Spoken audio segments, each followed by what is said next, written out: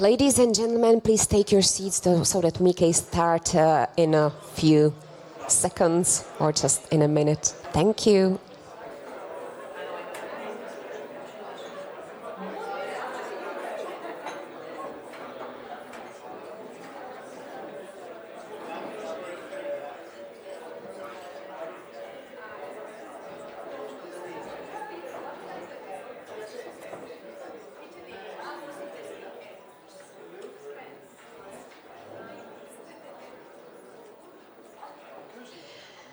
Ladies and gentlemen, let me welcome you all to the third European Responsible Housing Summit organized by Housing Europe in partnership with its Czech member SFPI, which is Czech State Fund for Investment Promotion. Já vás přivítám i takhle v češtině pro vás, kteří byste si přáli tlumočení, protože celá akce bude v angličtině, jsou připravené tlumočnické staničky, čili pokud jste si je zatím nevzali, můžete to ještě dohnat, aby pro vás bylo pohodlné si celý den poslechnout. Hostesky vám je rádi podají, jsou připravené tady vzadu, takže stačí zasignalizovat. That was just an information about that the whole day will be held in in English, so that if anybody is interested in translation, it's then just easy to ask for the headsets and just very comfortable listen to the whole day's program and loads of information. We are meeting at a very important moment for Europe's housing agenda. The EU is reviewing its cohesion policy. The EIB is preparing higher co-financing rates under its action plan, and the work of the next or on the next EU budget framework is already underway. And with the European Commission affordable housing plan expected in early 2026. This is a really good time to align the efforts and push for solutions that would be applicable across the EU. The reason is simple. The financing gap for social and affordable housing is still huge. Many providers and municipalities struggle to secure the funding they need to build and renovate at the scale their inhabitants need. And here in the Czech Republic, these challenges are very, very visible.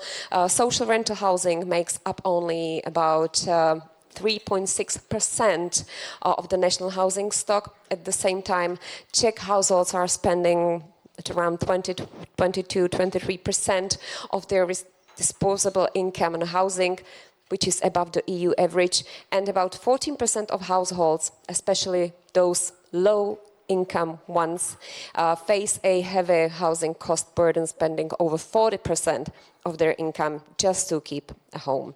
And now, to officially open our summit, please welcome the President of Housing Europe, Marco Corradi.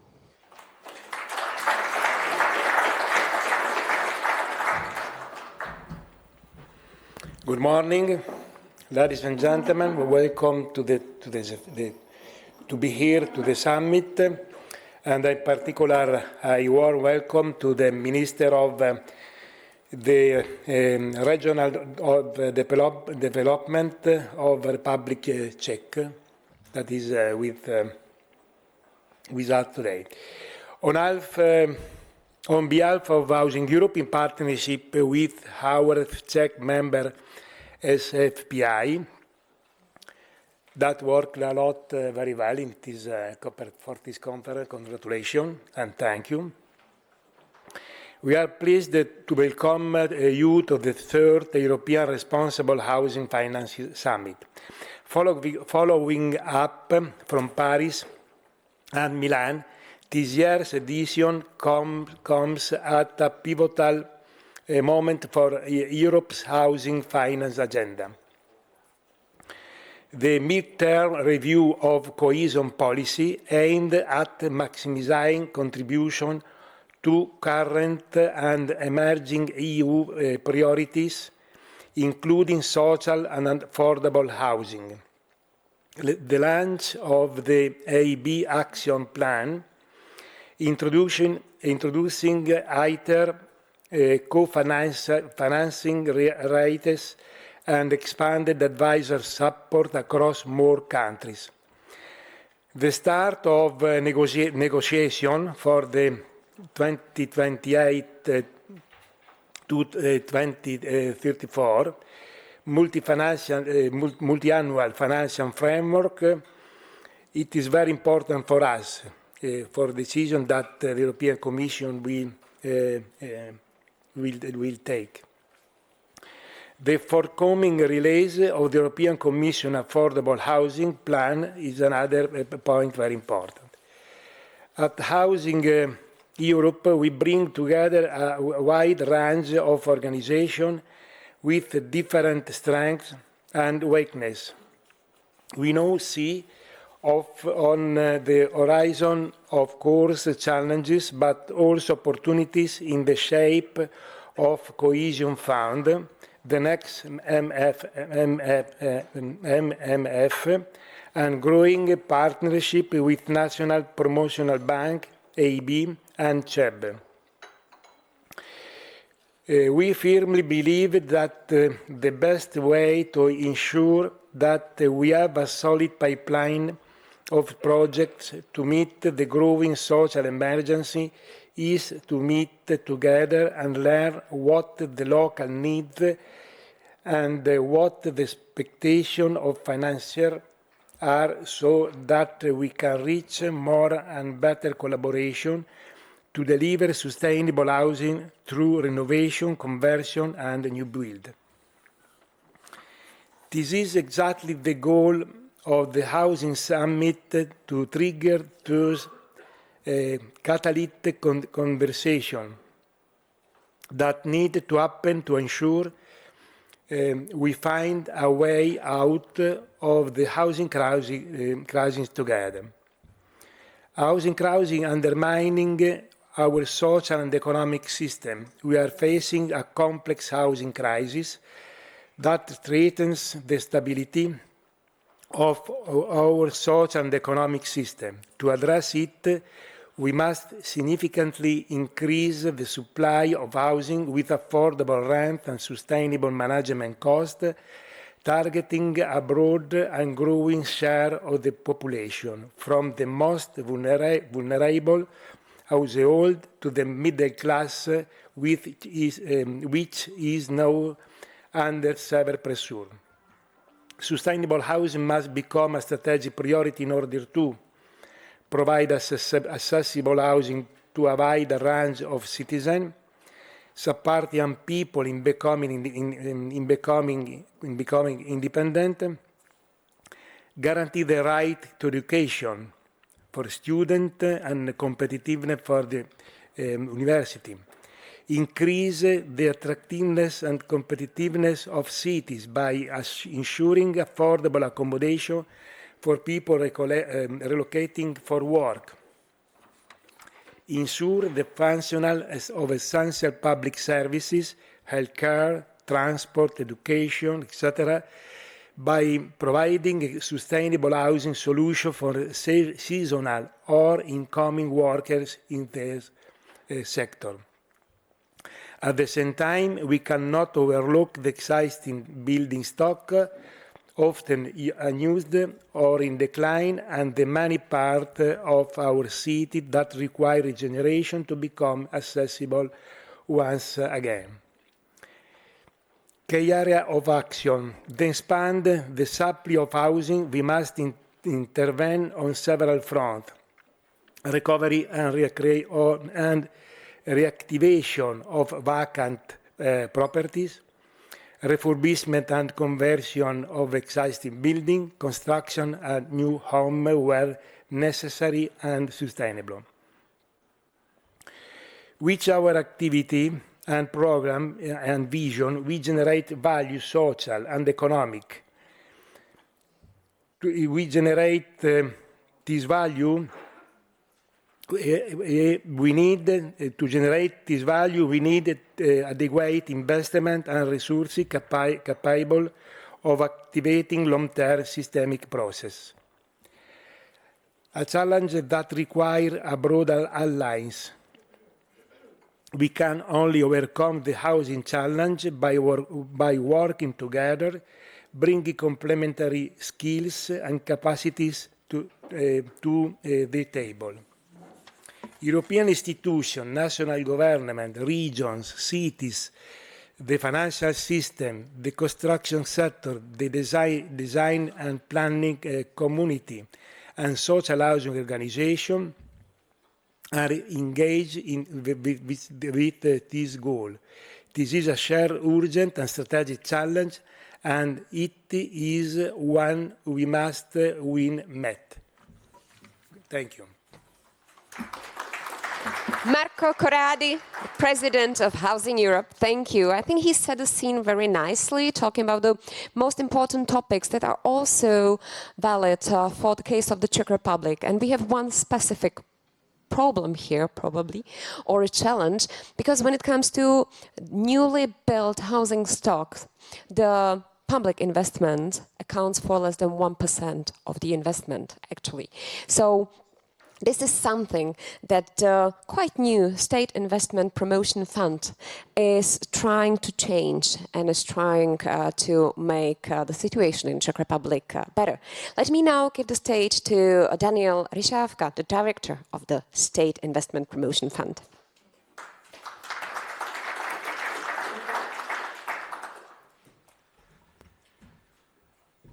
Good morning and welcome to the 2025 European Responsible Housing Finance Summit in Prague. We meet at a time when housing is finally at the center of the EU agenda. With a new House Committee, a housing task force, an upcoming European Affordable Housing Plan and midterm review of cohesion policy, and an ambitious AIB action plan. Yet, conditions remain difficult: high interest rates, high construction costs, and limited political patience. There are three reasons why this summit matters. Know-how is no longer the problem. Analysis from OECD, CEB, AIB, local NERV and Housing Investment Advisory Hub show the same direction. Shift from the fragmented projects to a system, from one-off subsidies to revolving finance, and from isolated municipalities to a network of strong public and non-profit providers. The Resilience and Recovery Facility acted as a stress test and proof of concept. Czech RRF program is oversubscribed and enabled first cost rental projects. Clear conditions, immediate demand, and readiness to invest. The window for a long-term system change is open. MFF negotiations, EU Affordable Housing Plan, and AIB CEB strategies create a chance to embed affordable housing into mainstream EU financing. And our goal here is practical. Identify where instrument works or fail, clarify the role of national intermediaries, and deliver joint message to EU institutions that I welcome here, so that responsible housing finance becomes scalable and sustainable. Not a pilot, but a norm. Thank you for being a part of this effort, and let's have an honest, technical, and courageous discussion. Thank you. Daniel Ryšávka, the director of the State Investment Promotion Fund, who introduced the topics of the day, the topics for the discussions that we'll hold here. But as we will talk today also about the first ever European Affordable Housing Plan, it is my pleasure now to announce a video message by Raffaele Fitto, European Commission's Executive Vice President for Cohesion and Reforms.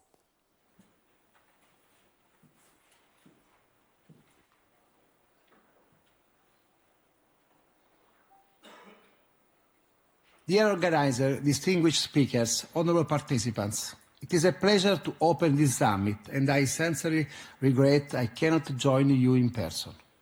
As all you know, housing in Europe today is not only a priority, but an emergency.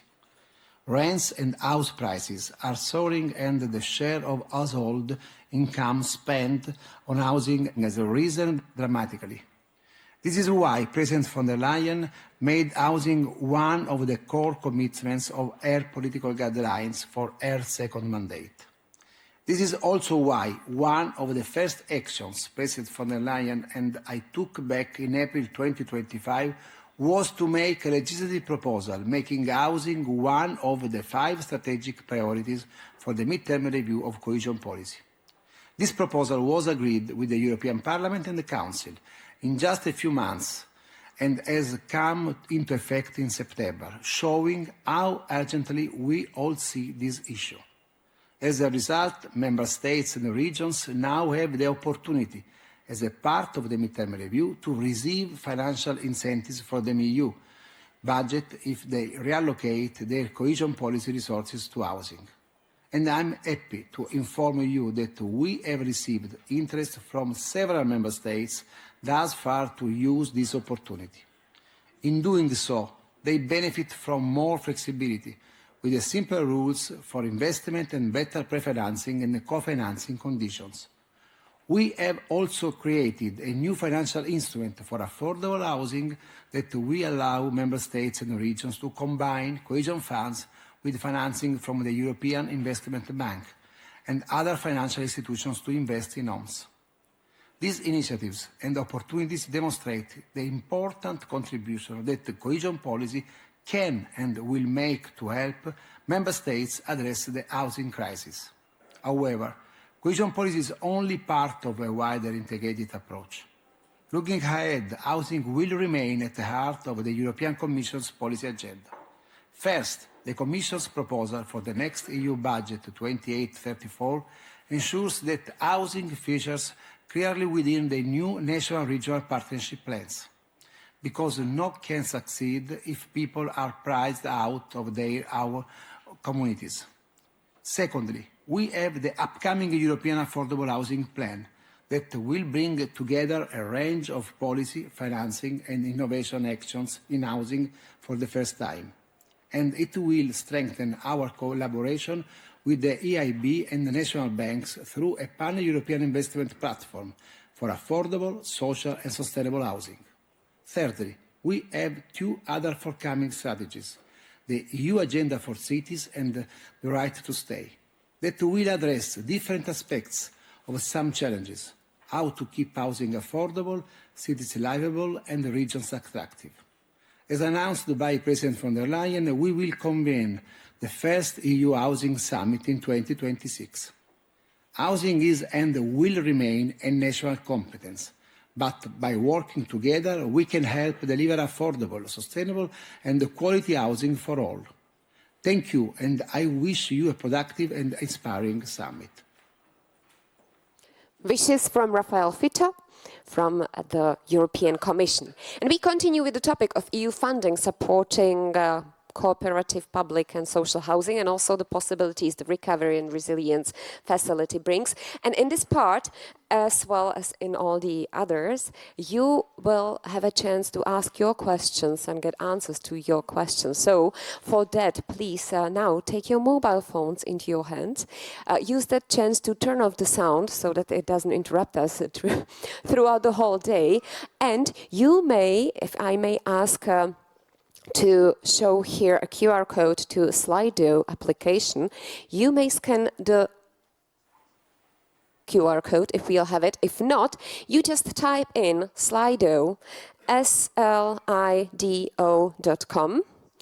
There it will ask you for a hashtag to our event, which is HFS, Housing Finance Summit 25, HFS.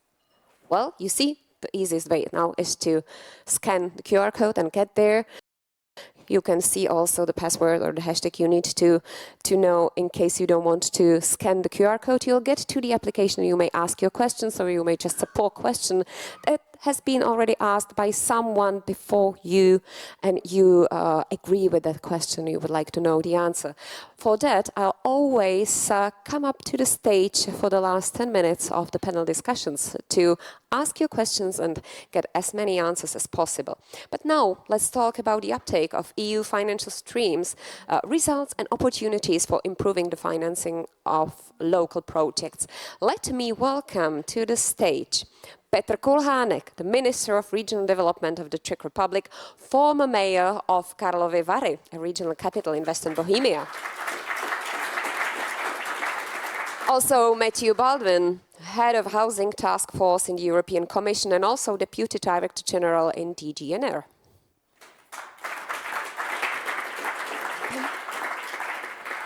Tomáš Boček, Vice Governor, you should have your name.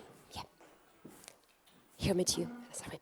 Tomáš Boček, Vice Governor of Target Group countries at the Council of Europe Development Bank, who previously served as Czech Ambassador and Permanent Representative to the Council of Europe. Welcome.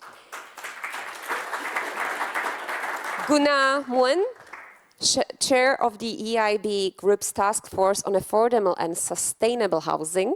Welcome. And of course, a moderator of this panel, Sorka Edwards, Secretary General of Housing Europe, leading the Brussels-based team on coordinating the network's advocacy and research efforts. The stage is yours. And you don't hesitate to ask questions so that I may ask them later on. Thank you very much for this excellent introduction. I think we continue, as you mentioned, in this very practical mode. And this Finance Summit, as you've heard, it's the third one. And it is a little bit different than a classical conference because in the sidelines, we've also been having exactly what the aim of the summit is, so pipeline of projects. So in the sidelines of this meeting, in an organized fashion, there's been pitching of projects between local project developers and national and international European banks. So I think we're going to continue now in this very practical vein for this session. So really looking at, indeed, the very focus is delivering those pipelines of projects on the ground by linking up the local with the European and national levels today. So maybe I will just also the mobile one. Thank you so much for taking, I realize all of you have extremely busy days at the moment, so it's really fantastic that you took time out of your schedules to join this mission here over these 2 days. And I think that we cannot appreciate that enough.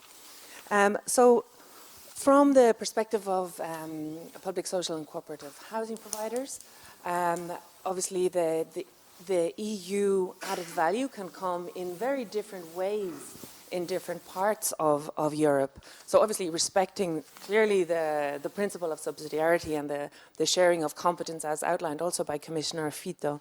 The added value can come in different ways. Yesterday we talked a lot about the fiscal framework. There's also work to be done on streamlining of legislation which impacts renovation and construction from EU level. There's also a huge amount of support for exchange on innovation, piloting of future-proofing initiatives. But what we focus on today, indeed, is this, the EU finance and funding, of course, alongside national and international banks, public funding, how it can play a really, and is playing, a very important and catalytic role on the ground for getting those projects off the ground. So we will focus, as said, to ensure on how we can ensure the continuation and the expansion of already existing very good projects. We will look at how ORF and InvestEU cohesion funds have supported much delivery on the ground so far, and how the EIB in particular and the CEB and the European Commission can help de-risk, blend and sustain those that delivery, channeling of funding to where it matters. So we're going to kick off with, and honoured that you could join us here today, Minister for Regional Development, to hear a little bit about the Czech experience. So focusing in, of course, on the recent how Czechia has used support from the Recovery and Resilience Facility. So sharing a little bit of your experience with the use of that facility and the impact it had on the ground. So please kick us off with that. Thank you very much. Good morning, everybody. Thank you for the invitation for this important conference, because housing, it was one of the top priorities during my engagement in the Czech government. Definitely the RRF was the game changer and allowed us to accelerate the instruments and activities in affordable housing in the past year or years. Namely, the last year, it showed how successful, in the case of the Czech Republic, the RRF of implementation into housing was, because it allowed us to compose and run financial instruments. It allowed us to prove Housing Support Act, a very important act for the housing crisis in the Czech Republic we missed for decades. The financial instruments, we have three currently. The number one, which is run by the state support fund, is extremely successful. It's mainly for municipalities, but also the private sector is engaged. I think 40% of the projects I run the private investors, and it offers the unique mix. It showed very attractive for the investors. with the grant part, with the loan, and with the part which is invested by the investor itself. And not only the money was the case from the RRF, but the very careful preparation of the state fund in the regions with their support for the administration, for the motivation, explanation, the mayors or other investors to prepare them for the whole process of realization of the preparation project and the investment itself. Now we are secured with the money for this and following year, and still finding the funds to continue with the projects 27, 28 and 28 plus, of course, because what we expected, the interest, it was about 3 times more we received investments for affordable housing.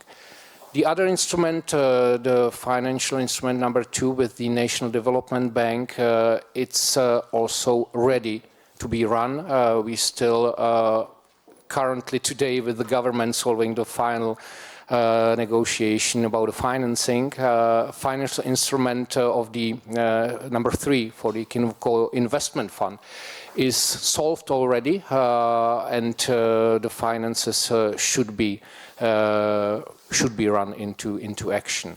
But not only investment financial instruments are the issues we are solving, because what was identified as a great problem in preparation of the housing projects in the Czech Republic is the spatial planning which is rigid for decades again.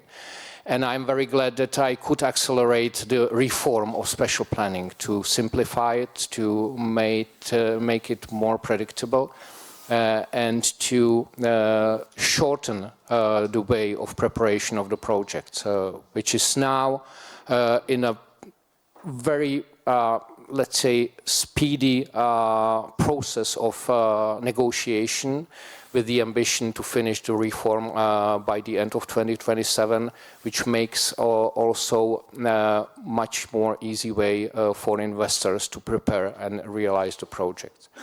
What we are also dealing with, and it's very important for us, is the discussion on the limited profit housing entities, which we see around us across Europe.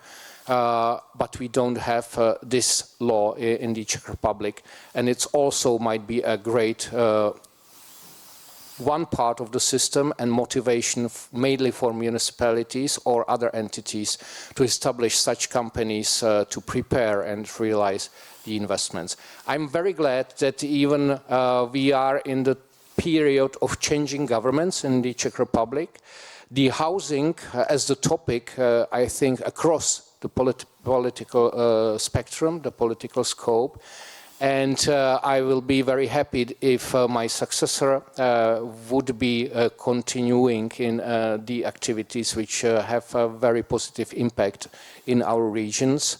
And I will definitely try to do our best to transfer all the experiences and explain all the consequences to be continued with this successful projects.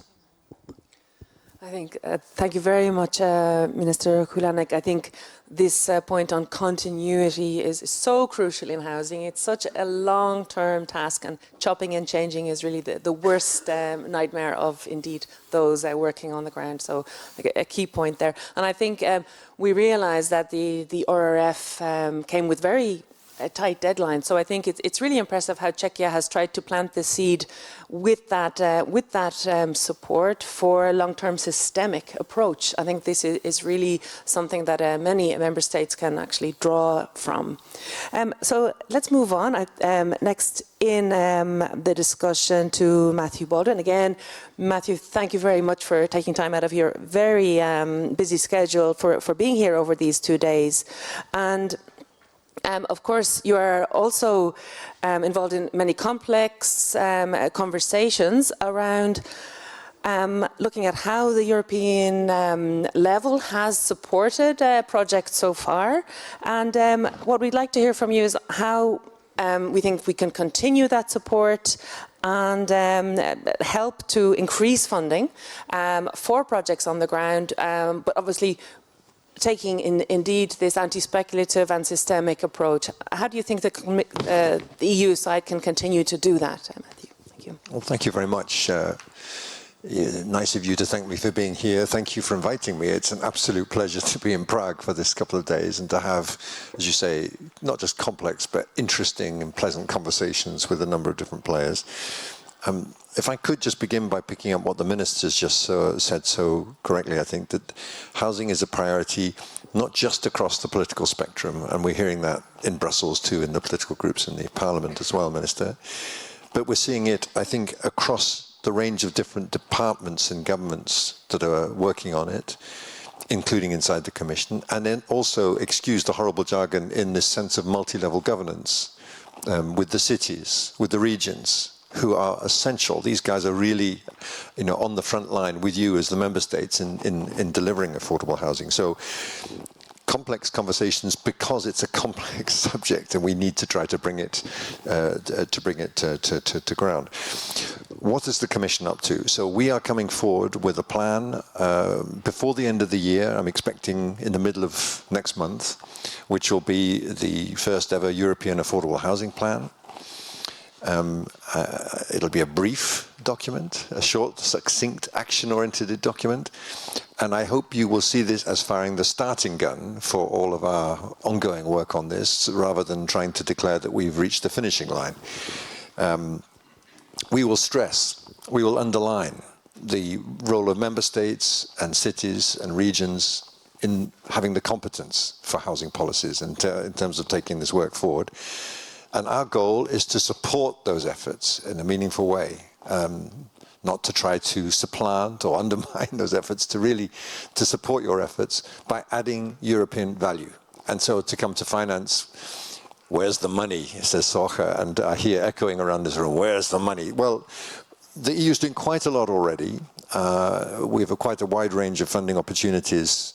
The Minister just talked eloquently about how well Czechia has used the Recovery and Resilience Facility, the RRF, also under the InvestEU program, and I'm pleased that there will be a window for InvestEU in the next MFF, the European Social Fund, the upcoming Social Climate Fund, and just to mention again, as you heard Executive Vice President Fito, under the midterm review of the cohesion policy, member states can reprogram up to half of their spending on to favorize, they can go up to double of their social and affordable housing compared to where they are now in terms of cohesion. And again, it's up to member states to decide that, but there is money coming already from the EU. In the future, looking ahead, under the next MFF, and sorry, before I move on to that, I should underline we are really committed to trying to do as much as we can to support through European funding going forward. And by the way, we're also loosening the strings on the state aid rules to enable member states to spend money in more flexible ways and not just in a narrowly defined way. So we're doing everything we can to facilitate that under the next MFF. And of course, this is sadly just the Commission's proposal. It is not yet the defined way. I would love it if the member states and the Parliament would say, we think the Commission proposal is just fine and we're just going to go ahead and implement it. Probably not going to happen exactly like that. But what we have proposed under this idea of the national regional partnership plans, for the first time we have a specific objective of housing.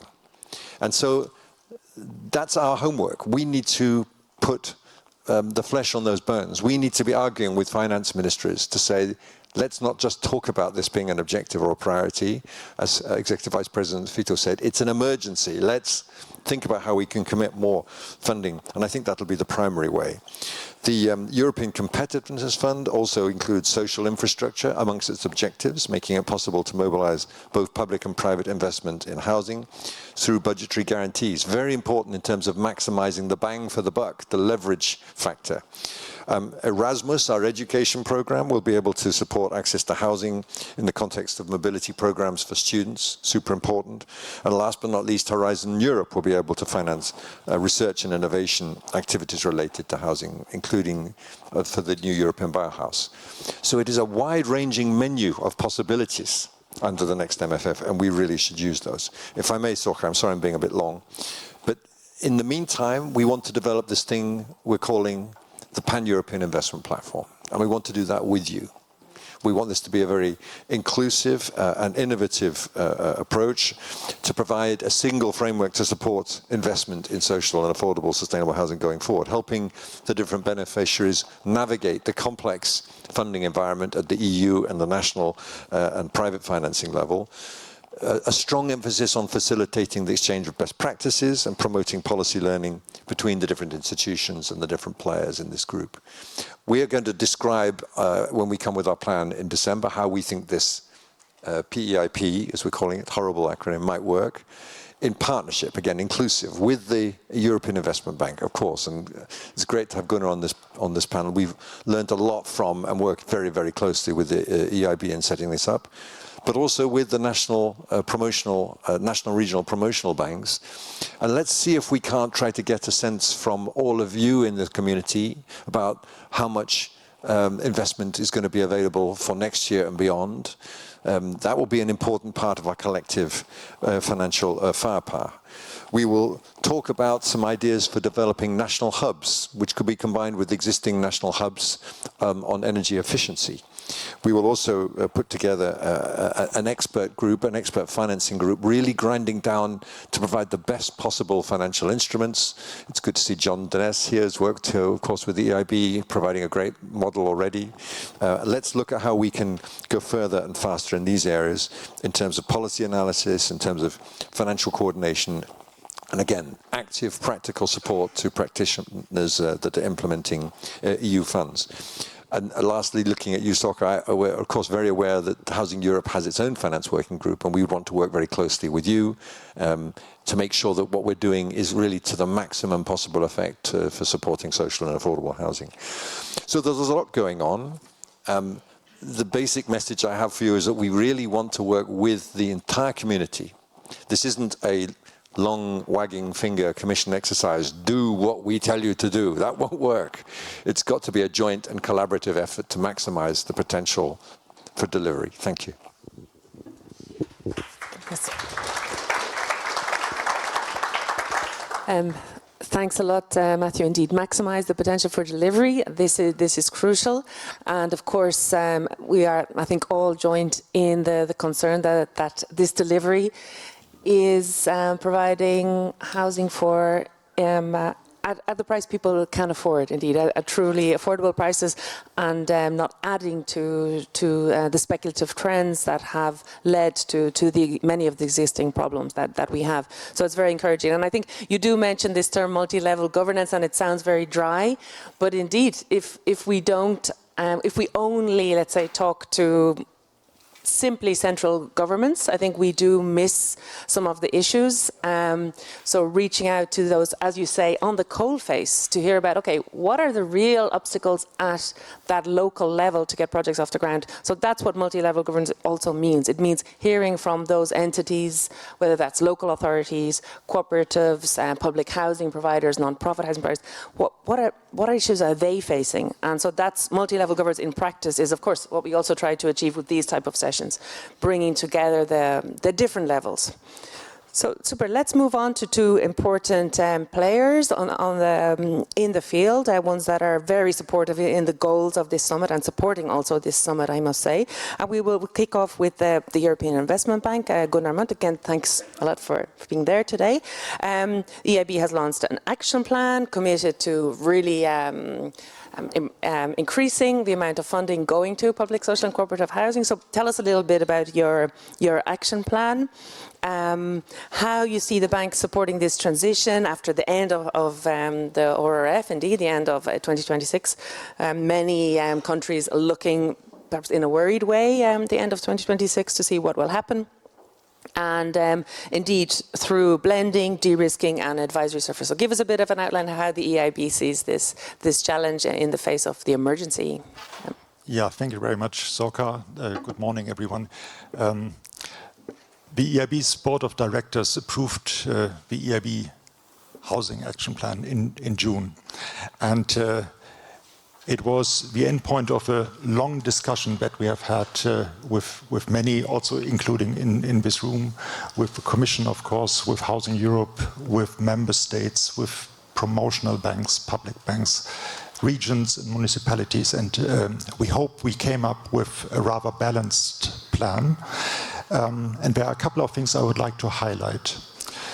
The first is there's more money to be spent across the EU. We are at the moment on track to increase our lending or financing more broadly to housing projects across Europe by 40%. It's likely to be somewhere between 4 and 4.5 billion euros this year. And we hope this will further increase in the coming years, also to help bridge this cliff edge after the end of the RRF. This is money that can really be spent on suitable housing projects in a safe, in a secure or very stable regulatory environment. There are no quotas, so depending really on the demand for financing from good projects. But beyond the fact that it is more money, we also have extended the range of investments that we could finance. Of course, we will finance renovation, we will finance new build, focused on the public sector, the cooperative sector, the limited profit housing sector. That's our priority. But we can also now finance innovation in construction. And this might sound a bit odd to some of you, but given that we had seen these huge increases in construction costs, we believe that one of the measures that is urgently needed is also to get these price increases under control. And one of the reasons why we have now set aside a 400 million euro facility for the time being for innovation construction is to limit the price increase further. So we try this at the moment with the construction industry, with developers, to see to what extent we can use this financing to limit construction costs. Thirdly, advisory. This was already mentioned a couple of times, and it's absolutely clear, and we have made this experience for a long, long time, financing alone is not enough. And it is not for the housing systems in Europe that are well defined, like in France, in Scandinavia, in Austria. It is advisory for building up these public sector well-regulated housing systems that are missing in most of the EU 27 countries for historical reasons, but also for reasons to do with the privatization wave in the 1990s. We believe we should support, we need to support rebuilding or building up these public, well-regulated housing systems. So we try to reinforce this and to extend this advisory component very much. A fourth component is then the combination of the different tools. First of all, we need a toolbox that is very large, very broad, because the situation that housing is facing in each country is different. And there is no silver bullet, no one size fits all. You need financial instruments, you need advisory components that are tailor-made to the situation on the ground. And this is our firm conviction. So we have structured our financial products in such a way that they can be combined with basically every public support instrument that is available. And this flexibly. We have no rigid programs. Each project that we finance or each framework that we finance in a country can be we can adapt to that. We offer everything from senior debt to risk sharing to equity. So we can also invest through infrastructure funds that invest in public housing systems via equity. This is also, we believe, an important component. We heard about the EU financial instruments. We have this first one now with DG Regio, which is under implementation. And this kind of de-risking projects that lower the cost for the promoter, but lower in the end the cost for the tenants, so the rent. That is the target of our plan, and I think also of the other national plans, the EC plan. It is this flexibility. And then let me talk, I know it's a bit long, but this last point, because it was also highlighted yesterday. We need patience. I think Bob Jordan made this point. We need to be patient. This is a problem that is very urgent.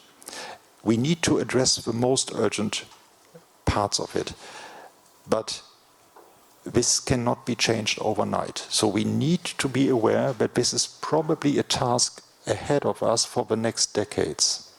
If you look at the successful housing programs, housing frameworks in Europe, they have been built up over decades.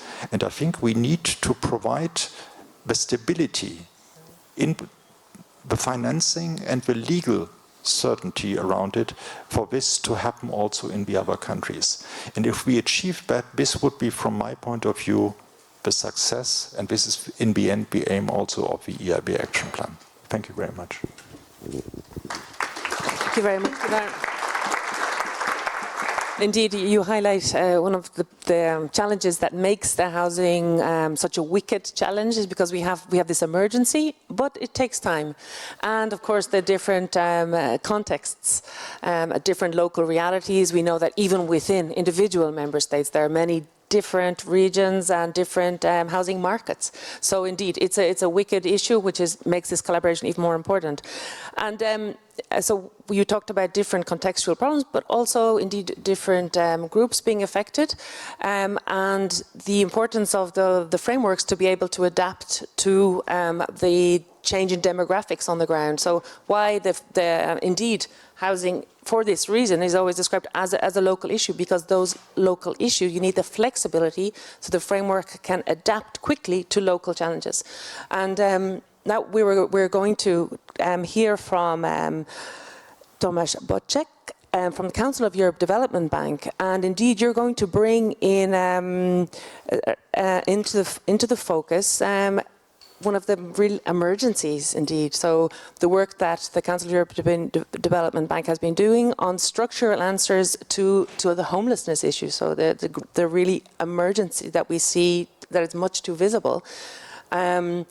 The most visible is obviously street homeless, but also if we look at the number of, let's say, children in emergency accommodation across Europe, very worrying scenario. So we want to hear from you about your work on that. So your work also contributing to the EPOC, so the framework that is in place for exchange between member states on tackling this issue, and also your work with the French Alliance. So the work that you've done to form an alliance with the European Investment Bank, with the and the Caisse de dépôt in France, again, to work on these structural answers to the local problems. Can you tell us a little bit about that work, Thomas? And of course, introducing the Council of Europe Development Bank for those who are not familiar with your mission and your profile. Thank you. Thank you. Dobrý den, good morning. The CEB, the Council of Europe Development Bank, is a development bank with the exclusively social mandate.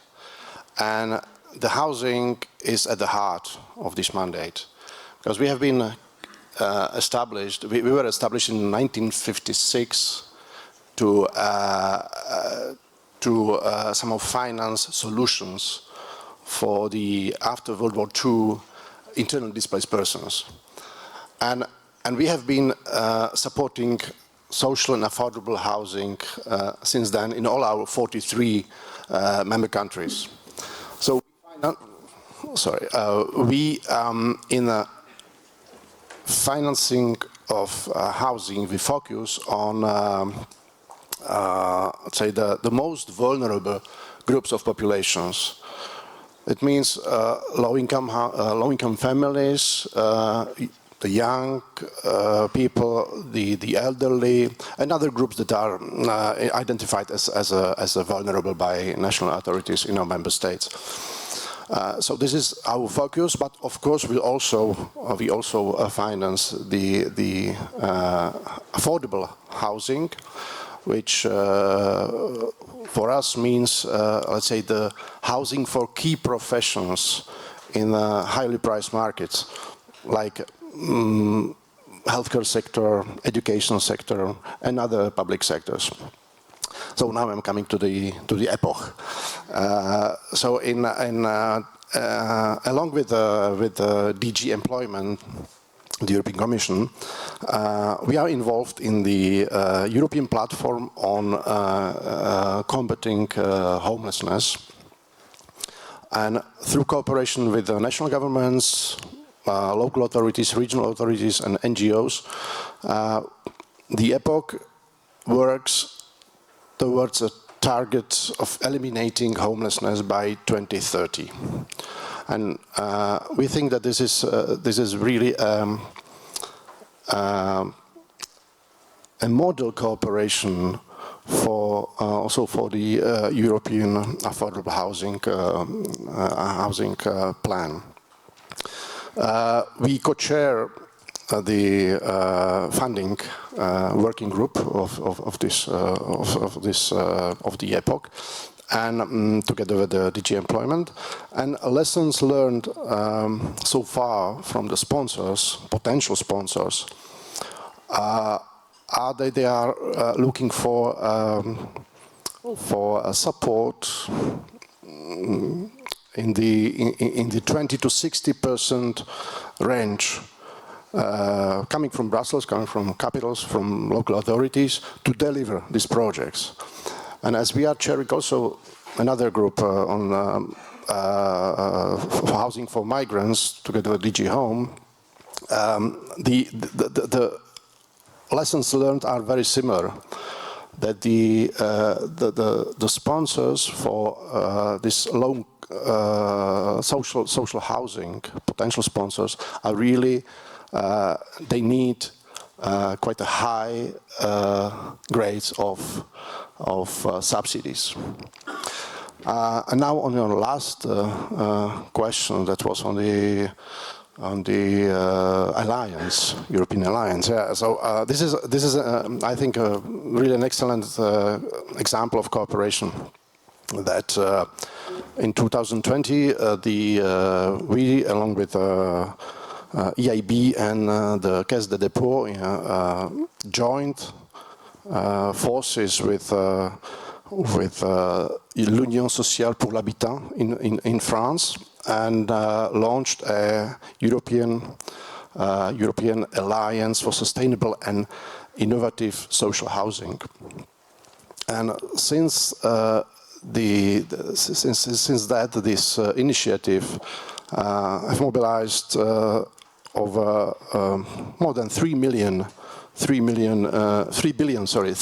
euros over the past 4 years, and for this segment, for the social and affordable housing. And again, we think this is an excellent example of a good cooperation that partnership putting forces together can achieve. Thanks a lot.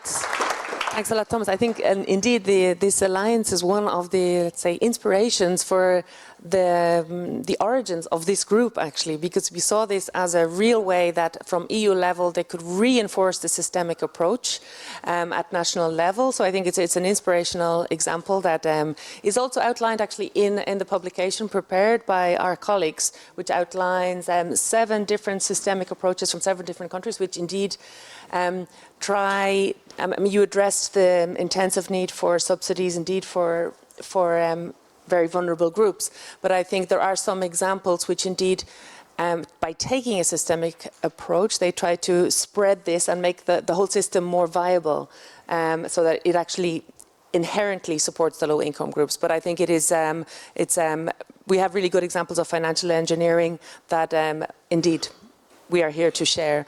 So thank you so much for that input. I know that there are some questions that came in via the Slido, and Michele is going to address those to you. Exactly, Sorka. Thank you very much. We have many questions, but we have really limited time, so I'll ask you for brief answers. And, well, mostly they are aimed to EIB. So I start with the one, what do you expect from the Czech Republic to do as first steps to be eligible for EIB financing? The Czech Republic or the housing projects in the Czech Republic are eligible.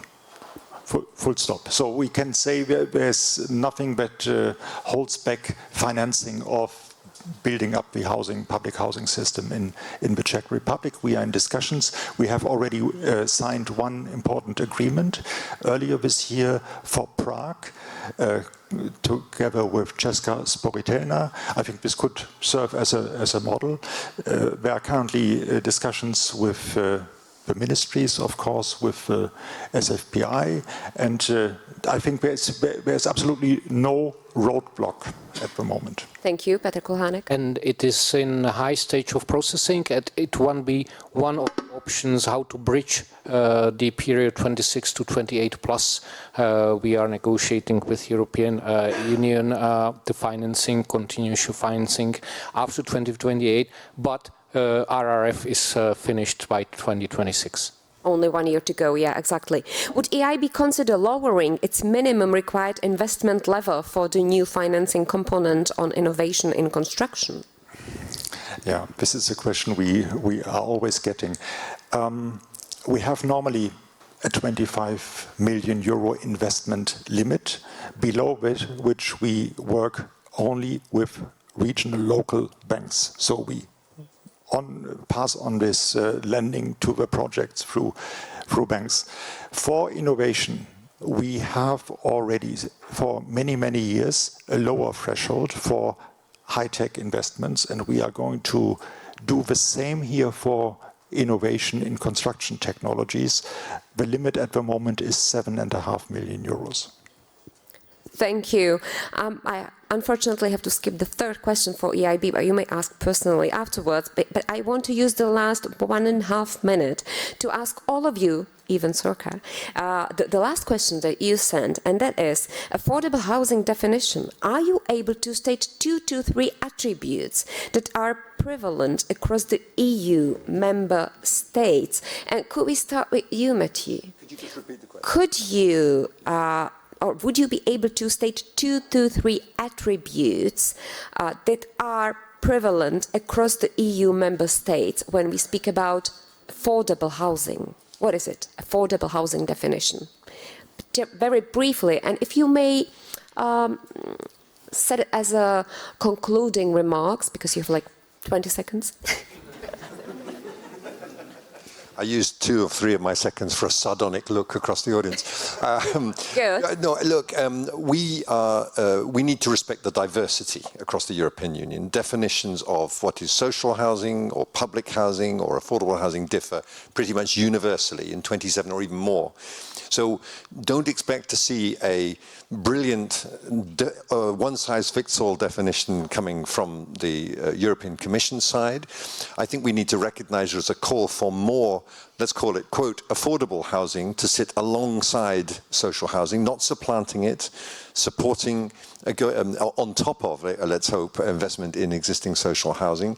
And I think most people would agree that when they're talking about affordable housing, they're talking about this new group of vulnerable key workers, whether it's teachers, social workers, firefighters, and so on, who also need provision because they're not able to find their needs in the market. That's what I think most people are talking about. But I think from the European Union perspective, we are ready to work with all the different systems and all the different definitions that work within that broader context. Thank you. And we still have to keep in mind the diversity of the market that there is. Thank you, Thomas. Well, I think I have already described our definition of affordable housing. It's similar to yours. It's a key professions and high-priced markets. So, healthcare healthcare workers and let's say education workers and other public service workers. Yeah, so but also we are quite flexible and like for instance for social housing we are really relying on the definition of the vulnerable in each and every state. Thank you. Gunnar? EIB is relying on the definition of the member state. And this very often is the non-market part of the housing sector. Thank you. The Ministry of Regional Development. Well, I would confirm the key professions, the vulnerable groups, and also take into consideration the ratio between income and the cost of the housing. Thank you. And Sorka, I would like you to sum up. Yes, I think the key point here, we've discussed it many times, is we need to aim towards affordability as opposed to having labels. And I think what is crucial is the most affordable housing is social housing, non-profit housing, cooperative housing. It's housing that reinvests so that each euro has the biggest impact on the ground in the most sustained way. And then if you have a critical mass of that non-profit, public, cooperative housing, it also has a dampening effect on the rest of the market, as we see in some countries. So it's affordability we have to aim for, not a label or a categorization, as we do see emerging. Thank you. Thank you for concluding that and mentioning that too, and also for moderating the panel to Sorka Edwards, and I thank you for the discussion to the Minister Petr Kulhánek, Matthew. Also, we have Gunnar Muen, Tomáš Buček, and Matthew Baldwin, who took part and shared their insights with us. Thank you very much for that. Before you leave the stage, please applause. And I would also like to ask you to wait for a family photo on the stage for all the rest of you, because we have there is a time for refreshing coffee break ahead of us, and after that we'll be discussing the current options for the funding of long-term regional financial instruments. We'll continue at we'll continue in 20 minutes, which is at 11 sharp. So please meet us back here at 11. You may take your coffee with you, so don't worry. You don't need to hurry with drinking it, but take whatever you need so that you feel comfortable, and meet you back here at 11. Thank you.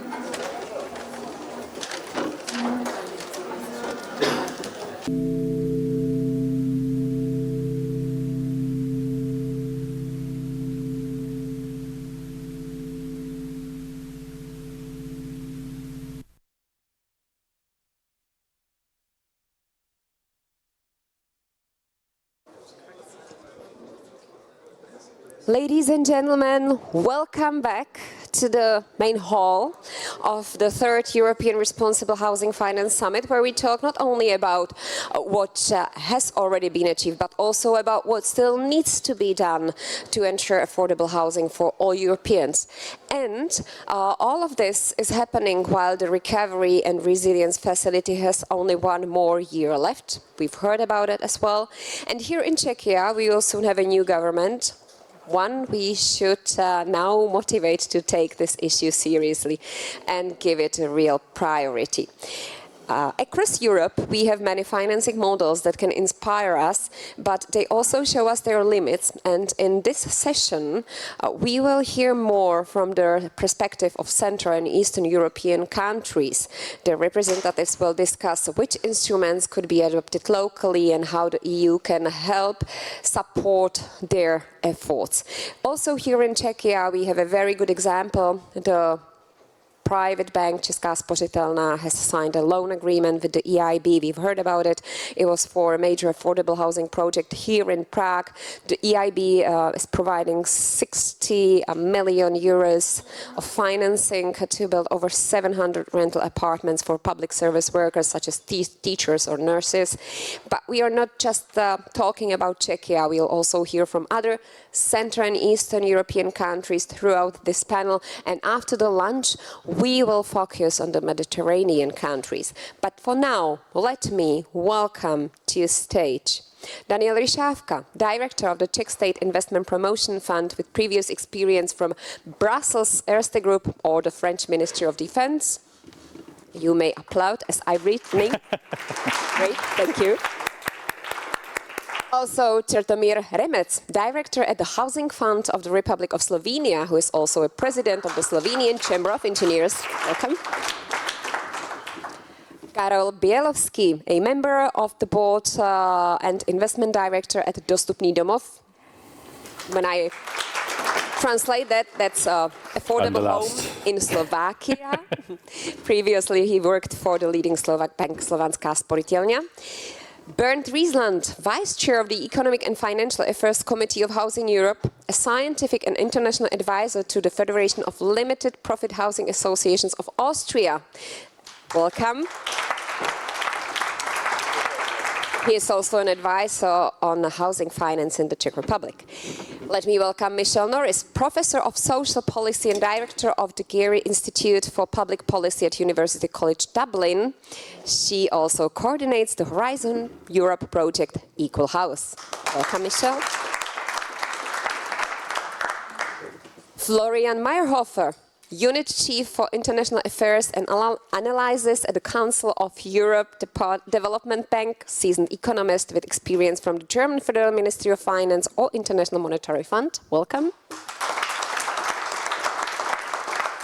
Grzegorz Gajda, a senior urban specialist at the European Investment Bank based in Poland, with experience from European Bank for Reconstruction and Development as well as International Finance Cooperation. And a very important one, the moderator of this panel, Bob Jordan, Chair of the Housing Investment Advisory Hub in the Czech Republic, former CEO of Ireland's Housing Agency and Special Advisor to the Minister for Housing, and a moderator of this discussion, who will by himself take your questions via Slido so that he may use all the 65 minutes he has for such a important discussion. Bob, the floor is yours. Thank you, Misha. Good morning, everybody. I'm your second Irish moderator of the day. Irish people have the highest number of words per minute in the English language, so I don't intend to use that today. We have a very important discussion here about the CEE. I suppose there are four issues that we want to address across this discussion. One is how to maintain and scale up investment in affordable housing in CEE countries. Look at the strengths and limitations of different financing models. Look at how instruments that are successful in other countries can be successfully adapted. And I suppose how the EU can play a role in through future seed funding, technical assistance and emerging funding opportunities. If I look at my phone, it's because, as Misha said, I'm looking at your questions on Slido, and we will try to include your questions in the discussion. Even though they all look like similar humans, 3 of them are a panel and 4 of them are discussants. So we're going to go to the panel first, okay? And I'm going to start with Daniel. Daniel, so what I'm going to ask you to do, Daniel, is maybe just very briefly for people in the room to describe what the State Fund does.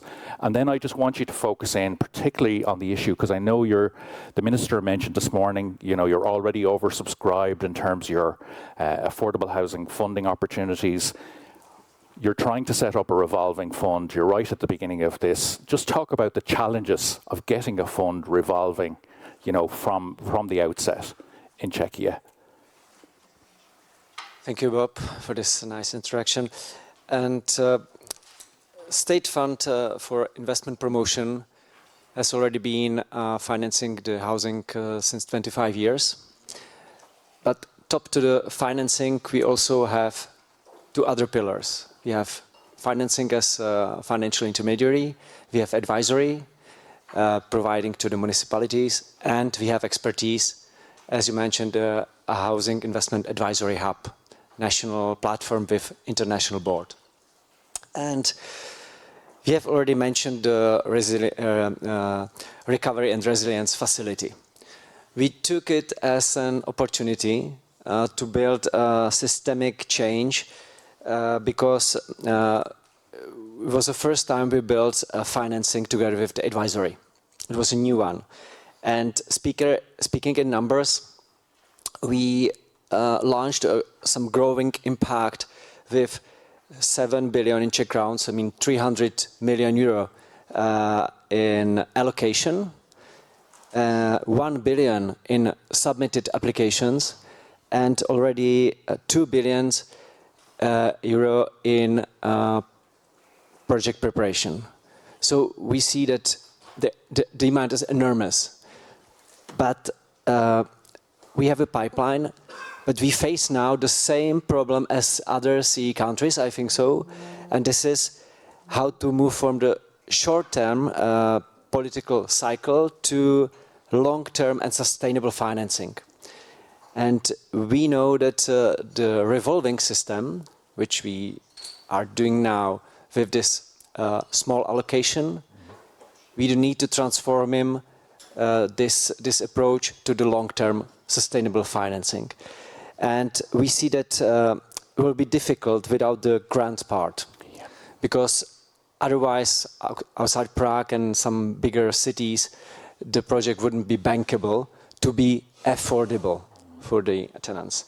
And also to build up such a revolving fund, we do need an initial boost funding.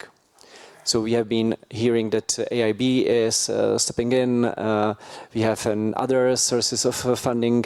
The government is looking for additional financing, but we have to make it long-term and sustainable. So that's our, I would say, the challenge at the moment, what we are facing. Could you just explain the balance between the grant portion and I suppose the loan aspect of what you do and why the grant portion is so important?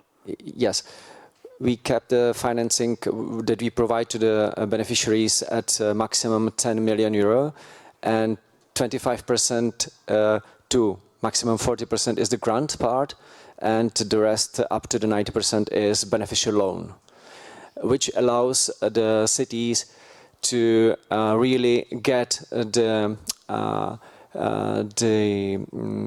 rents below the market. It's a cost rental, but even though with, for example, low income, they are not able to really provide affordable rent. So, on the other hand, we see that there is still some need for subsidy to rent or to subsidize the rent for the low-income people. Okay, thank you very much, Daniel. Chertomir, very interesting things happening in Slovenia. Could you just explain, I suppose, the work of the fund, but also then, I'd really like you to focus in on your co-investment approach, because it's money that comes with support. And could you explain that as well? Good morning, everybody. First, I would just like to mention that Slovenia has a very similar situation with the public housing as Czech Republic. We also sold out 30 years ago the state housing fund, and we have over 90% of private housing and only around 4% of public. I heard that you have similar. So we started probably a little bit earlier than you, and we have some results at the moment. So we succeed to get, Slovenia is smaller, and so we got additional 5,000 new housing units in 3 pillars, with own investment, with co-investment, to the local communities, what was asked to me, how do we do, and we also buy on the market by call. If I focus on this cooperation with the local communities, we offer them up to 50% co-investment and additional 25%. It's a subsidized loan. And okay, they can to provide land and infrastructure by themselves. So this is a part of our activities, and this brought about 1/3 of new public housing units. So At the moment, we have in preparation and in construction about 2,000, and we encourage the local communities. At the moment, they stopped a little because they are waiting for a new model of financing. And so I expect that next week we will meet again with the CEB and EIB Bank in Ljubljana. And this new scheme will be presented, so they will get subsidized loan from the National Development Bank. This will be additional, what was till now not possible, and we will continue with the co-investment to support local communities. So I expect that altogether, but they need to be more active. This is very important that not only one institution, like in Czech is a national and in Slovenia national, we could be only one provider, and our capacities are limited. All these activities should go on local level and to spread around the country, and then we can expect these big numbers the politician promised to us. Thank you. Carol, you might explain the work of your organization, which I think is very interesting because you're focusing on the more vulnerable households, but also like what's unique, I suppose, in kind of your work in Slovakia is how you're combining public and private funding. Could you talk a little bit about that? Yeah, of course. Thank you. I'm a guy from practice, from the who is really doing this. We started 5 years ago as investment.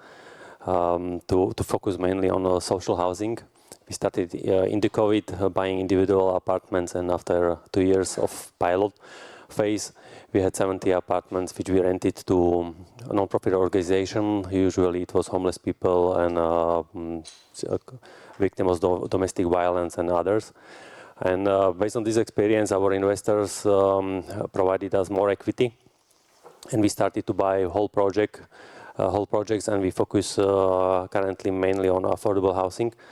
And we have 400 apartments in ownership, 250 apartments in a sister company in development phase. And we are providing apartments to 3 groups of people. Majority is affordable housing, where we provide discounts around 12% to our tenants. Then it's cooperation is ongoing with NGOs providing social housing, people who need social service, and the rest, approximately 1/4, is renting of our apartments on the market to the people who do not qualify to reach our target groups, and they have also discounts compared to the market rent. We are interesting, I think, in the CEE region based on the fact that our investors are 3 and from different segments on groups. We have private investor, public investor, and non-profit organization. Private investor is Slovenská sporiteľňa, which is the largest bank in Slovakia, member of Erste Group, who initiated the project and was the founder of the company and was creator of the idea to focus on affordable housing. And based on experience with social economy in the bank of more than 10 years, Slovenská sporiteľňa found another partner, which is Slovak Investment Holding. It is the fund in indirect ownership of Ministry of Finance of Slovenská republika. And this fund is using funds from European Union. Our investment is from the program Slovakia and operating program Labor Force. And by these investments from Slovak Investment Holding, we could double the impact and number of apartments which we have in ownership. Investment between Slovenská sporiteľňa as individual owner and Slovak Investment Holding as a public investor is pari passu, so it's the same conditions between both of them. And the third partner is with minority share is foundation of Slovenská sporiteľňa, which is a guarantor of like social impact in our business what we are doing. And to your questions, what would help us? It's not so much. we are looking, or we will be looking for also for another investors who could join us to our program. So we also will be looking next year for financing. Loan financing, as we reach in Dostupný domov basically in 3 years break-even point, and we have positive net operating income. And what worries us is that we are paying 23% VAT, value-added tax, in the beginning, so it's not returnable. It's in our costs. If we would have, for example, 5% VAT, we could have we could build for by. And is this under discussion, Karol? Is this something that's being discussed? Actually, not right now. Okay. Not right now. It's not easy. So we are, I would say, only such kind of investor, institutional investor in the country. And but there is a new program of the government to support affordable housing, and this scheme, state support scheme, has 5% VAT for investment. But we are not the part of this scheme. We started 5 years earlier, and we are not allowed, or we do not fulfill the condition for this 5% VAT. And how much more could you deliver if the VAT rate was different? Approximately 15%. 15%. 15%, yeah. Yeah. And then the third answer, or the third, what we would need is some kind of grants, because we are working with the cities, we are working with the non-profit organization who need some grants to work with the people who need the social support or social work. So this would help us. So before I move on to discussants, we have Czechia, Slovenia, Slovakia. Apart from the need for money, what else do you have in common as a region? Like, this is a regional discussion here in terms of, I suppose, challenges in delivering affordable housing. Anybody can take it. Yeah, for us is the problem to acquire the apartments because we are doing acquisition process by agreement with the developers. We are asking for some discounts and ongoing negotiations. And what we have the problem is that there is lack of building permits in the cities. Master plans are very old, and we see that developers do not have enough projects ready for development. Okay, so projects not ready for development. I can say that at the moment we have ready projects to go, and we have money. So we just have to work. And I have only one I worry if construction industry will follow us. This is what I really also work on this subject, to encourage them to invest in new technologies, prefabrication and so on. Without this, it will be very difficult to fulfill our goals. So you have an engineering background, don't you, Chertomir? So are you influencing this then? Prefabrication? Yes, for sure. I did a lot because I was involved 10 years in prefabrication industry and energy efficiency development. So all my experience I transfer in this motion, and I expect that this will work for sure. Because without the construction companies, finally we cannot do it. Okay, they're lucky to have you then, Daniel. Well, I think the challenge that we see in working with municipalities is a lack of special planning. Yeah. It's something we in an everyday work we face as a challenge, because to consider to have a right approach to the land value, how to work regarding the urban economy, and how to rightly set up the projects. That's what we see. It's crucial to set up successful projects. And also, speaking about this spatial planning, that fragmentation is a big challenge, because, as I mentioned, we have like 6,250 municipalities. Yeah, so they lack a capacity to do such a well prepared project and spatial planning professionally. And is there any kind of proposals around how to overcome that. So that's like less than 2,000 people per municipality, isn't it? Yeah, you know, it's very small numbers of people that are, you know. Yeah, it's the stuff. I mean, the teams are very limited. Yeah. So we're going to go to our discussants. I might come to you actually, Florian, because I know you've done some research around, I suppose, the issues, the common challenges in the CEE, and it might be good to just follow on from what we've just been speaking about. Is it on? Yeah. Yeah. Yeah, thank you very much. Indeed, the Council of Europe Bank has been conducting a large-scale study on identifying infrastructure investment gaps, especially housing, social housing, in the countries of the European, of the Council of Europe, so well beyond the borders of the European Union. With the help of PricewaterhouseCoopers, we have been digging deep, not only doing macroeconomic analysis of the situation, but then also really going down to projects impediments, and we really were engaging with stakeholders on the ground to understand really our market. And what did we find out? The impediments are certainly on the political level, so this goes well beyond the mandate of a social development bank. So it's what you were saying about construction, state of the construction industry, then land management, planning impediments, and so on. So this is what we found out on the macroeconomic side.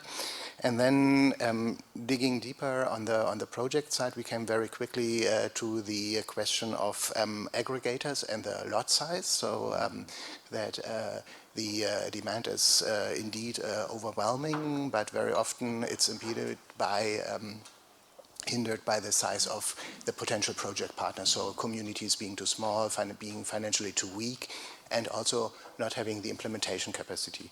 So so it's about aggregation. Then and is that something you're facilitating? Yes, yeah. Exactly. Yeah, this was the point I wanted to make now. So the CB tries to help communities and to help investment partners by counseling on blending, so blending loans with grant money, with investment guarantees stemming from the European Union. We have very good experience with InvestEU guarantees.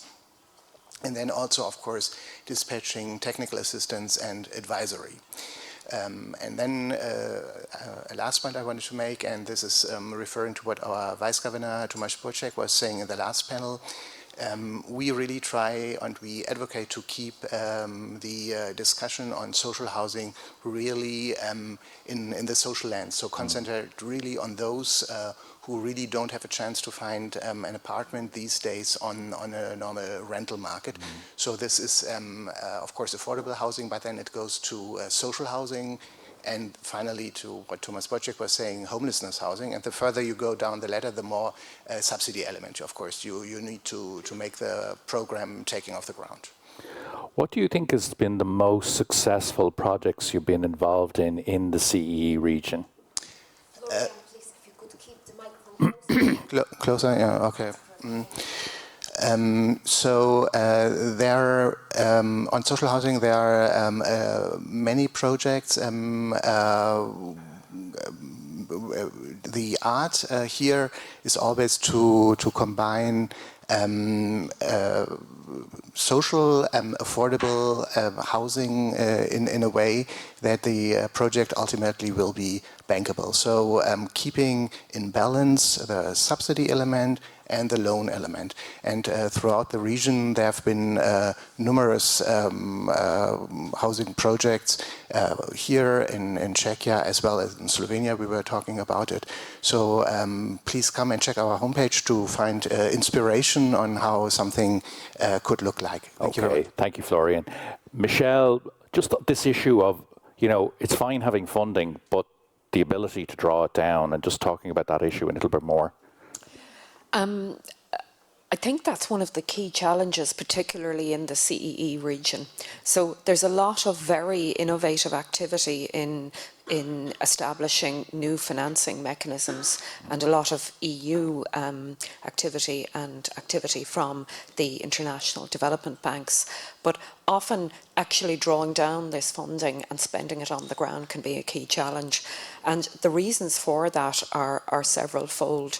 One of them is the ability of municipalities to draw down funding. And originally, when social housing sectors were established in most countries, it was municipalities were very active. But in the CEE region, there are several factors that limit the ability of municipalities to draw down the funding and provide social housing. One of them is just the number of municipalities. In many countries, after the transition to democracy, there were very, very large numbers of municipalities established. Another one is just the willingness of local mayors to draw down the funding. For the people in this room, we see the need for social housing, we see the need for affordable housing, but it's not always supported by communities of existing homeowners, for instance, in some areas. And then the other factor is just the existence of alternative social housing providers. So in many countries, it's necessary to actually set up different forms of social housing providers in the absence of the ability of municipalities to do that. So set up municipal housing agencies, set up housing associations, NGO housing providers. And then just the final issue I just wanted to flag is just the need for support for all of these activities. So the need for support from central government, for instance, as we have in Ireland, you'll know, Bob, a housing agency that actually goes out and tries to build capacity among social housing providers to actually provide the housing on the ground. Thank you, Michelle. So, like, one of the issues that definitely comes through is obviously there's the proposals around setting up limited profit housing associations in the Czech Republic.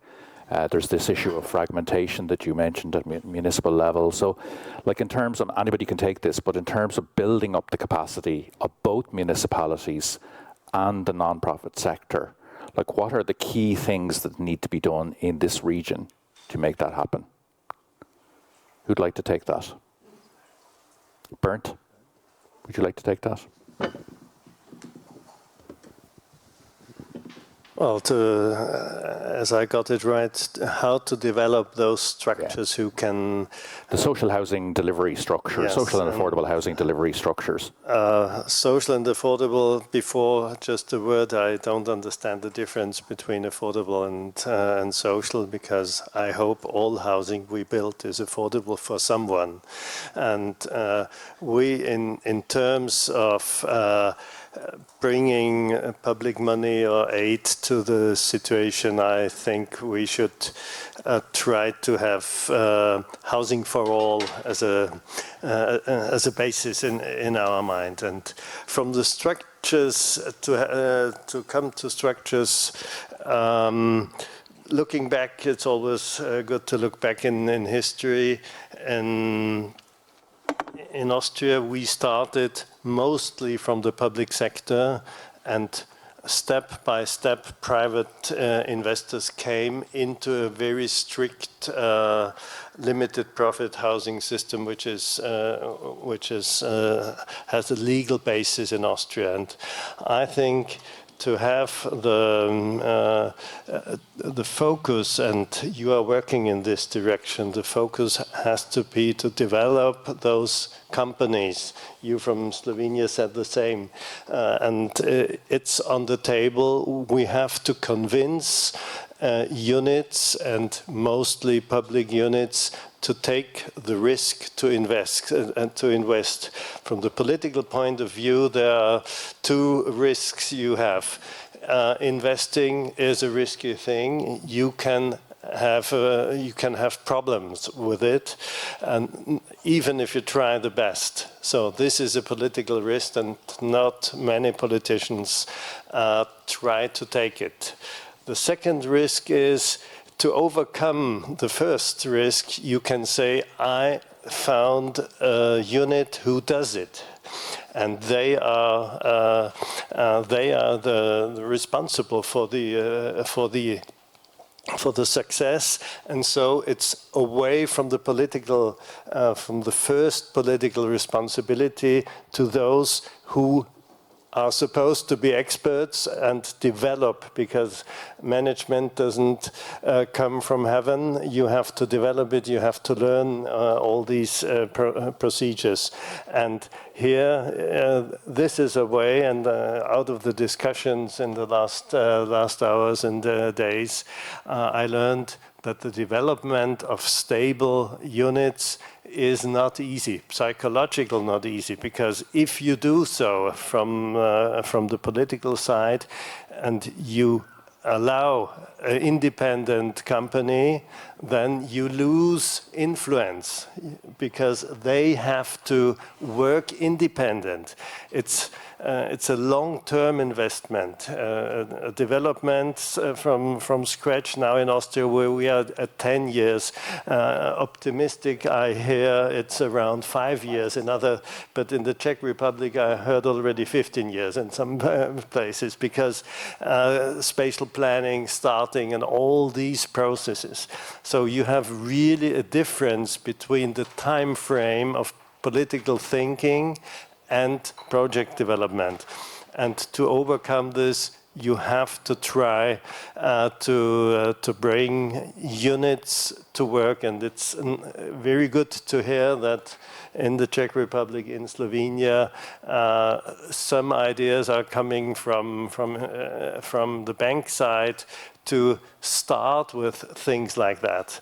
I used to be head of the housing sector of Erste Bank. It's some decades ago. So there is a really long tradition, and they believe in an affordable housing concept, which is not in all the banks like that, I can tell you. And we fought for this inside the bank because there are much more attractive things like speculating on capital markets. So housing is not interesting. So it's a real chance, and so you can take and to make combinations sometimes might be possible, but in general you don't find on the private sector partners who think in long term and accept a revolving fund situation. Thank you, Bernd. So we're kind of 50 minutes into the discussion, and Jagos is going to get to speak for the first time. So thank you for your patience, Jagos. But I want to talk, actually, you deal with the advisory component of the EIB, and you know, Gunnar mentioned that this morning as well. Could you talk a little bit about that? Yes. So European Investment Bank is a bank of European Union. And as part of our activity, we try to bring European best practices in various sectors, including housing, to other member states. So specifically in housing, what we do, we finance a lot of housing projects in European Union member states. But if we look at the geographical structure of our lending, you see that most of our lending in this sector is concentrated in Western and Northern European countries. And of course, these are the countries which we also can see in the meetings like today, which have successful systems that deliver social and affordable housing. So how we see our work? We would like to understand what exactly is being done where it is successful, and then find out why it is actually so successful. And this is done in order not to just copy solutions from one country to another. We believe that this would not work due to various contexts. So we need to understand why certain things work, and then use this knowledge and our knowledge of local context to come up with solutions that would work today in a specific geography, in a specific country. I think that the work that we did in Czech Republic, that was completed recently, was an example of this work, which resulted in putting in strong housing policies, strong institutions, well-defined financing product, but this is not enough. To have this is a prerequisite to achieve our goals, but it takes time for those policies, products, and institutions to actually get traction. There has to be done work on building a pipeline of projects, building demand, building understanding, skill base of decision makers throughout the country and ensuring that there is motivation for those decision makers to actually do it.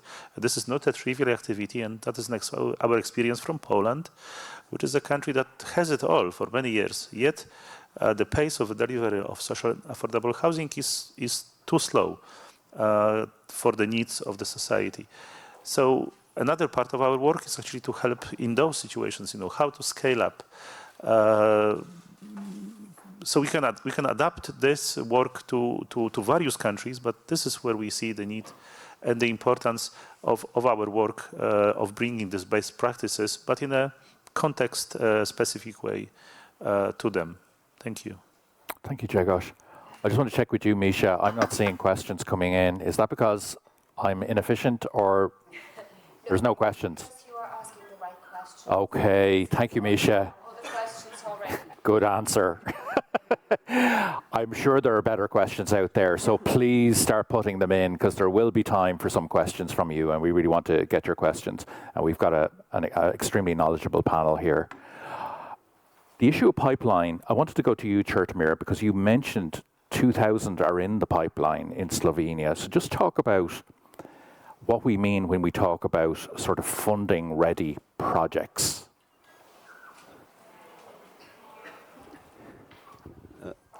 When I started 10 years ago, we had a lot of money but no project. Then after we came in situation, we had money and the project. Now we have, and in the meantime, we accelerated the preparation of the project. So at the moment we have 2,000. With this booklet, I got from the Minister of Finances and the Prime Minister 150 million. From the state, and now I will add by the loan of CEB or EIB or altogether through our National Development Bank the rest. So we have the financial construction is closed and the projects are still running. 1/3 is in construction, and this is what is most important. If you want to convince the politician that this is important issue, you should before in this booklet is about 3 years heavy work of my co-workers, and only this way you can achieve the final result. But as I mentioned before, now I deal with the construction company to encourage them to invest in new technologies. Otherwise, the cost of construction would become too high because now it's the pressure on the construction companies from the infrastructure project, railway, highway. Now we go also in housing, and you can expect that if the price of construction is too high, you cannot provide social housing. Would you say, Chertomir, though, that having kind of projects ready to go, and I mean really ready to go, in itself kind of attracts more funding? You know, if you're putting this in front of politicians and saying, I have these projects, I don't have money. For sure, this is the most important. This is most important. For decision makers, because they need to know that exactly they can also trust you, and to get trust, in my case, it took 10 years. That you can also on the personal level. If you just talk about rumors and so on, it's not enough. You have to prove that you can really fulfill your goals and your promises. And I'm going to stay with you, Chertomir, and I'm going to pick a question off here, which is, because I think you can answer this, is new construction always the answer? Is anyone looking how to meet needs from existing building stock, reallocation, splitting, topping up vacancy? I think you can talk about this. For sure. I expect that new construction should be approximately half of our activities. The second half should come from the empty flats. I just talked with Mr. Hempel from Luxembourg. They have a very good example of good practice to use the empty flats. We didn't succeed. This is only one, but we because of our administration, they limited the rents and so on, and also the tax-free and so on. You should use the empty stock. I don't don't know what's the number in Czech Republic. In Slovenia, we have 20% of the total building stock is so-called empty. Okay, if only 10% is empty, we should first fulfill this. And also renovation, we have old settlements, they need renovation. And in new commission perspective, it's a lot of money also for the renovation planning. And so I think that the both new construction and renovation, and at the same time to use empty flats are three important issues that we can. Thank you, George. Does anybody else want to talk about that issue of alternatives to new construction to provide social and affordable? Thank you, Jagos. So the topic of empty houses that could be used for housing people who currently lack this housing is actually quite a rich topic. So in Europe, we have 18 million empty houses. Okay, in Poland we have 1.8 million. It's a lot of housing, much more than our number of our homeless. In Spain, 3.2 million. A lot of empty houses. Though the problem is, these houses very often are not located where people want to live. And Europe was going through very big economic transformational changes, and the geography of cities have changed. We have big number. We have hundreds of medium-sized European cities which do not have that strong economic potential as they used to have in the past. And people are migrating to big agglomerations, and this is where our housing is needed the most. And Prague, I mean, we are sitting in Prague, which is the best example of this problem in the whole of Europe. It's a very good city, it's a very beautiful city, it's a very successful city. A lot of people want to live in Prague. A lot of tourists are coming to Prague. And this is actually the city's curse. Because since everybody wants to be here, the local people, the local Czechs from Prague, they have to compete with the whole world for housing. And of course, they cannot compete. So yes, we should renovate existing housing wherever it is possible. But in places where this demand is so huge, we have to be building new. And this is difficult because since everybody wants to live in Prague, the price of real estate is very high. A supply of buildable land, which is well located, is close to zero. There is a very big political choice to be made for public sector. Should we use this attractive piece of land in the center of Prague for social housing, or should we sell it and take the money and build a school somewhere else? And these are decisions that have to be made. And these are not easy decisions. So we are actually facing a very difficult question here, and we need to work together to find solutions to it. But it's not that they are easy; they are difficult, especially that they are difficult from the political decision-making point of view.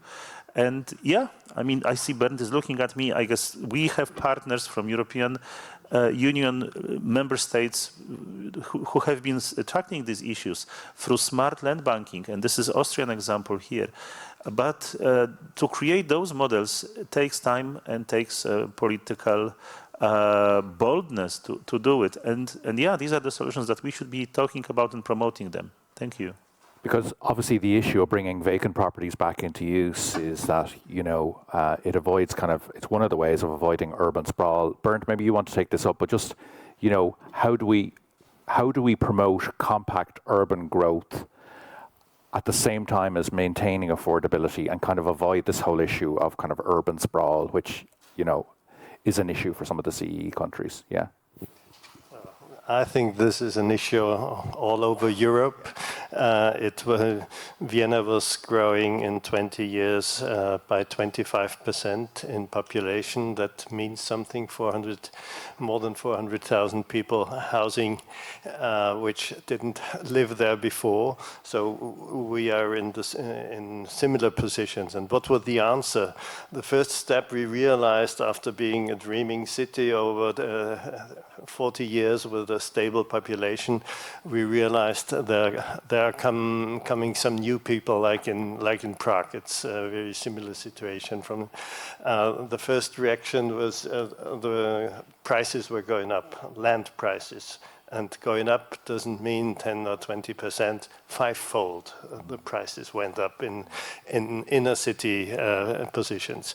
And what was after a certain hesitating time of politics, what was the answer?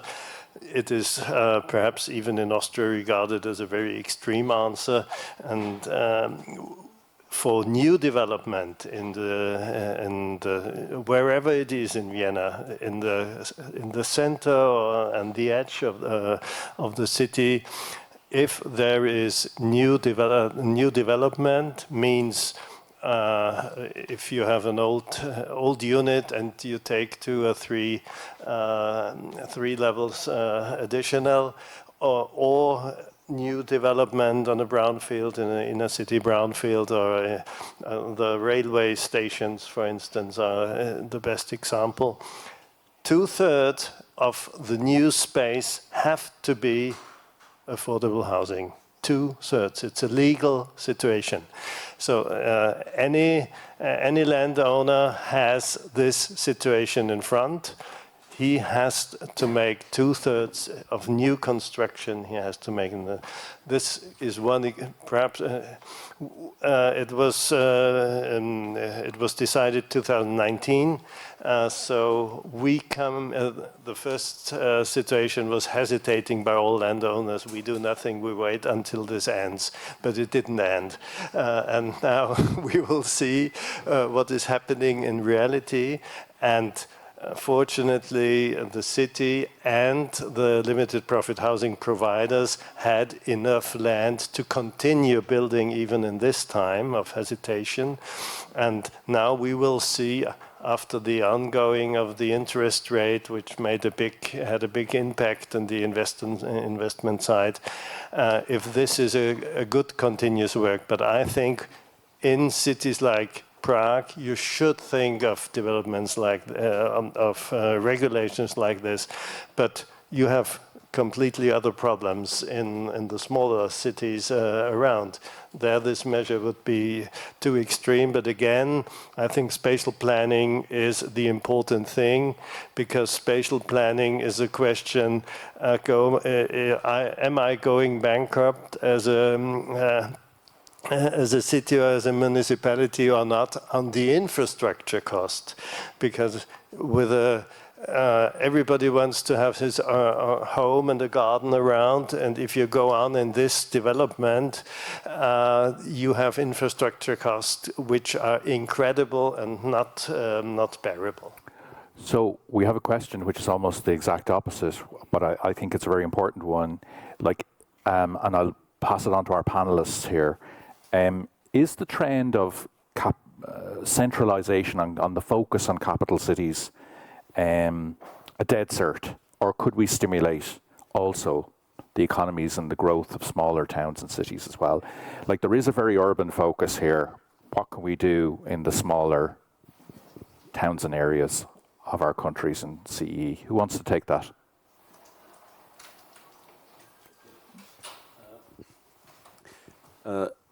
Regarding to cover all the community, local communities, we started 10 years ago, and our smallest project was only few housing units in very small villages. And the demand is different in the big cities and in the villages, but we are working on all these projects with the same attention. So it doesn't matter 10 housing units or 500 or even more, we do with the same attention. And we need to help these local communities. They don't have staff to manage the project. So we really do almost everything for them. And but this is the way how also you somehow attract younger to stay in the so it prevents this depopulation. Not to push on the big cities. Yeah, absolutely. Carol? For our company, I can mention that we are focusing not only in capital city, but main activities are outside the Bratislava. So we are focusing on 10 largest cities in Slovakia to support also affordable housing in other cities. Okay, very good.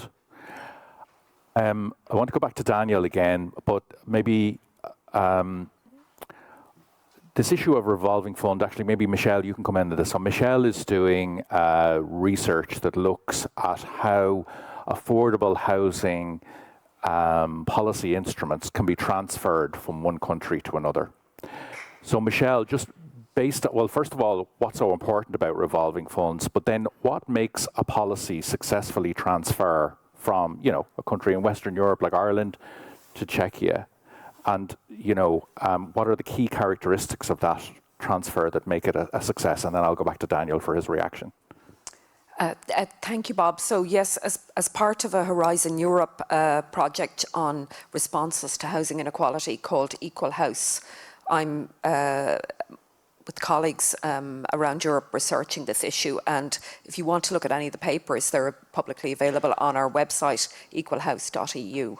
So just to answer the first question, why are instruments like revolving funds important? They're important because they're mechanisms for evening out the supply of funding for affordable housing over the long term. So in many countries, we have had efforts by governments at various periods to support the development of affordable housing.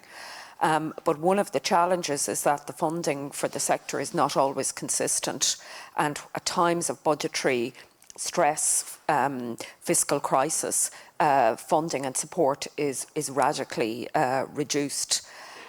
So a revolving fund, a fund which either takes in money from government and then lends it out to support affordable housing provision and then is replenished by tenants' rents, or is funded from the rents right from the start, is a really useful mechanism for ensuring there's stability of finance available for social housing over the long term. And then just in relation to the transfer of these instruments, obviously in the countries that have very large social housing sectors, they have developed instruments to finance the sector and refine them and change them over the course of a century in the case of Austria. And there's certainly a lot of countries that are trying to develop social housing sectors from scratch or from a very modest base can learn from this. But it doesn't mean that it's appropriate to exactly copy the world-famous Danish National Revolving Fund, or indeed the very successful model in Vienna, and just apply it elsewhere. There is a lot of academic research on how you transfer policies successfully between different countries, and there's quite a lot of research on the transfer of housing policies, particularly Housing First, the program to address chronic homelessness. It was developed in the US and now has been transferred, developed in New York, across a lot of US states and 19 European countries. So we can draw a lot of lessons from that research. And essentially that research shows that the key is to identify the most important principles behind the mechanism and to focus on transferring these principles, informing your new structure in the country that's taking the policy on board, but ensuring you adapt the details of its design and implementation to reflect local requirements and local conditions. So in the case of revolving funds, certainly in my view, the key principles are it's a pot of money that is a protected circuit of finance for housing. So in Ireland, I'm from Ireland, so we've had revolving funds going back to the 1880s, believe it or not. So we've set up many revolving funds over the years.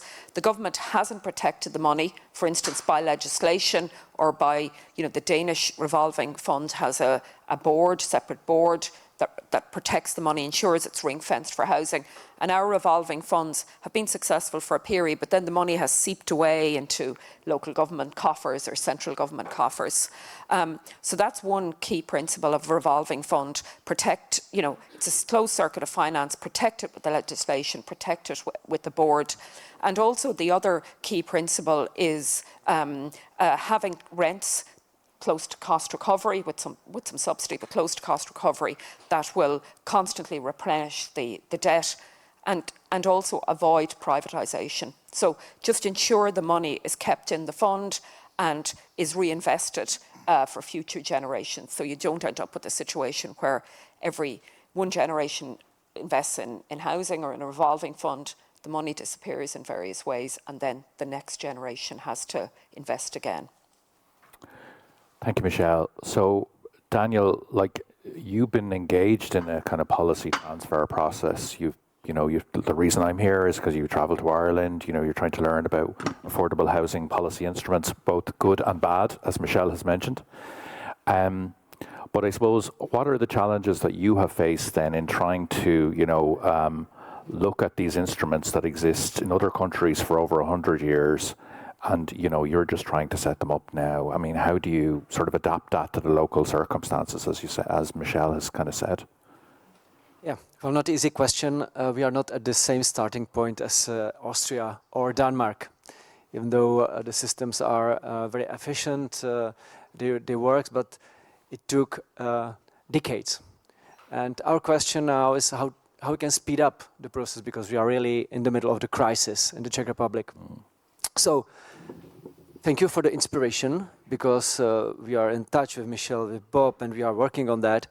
What we do really need is to have the stability over the political cycle and have the long-term financing, because what is crucial for us is, advisory, because we have fragmentation and small size of the project. Yeah. So we serve as an aggregator of the project.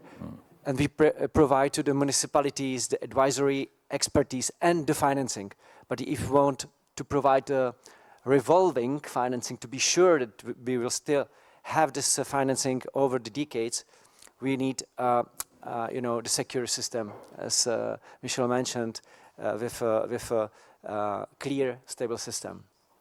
So that's the main thing, and I hope that we will build up on what we did with the Recovery Resilience Facility.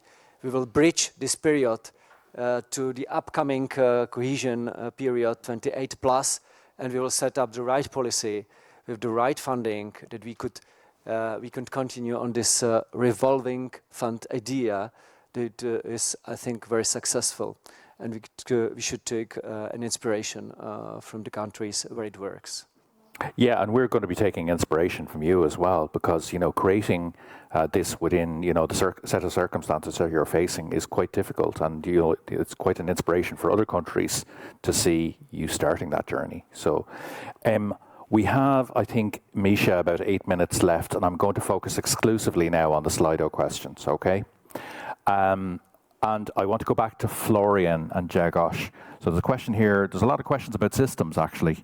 How can the EU and CEB support member states to create systems of effective projects, not customized deals, and revolving funds that grow portfolios? Yeah, I mean, this is what we are doing, actually. And what is important is to understand that we are starting from very low level, and this has transpired already many times in our discussion. So we need to create instruments that will address the startup nature of our new housing providers. We have to work during the startup period with one set of financing instruments, but we also have to keep in mind that what we are trying to build is something that is much more stable, and we know how it works because we can look at our Western European Union countries and see what is the target model of operating of these providers that we are all aiming at. So our policy work has to be a short-term policy to go through the startup period as quickly, as efficiently as possible, and get to a, say, stable period with a different set of policy documents.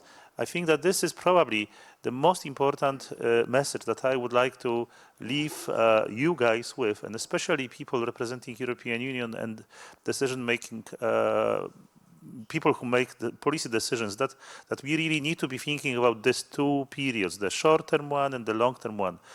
I think that we see lack of this as one of very big kind of a stumbling block for the growth from this nascent status of that sector to something that we would like to see working in the future. I just leave you with that. I mean, I could be talking about this forever, but we don't have that much time. Thank you. Thank you, Jagosh. Florian? Yeah, thank you. And very briefly from our side, so the CB's operation are much smaller in scale and size than EIB. And in this way, we are more concentrating on providing the loan aspect to any structure that is then set up to become revolving.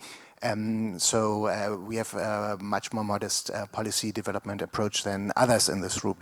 Nevertheless, please let me just briefly, because I found this very important in the round before, we concentrated very much on the political support for the funds to become revolving, for the models to become long-term. And let me quote from the work of the CB and a negative example, because you can also learn from negative examples.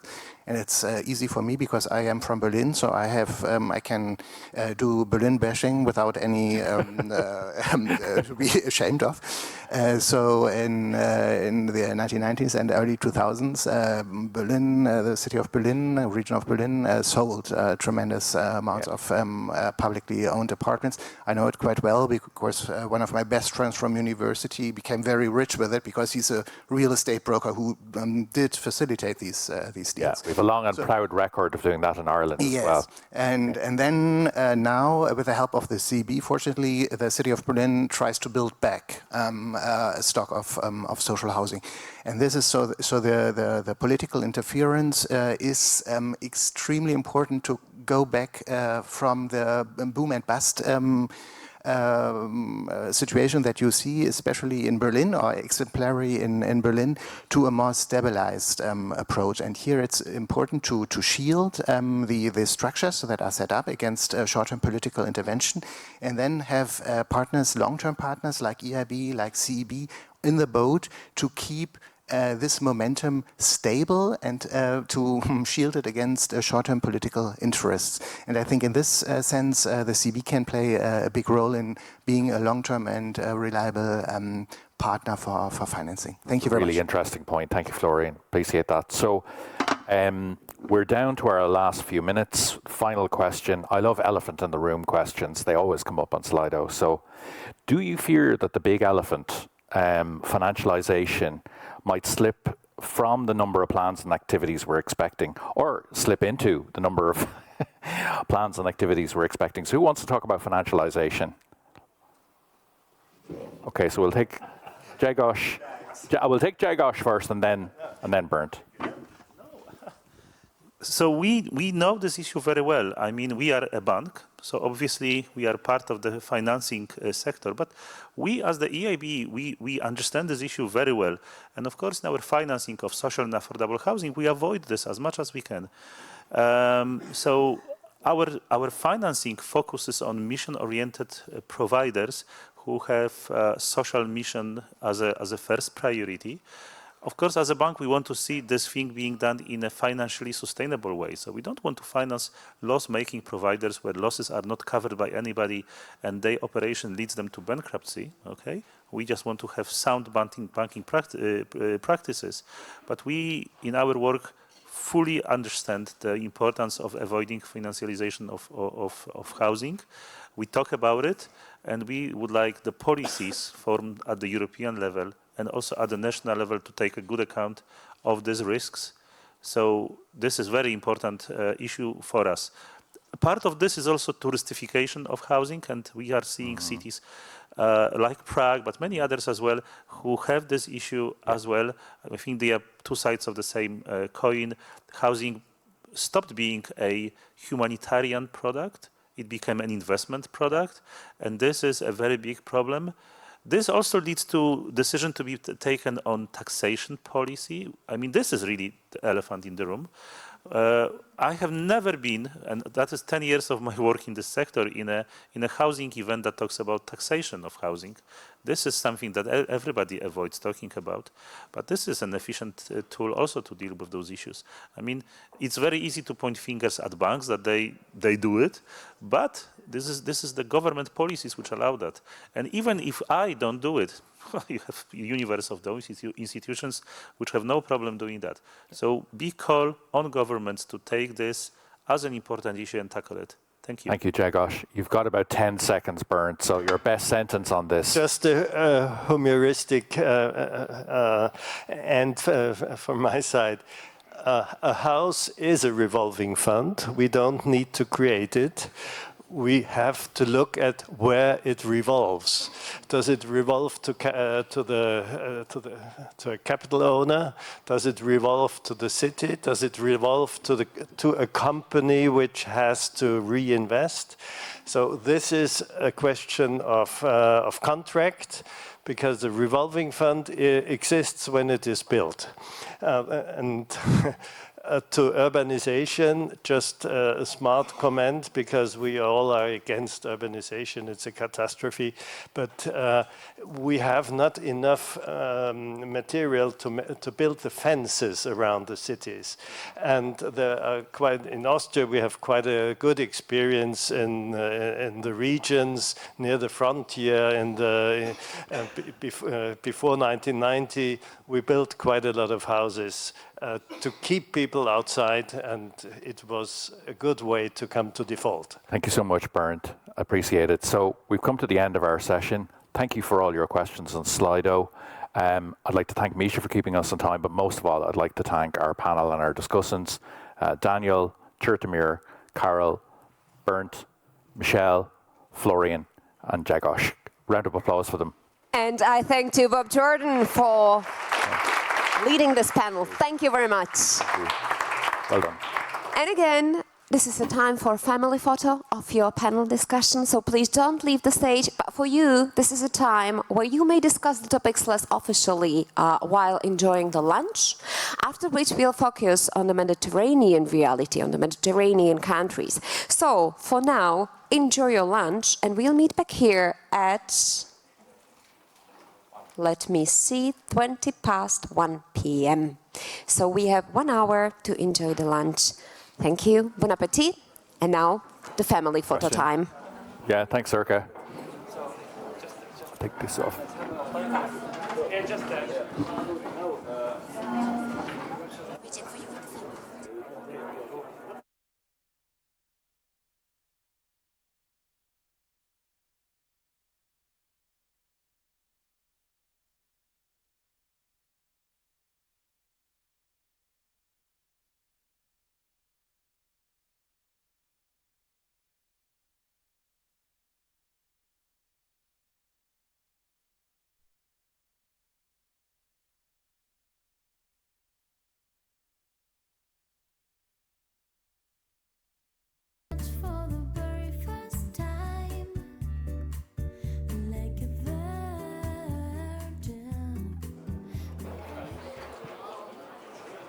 Ladies and gentlemen, welcome back after lunch. I know it's always hard to stop the discussions while enjoying good food and meeting your friends and colleagues, but we still have loads of information to go through and share with you from the stage here, so I'm very happy you joined us for another discussion.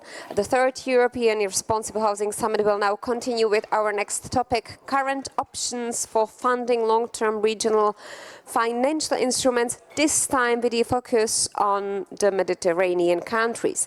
When you look at the housing data across the EU, it becomes clear that the lowest share of social housing is found in Central, Eastern and also the Southern European countries. And when we look at the programs with the strongest results, they almost all come from outside these regions: Austria, Netherlands, Denmark, Germany or France.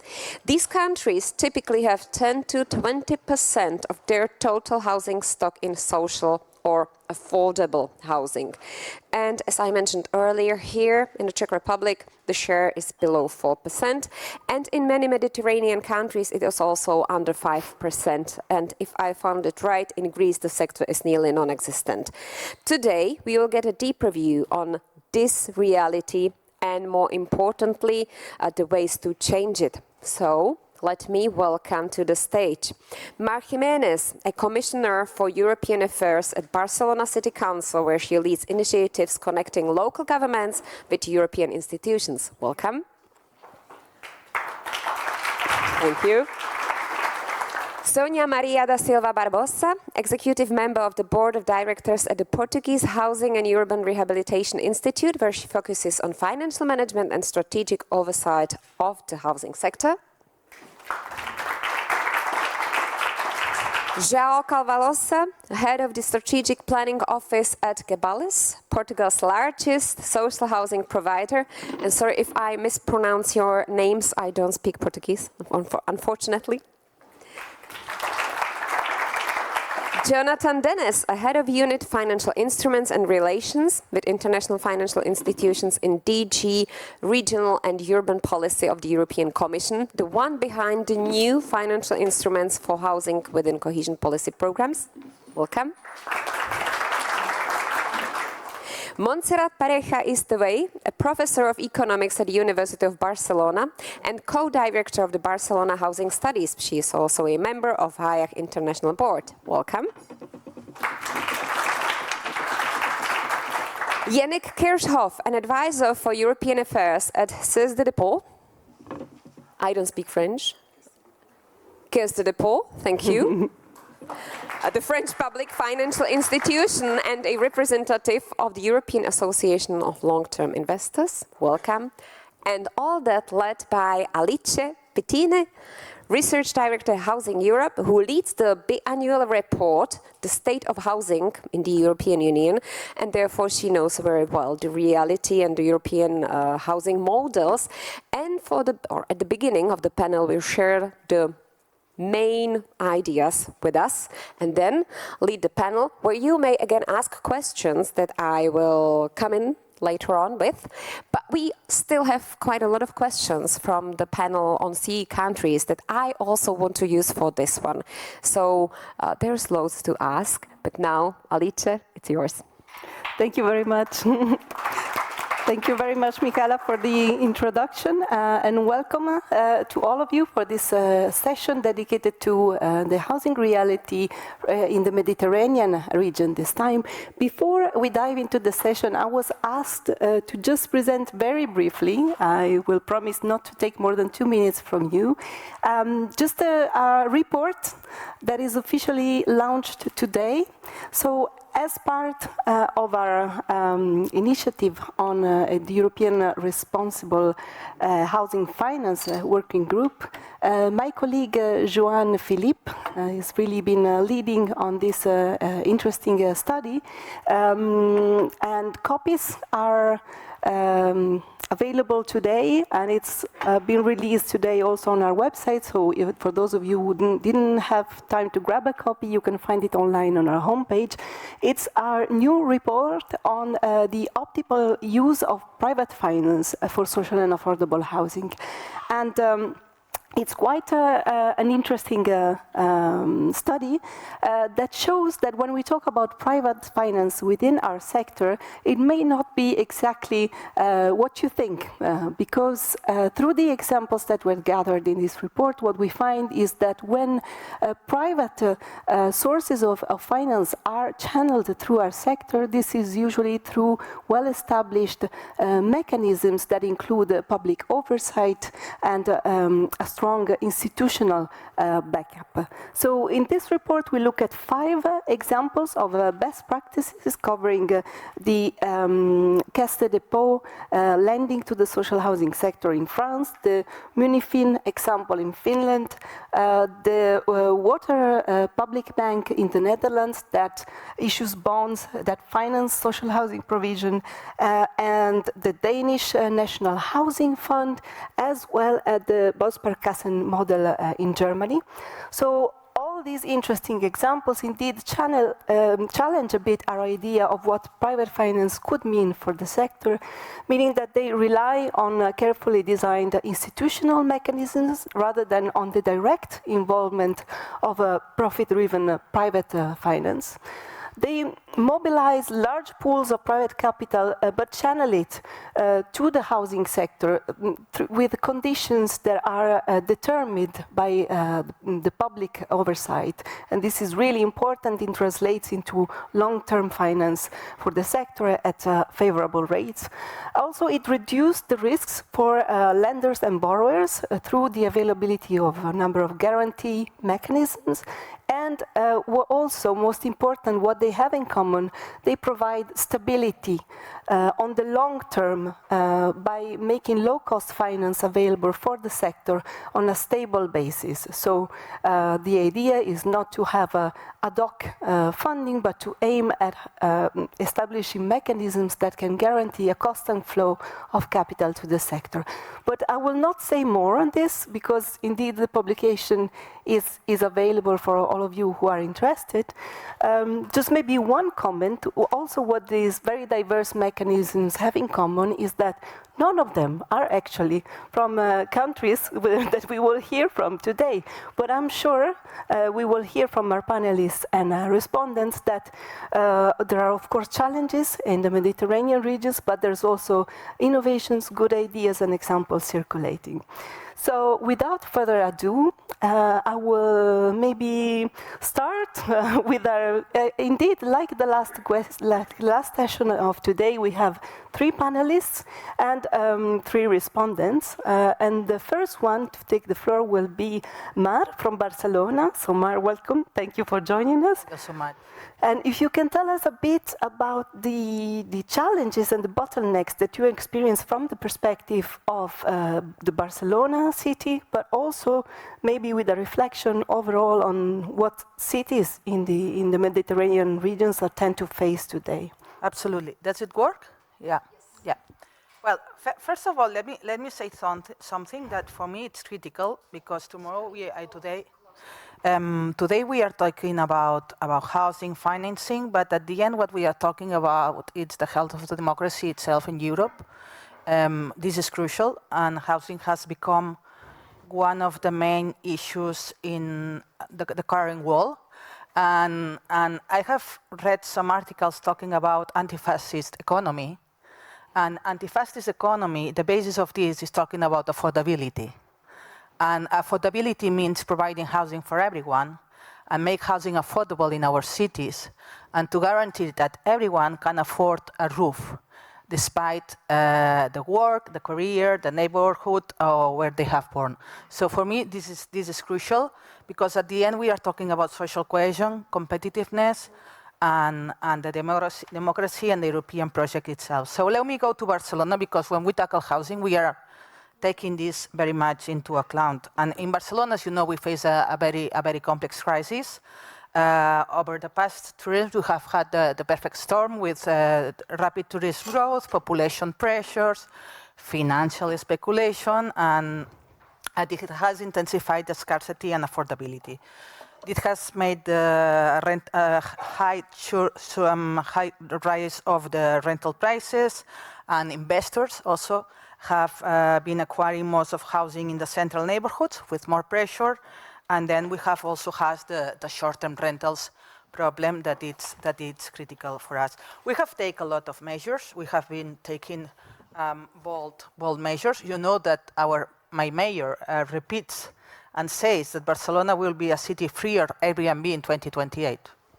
This is critical, and because you need to take bold actions to do so, it will be only a very small portion of housing, 10,000 units, but we need to do this. We need to send a sign that in our city, the ones that want to speculate with housing are not welcome, and the ones to treat housing as an asset are not welcome. Housing is a social right. We need to protect it. We need to protect the private right as well. You can rent your house, apartment, and get a profit, But this is not for getting rich or to be an asset to invest, because we have a huge problem. As I said, the social contract is under threat. We have been expanding the public and social housing stock, including public-private partnerships, and also with non-profit and cooperative housing providers, the regulation of short-term rentals, and we have developed inclusionary housing policies requiring private developers to include a percentage of affordable housing in the new developments. But we still have challenges, because we could say that we have a market failure, but this market is special. And as an economist, I don't want, but economists rooted in the real world, when we talk about the housing market, the demand is about people, it's about needs, it's about humans. So what we need to understand, we not only have to address this market failure, which is clear, and the first year of economics, you know that when you have a market failure, you have to intervene. But we have to do is to shape the market, to create a framework, to define what are the rules of this market. And it's what we are trying to do in Barcelona, and also what we are asking to European government and the national government, which in this case, in our case, it's very, very committed to this. Because what's the problem? And it's something that happens in all Mediterranean countries, because we have specific bottlenecks in Mediterranean countries. We have weak housing and welfare systems. It's something that we could share across the Mediterranean with other countries and cities. Little public housing, poor data collection and statistics, no capacity for enforcement of certain regulations, for example, tenants' protections. I was listening to Gunnar before from the EIB, and he said we need to be patient. I agree, we need to be patient, and we need 10 years at least to fix this problem. But in the meantime, we need to deploy regulations to protect tenants, because if not, we will have a huge problem. We have not an elephant, we have a monster in the room. So let me say that we need this tenant protection, which is critical, while we shape this market. Also, we have unfair competition, influx of high-income migrants, expats, digital nomads, refugees, competing with low-income residents. We are not against.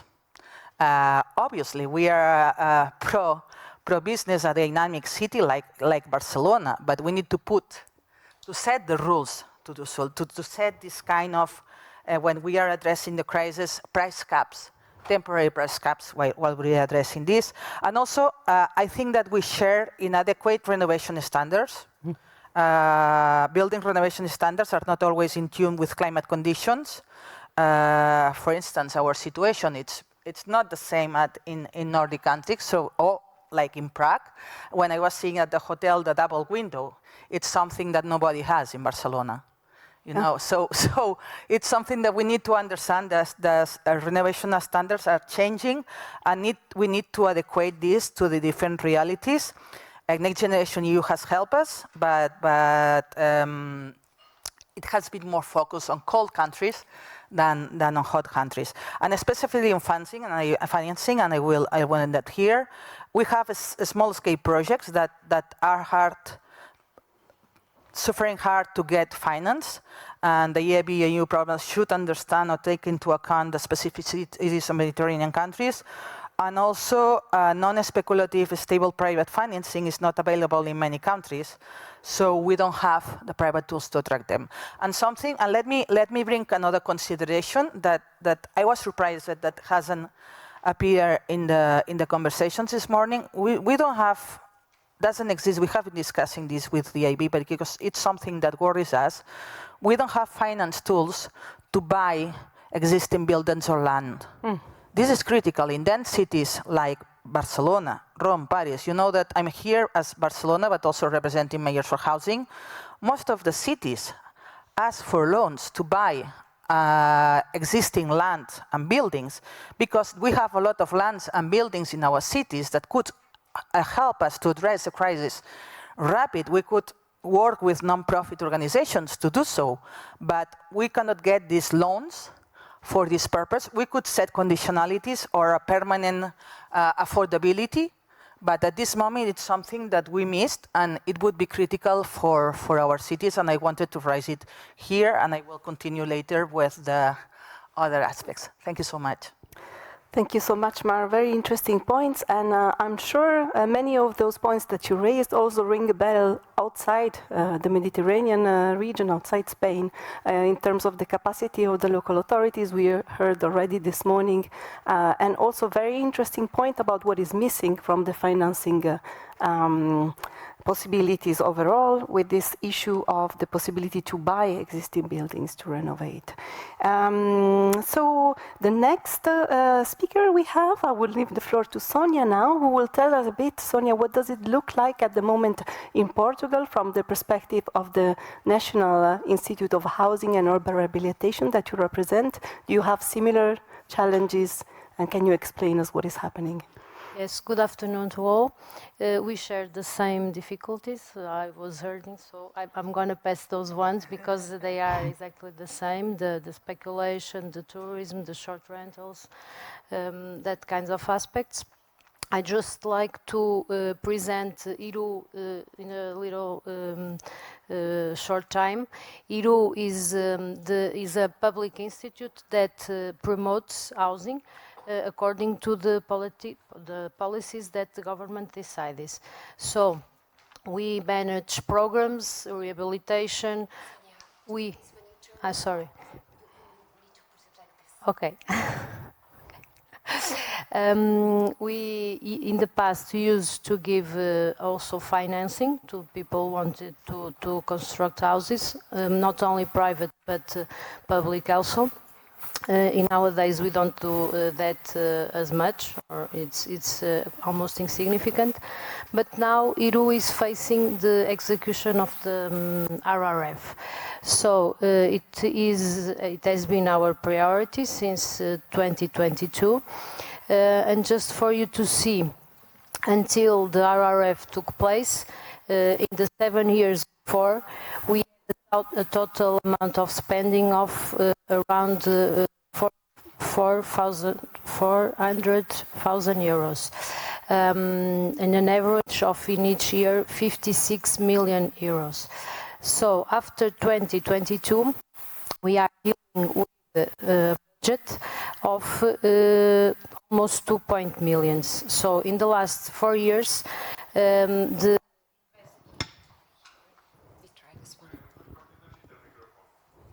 It's better like this? Okay. Turn it like this one. Oh, okay. In the last in the last 4 years, we are managing a budget of almost 20 million euros. So the average in each year, it's around 400 million euros. So in the last 4 years, it's clearly that the RRF helps us to considering houses in managing all the investments we are doing. We are managing 4 investments, which is in itself very complicated because we are an hybrid beneficiary. We beneficiate to construct and to rehabilitate our own assets, which are almost 15,000, but we also are intermediated in getting funds to give to the almost 300 municipalities for them to rebuild or to renovate or to construct new houses. So, and we have another one that is not for houses, but is for temporary cases like immigrants and so on, which not like houses, it's some place to sleep. One house can be lots of beds to sleep. It's an emergency investment. So the IRU is the same entity, almost with few people managing all this, and of course the priority is to not losing the grants that we have to do all of this. We have a form of grants and a form of loan too. So the priority, of course, is to execute all the grant we have to do this. As a bottleneck, First of all, the underinvestment we have had all over these years. You notice by the numbers I've just said. So it all came now at the same time in these past few years. So managing all of this with resources that are temporary, that turn over almost in 1/3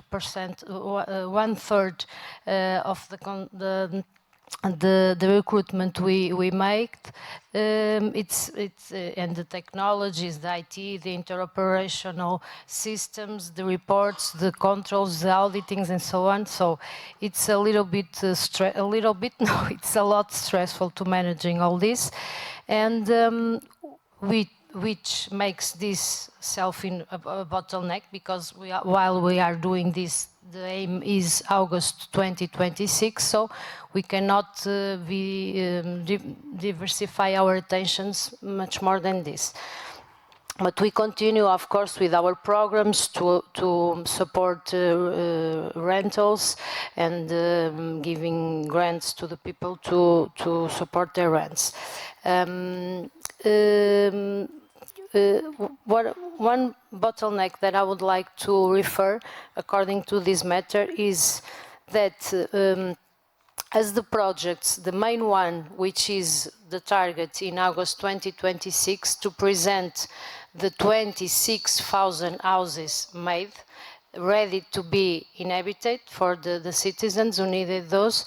So it's a very complicated process, not only financial one, but administrative one too, because the municipalities had to begin their projects, not having immediately the money to do that, and we have made all these kinds of arrangements all over the project managing to arrange more expedite forms to transfer the money for them not to stop their constructions. So it's complicated to deal with all this, and we hope that in August 2026 the houses appear and we don't lose money for that purpose. Also, I would like to refer, because it is a very thing of my own and of my team, of financial team, that is, we are all doing this, managing all this with the constraints of the budgeting rules, which are enormous. So everything, in spite of us having administrative and financial autonomy, it's kind of a fiction, because we still need to have lots of authorizations, a lot of permissions when we want to change financial sources, when we want to make alterations in the budget. The Secretary of Housing has to approve, and most difficult of all, the Minister of Finance has to approve to some of the big ones, or even in recruiting people and so on. It is very, very complicated to deal with the timeline that we have to do all this, and with the constraints of a difficult regulatory, difficult framework that we have to comply, because nobody will forgive us for our mistakes if we do it something wrong. This is what I want to point out. Thank you very much, Sonia. Very interesting. And I just wanted to point out one thing. As Housing Europe, we've been monitoring the RRF funding, and to what extent and where and how it's been allocated to supporting affordable social housing construction and renovation. And Portugal, from what we know, is really the example of the country that has put relatively the biggest effort from RRF into that. So we heard a lot this morning, but where's the money is the key question. But I almost get from what you're saying that sometimes when actually the opportunity is there and the money comes, it's also, to be kept in mind that if you don't build the capacity at different levels at the same time, it's a bit of a case of careful what you wish for. but we're all keeping our fingers crossed for you to successfully implement what you have to do on a very strict deadline. So maybe to complement what Sonia just said, we have another speaker from Portugal, João Carvalhosa, who is a dear long-term colleague known to the Housing Europe family, and he represents the main public housing company in Lisbon, Gebalis, and he's also involved in an informal network that we have within Housing Europe that brings together public housing organizations from across the southern or Mediterranean region. So I would like to hear from your perspective of the public municipal housing companies. How do you see the challenges ahead? Well, thank you, Alici, and congratulations for this new study, which is on the road of Housing Europe work. And Housing Europe has, in fact, the Secretariat has a tremendous quality work done over the years, and with not only research but also on policy papers. So thank you for this, and also thank you to Daniel and Barbara for this amazing, well-organized conference summit. Yes, in fact, we have this group of Mediterranean countries that gather twice a year, and and throughout the year we spoke online, exactly to discuss the specific problems of our countries, because it's very different from the northern countries in terms of climate and other issues. So we do this, and so I'm here representing them and giving some contribution on their behalf. And completing what Sonia was saying about this finance and these difficulties that we have in implementing the projects. Sometimes it's not that the money exists, in fact, but it's so difficult to put the project on the road that it makes no sense. Because sometimes, and probably we will lose some money from our F funds only due to bureaucracy, to delays in approval of the projects, and not by installed capacity, and not by the capacity of the social housing providers to deliver the homes. So I have just here 5 quick issues that, in our opinion, should be think about in the funds, in the EU Commission, in the old EU structure. That these are points that allow us to deliver more homes to tenants. Because most of us, we are non-for-profit providers, so we are here for the public, and we are here don't want to make money with this, so we just want to deliver more. So 5 things very quickly. First is as a high bureaucratic process in accessing to the EU funds. Just to give you an example, in my company, we make some applications last year for some EU funds at the local level, so at the national level. For each application, which the maximum they could give us was 15,000 euros, so 1.5, so it's not that much money. We have to fulfill more than 20 papers, 20 documents. One of them was a procurement document, which has 25 pages if they want just to give us 5,000 euros. So 25 pages for this amount of money, just for one of the documents. This means we made about 100 applications that we filled 2,500 pages just on public procurement. So this is not acceptable in our point of view, in the practitioner's point of view. I think in no one's point of view. Also, there is the access to the funds are usually made through national agencies and sometimes regional or local agencies. And all these levels introduce more and more validations. And each one of them increase the requirements. Again, to give you an example on these applications that we've made last year, this was a National Housing Institute, not yours. But then the National Housing Institute has to ask permission to another institute that manage the funds all over the country, the RRF funds. So why does exist an intermediate institute if then they have to ask permission for each application that we made? And for each payment that we made, they have to ask permission for the other institute to ask. So it makes, again, no sense. Other issue related with the funds and with the financial opportunities that there is in the institutions is that many of the Mediterranean countries social housing providers are small or medium-sized institutions. So some of us manage 5,000, 2,000, 1,000, 10,000.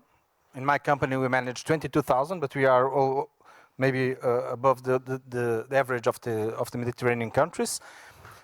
So they don't have, in the projects that they want to implement, the new houses that they want to build, there are not that many houses per project. And this means that they don't have access to some funds, for example, from the EIB, because there's a threshold, a minimum threshold on that you can ask for the EIB to support your project. So we are excluded from most of the projects are excluded from this kind of tools. Another issue is that, and this is an idea, is that maybe the EU should have money in the funds going through the national governments, a national government's decision, but also some money directly from the EU. Why? Because, as we can see in many of our governments, there is, if it's the national government who decides what are the priorities for the country, then the national government can just say, no, we don't need housing. Or we just need a bit of housing. And that's what's happening in some countries. Fortunately, for example, in Portugal, as Sonia said, and you also said, it's in the RRF funds, the government put there a lot of money to build and to buy homes. And Mar said that there was no instruments to do it. Yes, but there is, because we do it. So in the RRF funds, it's free money that we can just go to the market and buy funds and buy houses. So, but the thing is that there should be a quota that the EU can make available to the providers to go directly there to get some money, and not only depending on the national governments. And the last point is that, in fact, some of the EU rules, some of the EU decisions do not fulfill the needs of the southern countries. For example, in the climate issues, and also in our kind of organization, because our organizations are different from the Nordic ones, for example. We rely, almost all of the social housing, we rely on public entities and not on housing associations or other kind of associations. So this should, in our opinion, also be tackled by the EU institutions, is how to deliver some space for our kind of institutions and our realities to get into the funds and to finance. Thank you. Thank you very much, João. Very interesting points, and I think they also really fit in terms of the program, because I would like also to focus now on the potential solutions, what is missing from this context and what ideas we could bring. What I would propose to start actually with the rest of the panel for the reactions, and then go back to you, to the three of you afterwards. And indeed, so we heard the direct call indeed for earmarking of EU funding, in this case from João. I would like to hear from Jonathan the perspective of DG Regio on the role that cohesion policy is playing in supporting financing sustainable, affordable housing, and also maybe if you can give us an idea of what the future will bring with the ongoing discussions on the next programming period for EU funding. Please, Jonathan. Thank you, Alicia. I have a question for you. We have a choice. I can answer your questions, I can reply to João's points, or you can give me more time. It's up to to you. I would say start with Joao's question, maybe, as it was directly. Because I've been working in cohesion policy for some time now, and in fact, 2 decades. And when I first started, housing was absolutely taboo in cohesion policy. And there were very good reasons at the time why it was taboo. It was taboo because it was all grants, so there was no significant financial instruments at that time, and there were far more urgent at the time investment needs across the Union, so both Southern Europe and then Central and Eastern Europe. So many of Zhao's points I've heard before, and the high bureaucratic procedures, I don't know whether this was RRF or cohesion policy, but frankly it doesn't matter. Yes, grant procedures can get very, very heavy and can be very, very lengthy, and sometimes you wait a year for a decision and then the decision is no, which isn't terribly helpful, which is why for housing, amongst many other areas, we are very keen to see more financial instruments, more revolving funds, because the housing problem isn't going to be solved with grants. We have to leverage in private investment. We have to leverage in other public investment as well.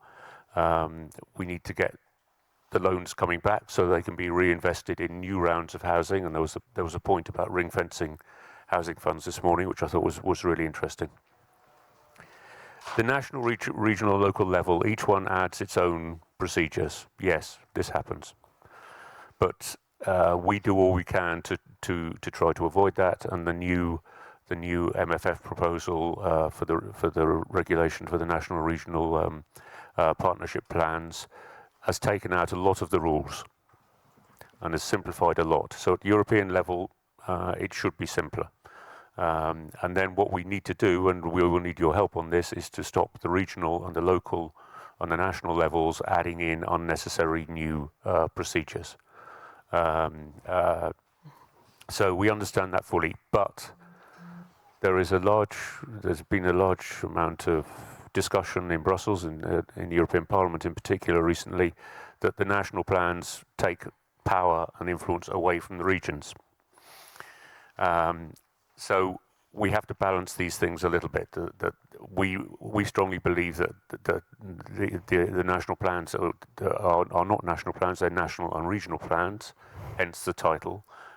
There will be a regional element, but yes, we do need to, which we think is desirable. But we need to look out for gold plating. The idea that we can directly provide finance in shared management, that doesn't really work, but we have other parts of the union budget which will be providing finance directly, including the continuation of InvestEU under the European Competitiveness Fund. So that will be possible, but not in the same funding stream. So that may work post 2027. And the idea that southern countries have different structures, different ways of doing things from northern countries, yes, I accept that may well be the case. But I think we can design rules and procedures and instruments that can cover both. And as we are preparing the post-2027 environment, please engage at national level, please engage at a European level to make sure that these sorts of things are communicated to the right people in the Commission or in the member state or in the European Parliament, so that we can make sure the rules don't have a one-size-fits-all.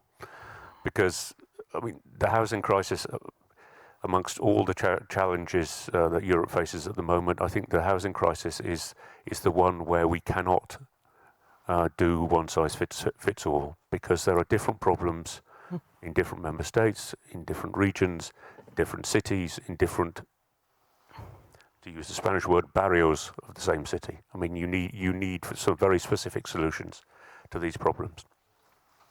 So to finish off, to reply to your question, Alicia, at the beginning of this programming period, we had about 7.5 billion of euros directed towards housing, a lot of it energy efficiency.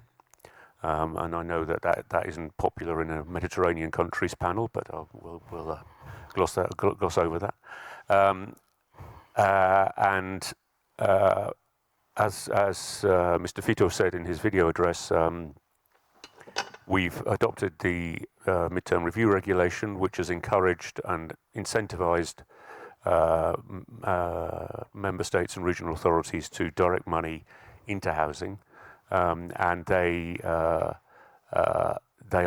doing that. And there's quite a substantial amount of money being thought about being transferred to housing.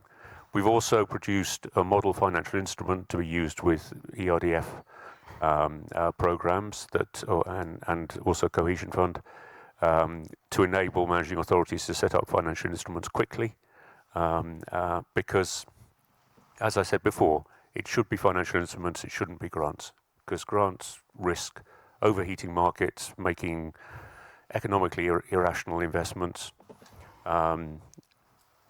They favour the form fillers over the people who are going to do something successful on the ground, and financial instruments will leverage in private investment.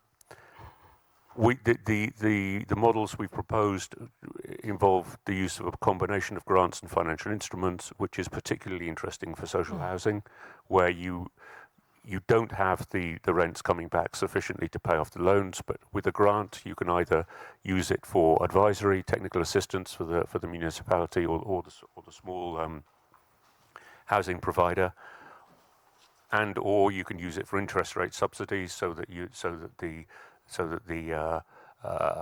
repayable part is less than it would have been otherwise, and that way you can actually get to some people who need housing, who are more difficult to reach, and you can't do it with a pure market-based product. And finally, in terms of the Mediterranean countries that are reprogramming, I mean, there's a very interesting financial instrument in Croatia. There is we do quite a lot of work in France through grants for social housing schemes, but Caisse de Dépôt also supports this through financial instruments, and I'm sure Yannick can cover that later if he wants. In Slovenia, they're thinking about a financial instrument. Several regions of Spain are doing some grants, some financial instruments. None of them Catalonia, I'm afraid, but that may be because I don't know, not because they're not going to do it. And then there are Italian regions who are going to do combinations of grants and financial instruments. So there is the midterm review is generating results. It is generating increased investments in housing. And I think Matthew outlined the post 2027 financing environment very clear this morning. The national regional partnership plans, the European Competitiveness Fund, Horizon Europe, and Erasmus. I mean, these will all be able to support housing now that it is a union objective. But what you see on paper now is not necessarily what will be implemented the final results. In 2 years' time. Okay. Thank you very much for this reflection and this insight, Jonathan. Very interesting, and indeed a key time for in the discussion at European level on what precisely to finance and how. But this is also some very positive news, and thank you for reflecting on the recent changes at the regional level. We have the next reaction is from Montserrat. So Montserrat, will ask you maybe, we've been focusing a lot on the funding aspects, but to reflect also more in general from your perspective as an expert on how to build trust, partnership between the different actors involved to actually make sure the funding is channeled to the ground. Thank you. Thank you, Alice. Thank you, everybody. And I have to say that this table ticks twice the box of people from Barcelona. So I'm very happy about that. I would like to say a lot of things, all of them related to trust and building partnerships and considering everybody on board. Since we are talking about the Mediterranean countries, I have to stress that path dependency is relevant. I mean, we do know that it's not the same story, and sometimes people from the south, let's put it simple, do not reflect themselves in what is going on with housing associations. I think it was Joao that was saying we don't have housing associations. We try, we are doing efforts. So I strongly support the idea of tailor-made policies, of tailor-made funding instruments. I think that this is essential. I am happy to live in a city that it's not afraid of risk. I think that this is important. Sometimes, in order to find solutions, we need to be creative and we need to experiment. And I think, and I am proud of that, and I am not working at the municipality, Mar is, but I am not, that the city of Barcelona has managed lots of innovations and lots of new things that somehow prove important for the city. But I will answer Alice's questions about building trust and why trust is important.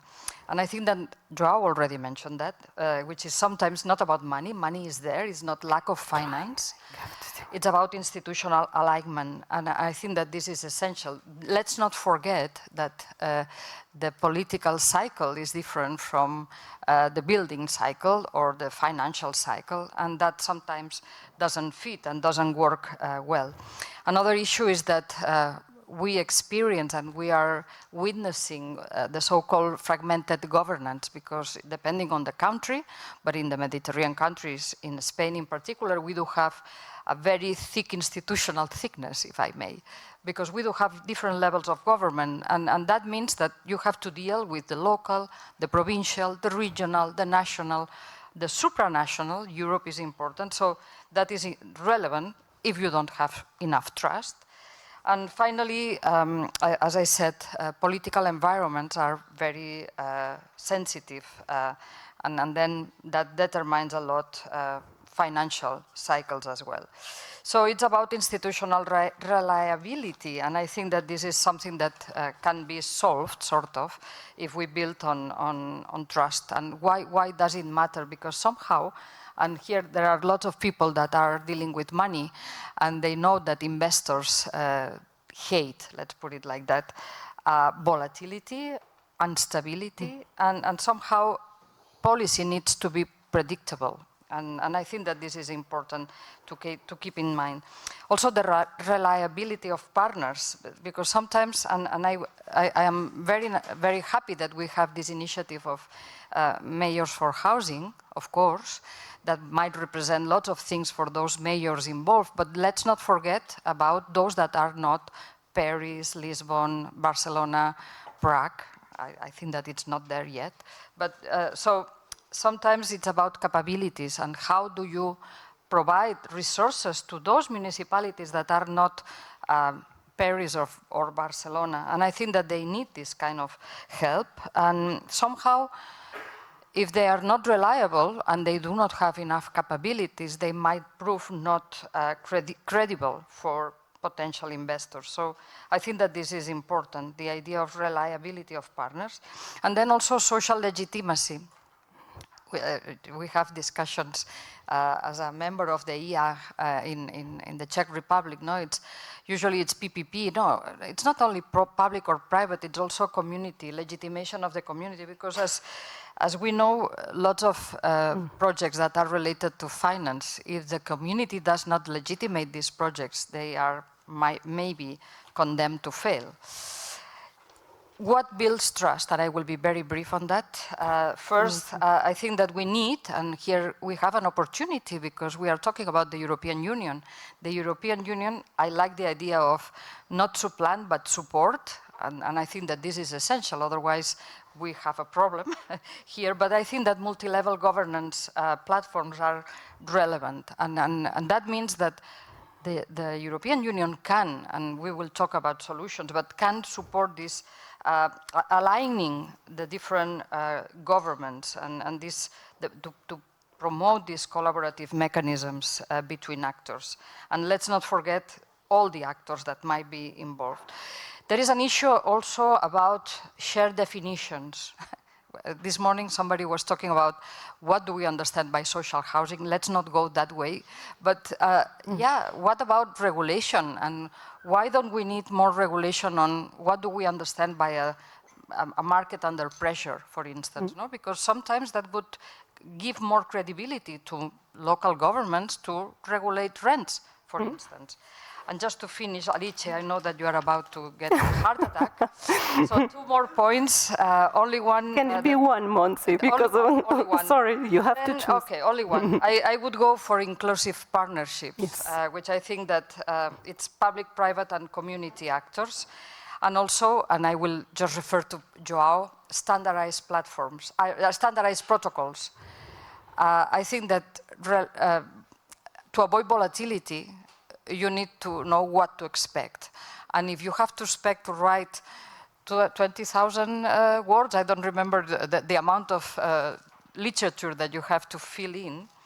I would recommend ChatGPT for that, by the way. But I think that we need to simplify and elaborate much more on the mechanisms, the protocol mechanisms. And I will stop here. Sorry. Thank you very much, Monsi. And talking about partnership, indeed, so the last reaction is from Yannick, who represents indeed a key partner for the sector. He's from the Caisse de Dépôt, but he's also speaking on behalf of the European Association of Long-Term Investors, so the national promotional banks that our sector works with across Europe.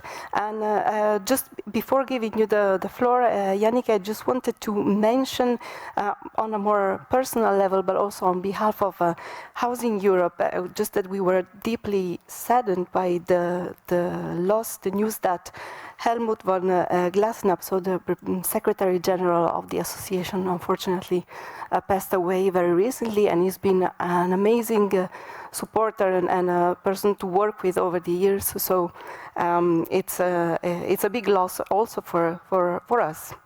In Brussels, but sorry for the sad note, but we're very lucky to have you here today to hear what your sector can represent in this discussion. Thank you, Yannick. Yeah, thank you very much, Alice, for these kind words and the support. Obviously, we're still trying to come to terms with the saddened loss of our Secretary General. So this is partly the reason why I'm also talking on behalf of LT today as well, and not only on behalf of CDC. Now you've asked what do national promotional banks do, and also in particular a couple of words on the French model. I'll try to stick to the time limit, but it will be quite tricky to do so. MPBI, what do we do? This is the European Long-Term Investors Association. So we are 33 national promotional banks and institutions in 23 countries in Europe. And what do? We do long-term investment, as the name suggests. So basically, the idea is to provide patient capital. We intervene always wherever there are market failures. So we've talked about many of the bottlenecks that have been announced or identified by my fellow members on the panel, of which we share obviously many of these. And providing this patient capital is obviously a way to integrate benefits, economic, social, and environmental benefits of projects, which would materialize at a later stage. So this is very long-term provision of finance, normally there where commercial banks do not necessarily see much interest to intervene. When it comes to housing, we do quite a lot, even though our members have very different scopes, governance structures, etc. But all together, and they're including also our association of regional public banks.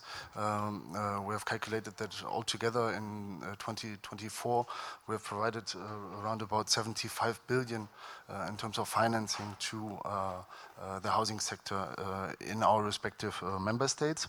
How do we intervene? We provide basically three functions. So the first of all, obviously we provide finance, either via loan financing, equity financing, guarantees. Typically, loans have very long maturities and being therefore rather attractive. Secondly, MPBIs leverage and increase impact of public funds. So I'm happy that this was also mentioned by Jonathan. Obviously, the EU funds are limited to some extent, and the simple reliance on grants as such is most probably not the correct solution. I mean, we have shown in the past that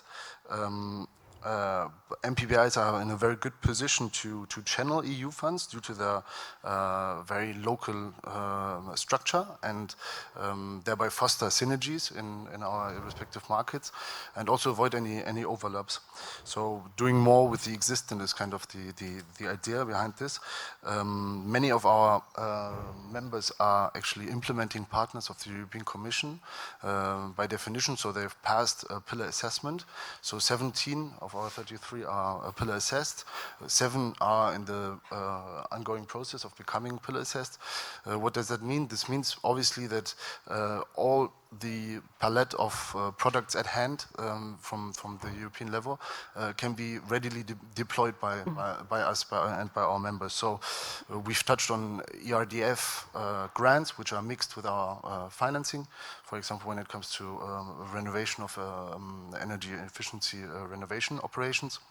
There are obviously, we intermediate funds coming from EIB resources, so I will touch on this maybe later if time permits.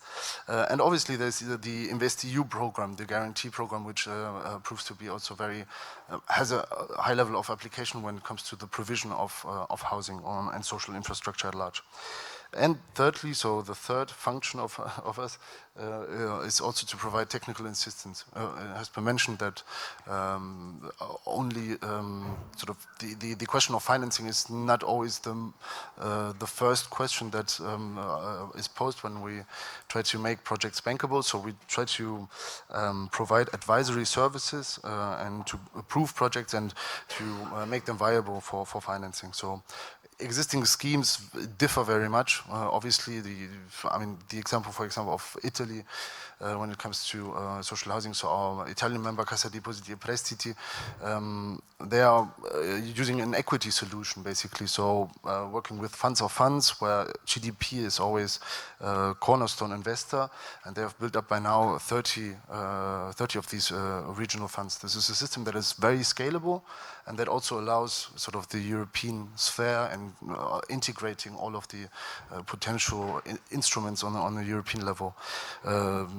There's Germany with a support scheme supporting. It might not enter into the Mediterranean context, but it's a very, very successful scheme for energy efficiency renovation, where via their system of on-lending, private households can go to their house bank, retail bank, to obtain such a support, such a product. When we come to France, and I try to be very, very brief, two specificities of the French system. So first of all, of course, the savings fund scheme. So there's a regulated savings fund scheme, which is managed by Caisse des Dépôts.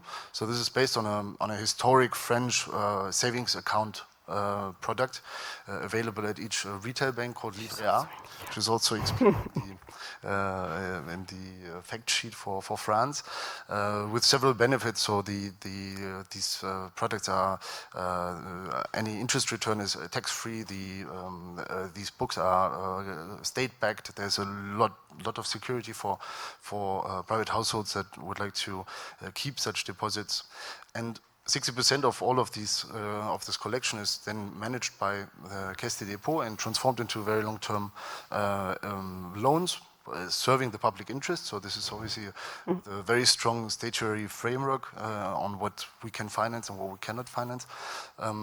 We finance primarily social housing providers in France for their social housing and affordable housing operations. These also have a public interest mission, and this is allowed to have. There are several key positive impacts of this. Obviously, the amount of liquidity that we can provide leads to the fact that it's a counter-cyclical model. So even in times of crisis, it's possible that there's no credit rationing from our end, and also there's a social cohesion element to the loans that we provide. So there's no interest rate discrimination to our clients.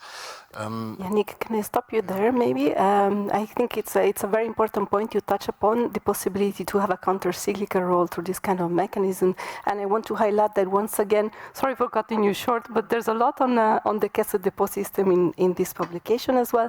We're running late, but there's a choice to be made. I look at our hyper moderator. Can we bite a bit into the coffee break? We will definitely bite a bit into the coffee break, but this is a call for you. After this panel session, we'll have a coffee break, but please be sharp while coming back, because then we miss the time for the panel discussions. So I have loads of questions coming from the audience concerning your topic, and I start with Jonathan, because you spoke about the private investment.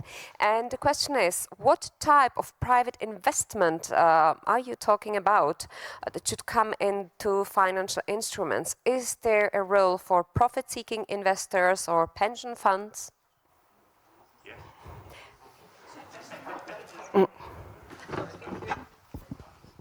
Yes. Great. Would you just maybe two more detailed explanation of what private investment you were? I'm trying to save the coffee breaker. Oh, great. Good for you. So pension fund it is. And there were many questions about the public-private investment. So I start with the most supported one. Public-private leverage value is often overestimated. However, there is an evidence the social standards are harder to enforce with private investments. Any lessons? Who wants to take it, please? Please. And also Alicia can comment on that. There should be two microphones. Does it work? I wanted to bring to the conversation something that we haven't been able to discuss, but you know, we are talking about a wide range of singularities here, and for these investments and for raising this money, public, private, I want to bring to the conversation, just 30 seconds, something that we think it's pretty important, because I was listening, and indeed the situation, we don't need a one-stop shop solution, but it's something that it's defining the housing crisis very much. It's that we have stress market areas. It's something that's happening across Europe, and that would be the places where this targeted action, this private-public funding, would be mostly needed. So we, as Mayors for Housing, we estimate, according to the EIB, that there's a financing gap of 300 million euros, private and public, and we should envisage how we address this finance gap and how we accelerate the action in these stress market areas where it's more needed, and how we do it protecting tenants in the meantime, because if not, there's a problem. I wanted to respond, yes, of course, we don't need grants, we don't need to hit the market, and so on. And we very welcome this European action on housing. But what worries us most is what's happening now with the financialization of the housing market. This is a huge problem. I needed to address it, because if not, the social cohesion in our societies is undermined. And this is why, to speed up the process, we also need this public funding. And it has been mentioned, the midterm review, and we really welcome this midterm review, but we also need fresh money.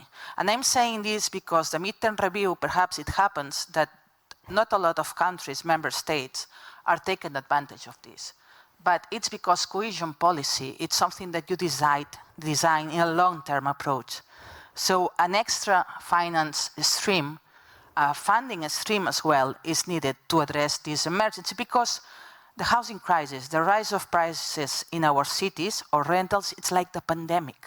We have a new pandemic here, and we need to address this on an emergency basis with all the innovative solutions that we can have with public and private housing, mainly targeted to distressed market areas, zones, because it's what stakes. It's not only, as I said, not only the elections of our mayors, what it stakes is the European project itself. Thank you. Alice, don't you want to comment on that, your experience? Okay, then I would move to a topic of the role of long-term investors. What rules would they need to be able to support the market substantially, or in reducing what role they could have in reducing systemic risk? What changes in the Capital Markets Union could help? There are many questions concerning that, so please. This is a very broad topic on which there are many answers that could possibly be provided. Obviously, the prudential treatment of long-term investment is one of these issues on which we believe that there is room for improvement. So to make sure that whenever, as I initially mentioned, and this is part of our DNA, our investment tries to internalize positive externalities of the investment, that this should be properly reflected in the prudential treatment of these participants. So this is a very important point that I would like to highlight in this context. Thank you. And a question that came already in the panel focusing on the CEE markets, but I think it's also important for you. How do you see, or how do you think the European housing plan could be a game changer for you, boosting public housing creation, aiming mainly to the cities and nations representatives?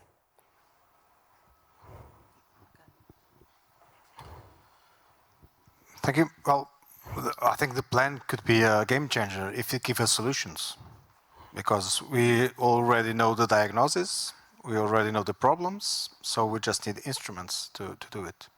So that's what we are all hoping when we are giving this kind of proposals and solutions to the Commission, so that they can build this plan, a very pragmatic one. That's what we need, the providers need. May I just say something about the previous question, the investment? Of course. Very quickly. So that, of course, I think private investment is not a problem, as long as it's made with a social purpose, also a social purpose, and care. Because managing a social housing scheme is not the same as managing a housing scheme. So this has to be very underlined when we think about this kind of investments. So thank you very much. Thank you. Yes, of course. And then Mar as well, please. I would like to add two things. One, with respect to this idea of the private capital, welcome, but also always with social purpose. I want to stress the idea of social impact investment in social housing. And this is something that is growing, which is related to those private funds that are accepting a reasonable profit, which is below the market profit. And I think that this is somehow, if it's monitored by the public sector, that can guarantee that the the social purpose is there. And just to add to the idea of how the European Union or however, or the new program on affordable housing can be a game changer, it can be, so it's about money, definitely. We know that there are lots of social housing providers that are waiting for money, but it's also about stability. And I think, I want to stress, sorry, that was my role, but I think that it's needed. The European Union can provide a stability that goes farther than 4 years or 5 years, it depends on the country. But I think, and also the idea of transparency and standardization, that's it. Thank you, Montserrat. Mar? Well, itself, having a European housing plan, it's itself a game changer. It's historical at some point, and I know that the work has been doing and led by Matthew and his team. It's critical here, and it's definitely a historical moment on this matter. And I think it would be critical stability and a framework that protects, that pushes the right to housing over the economic exploitation in this economic stress and this housing market stress areas. It's very important to stress that the right to housing goes above the economic exploitation, and especially about if it would be great to have an European housing fund. It's something that has been said. If we leave this to the discretionality of member states, we can have a problem. We can have a problem, but we would need to do, and that would be a game changer, is to ensure it doesn't need to be direct money, but we ensure that this money arrives where it's most needed, and it arrives fast, in a targeted and agile way. The speed is important as well. Thank you. Alice, I would like you to conclude and to probably close this panel. Thank you very much, Michaela, and thank you very much to all our speakers for your precious contributions. And we've run a bit out of time, but we're going to have a bit of time for coffee. Definitely. We will have a time for coffee, but for now, thank you very much. You still have a time here to wait for the family photo, but the applause can be done. You will have a coffee break now. After which we'll meet here for the optimizing the impact of long-term public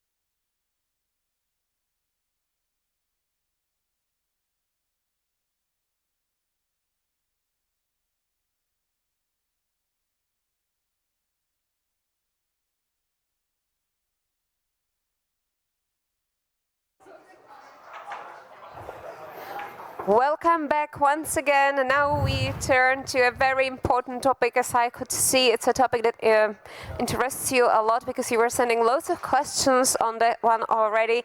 So the final panel of the third European Responsible Housing Finance Summit will focus on how to optimize the impact of long-term public and private investment in housing. Over the past year, the EU has introduced several tools to support responsible behavior in the market. We know it as taxonomy, ESG reporting, as well as CSRD, the Corporate Sustainability Reporting Directive. All of these add new obligations for businesses as well as for financing institutions. But are they the right regulatory framework to guide investment in the right direction, and how well have they worked so far? This is a topic for our next panel, for our next speakers, and I've already went through the questions you sent in the previous panel with them. They should answer them. If not, please ask again if you would like so. And as we agreed, you don't need to ask only via Slido, but as it is quite a late afternoon, we want to wake you up a bit, so you may just raise your hand and participate in the discussion live here in the room. So don't hesitate if you would like to participate that way. But now, first, let me welcome our panelists. Bent Madsen, a CEO of the Danish Federation of Non-Profit Housing Providers and the chair of the European Responsible Housing Finance Working Group of Housing Europe. Welcome. Matthew Baldwin, the head of the European Commission's Task Force on Housing. We know him from the first panel.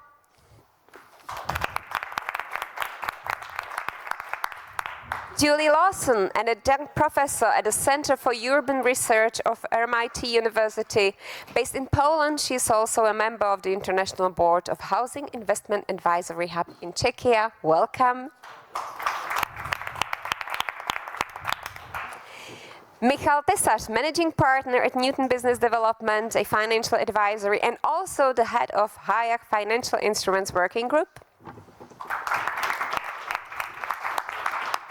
Rob Rothschild, a chairman of the board at Social Housing Guarantee Fund in the Netherlands, a former financial director of a social housing corporation in Utrecht. Welcome. And Raphael Lehmann, an impact investment manager at Erste Social Finance Holding, a joint venture of Erste Group and Erste Foundation, and currently also serves on the Housing Advisory Board of the European Commission and is going to lead this discussion. So, Raphael, the floor is yours. Well, welcome everyone. I hope you enjoyed your coffee and you didn't fall asleep. Maybe someone took a nap and now you're all very excited for this final panel. I think it was already mentioned, we want to make it a bit more participatory. So if you have any questions that fit into the discussions, we're very happy also not only to discuss within the board or within the panel, but also with the audience. So the topic, optimizing the impact of long-term public and private investment in housing, how to get the right EU framework, is a bit complicated, I think. So ideally, when we discussed this, we wanted to split it up in two parts. First of all, we want to have more capital into this market, but we also want to ensure that the capitals are used for the right purpose and have a social mission and a social objective, and this is also ensured. And if you look at these aspects, often there are certain tensions if you want to structure this. On the one hand, you want to ensure the social objectives, but on the other hand, this might reduce the bankability for financial institutions, or you need more public money to make it financeable. You also have certain things of the fiscal frameworks and the prudential rules that these investors have. The last financial crisis in 2008 was based on housing securities. So now just letting the banks finance everything they want just because it's affordable housing also might have certain risk for the financial sector. And all these aspects is pretty much at the moment regulated by different policies and frameworks. We already mentioned CSRD, ESG, SFDR. We pretty much cover the whole alphabet. We will also explain it once we're talking about this, but this is essentially what we want to discuss in this round. How can we frame these frameworks in a way that you find the right balance, essentially, to achieve the goal we all want, more capital, but also the right social objectives. I would like to start this panel with a very fire chat. So each of you can now say one wish that should be fulfilled in 2026. You can base it on the session, but you can also just say a personal wish. England wins the World Cup, for example. So it's all up to you. We maybe start with Bent, one wish for 2026. Whoa, many wishes, but I think we should be in the field of housing policy. I think a wish will be that we can establish more revolving funds around in Europe. I think it would be my biggest wish. And the second biggest wish is that we do not have state aid rule, which ruin the systems we have, which functions now. But it's, I think you will manage that, Matthew. Yes, sir. I permit myself a small joke, Ralph. There was a famous occasion when a group of ambassadors was invited to say what they wished to see for Christmas. And I believe the French ambassador said he looked to see real progress toward world peace, particularly in the Middle East. And the British ambassador said, how very nice of you, I'd like a small box of jellied fruit. Thank you for asking. So now to keep it this at the truly properly global level, I hope that my sort of rather commission-centered wish is that we get it right in firing the starting gun and offering the right framework for us really to advance in the objectives we've been talking about here. I don't know if we're going to, but that would be my wish, that what we offer humbly on the table for middle of December delivers in taking things forward. Thank you. So I'll have a go. And I'll try to be brief. What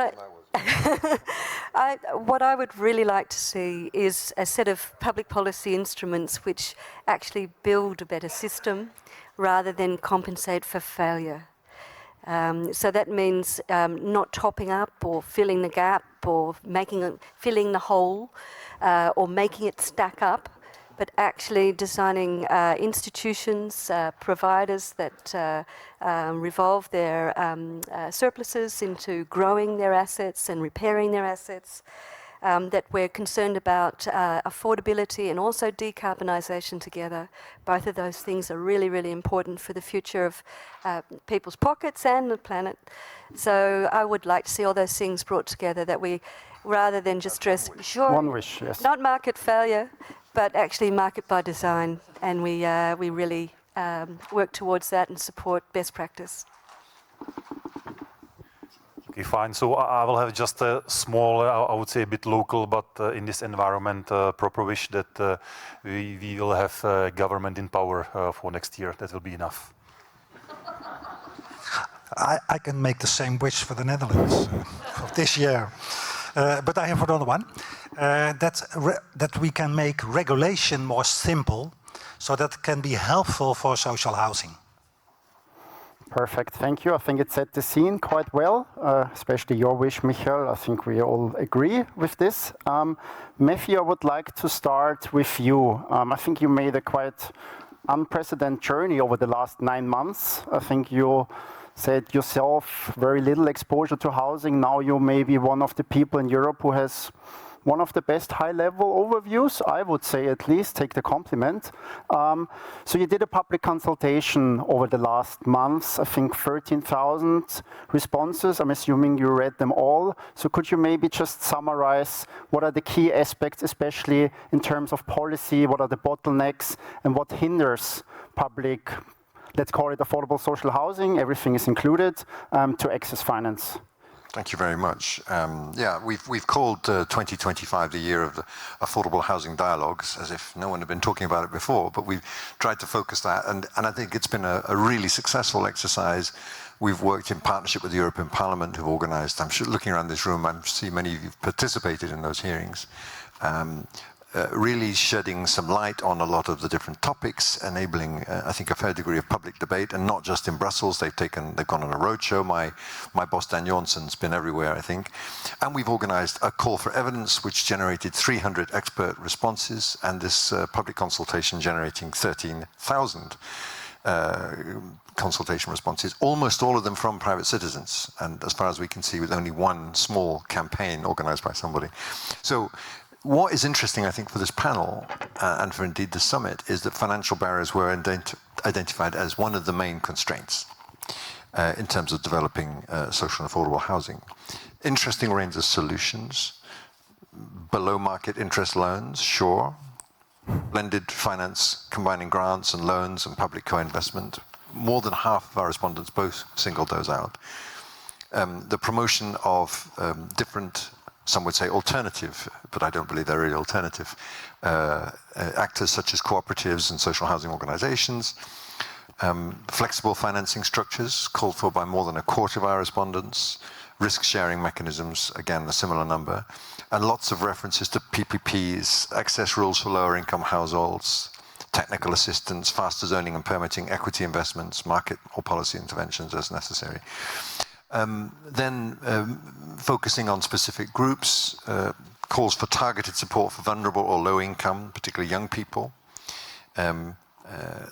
Looking again at rent-to-own schemes, cooperative housing models, etc.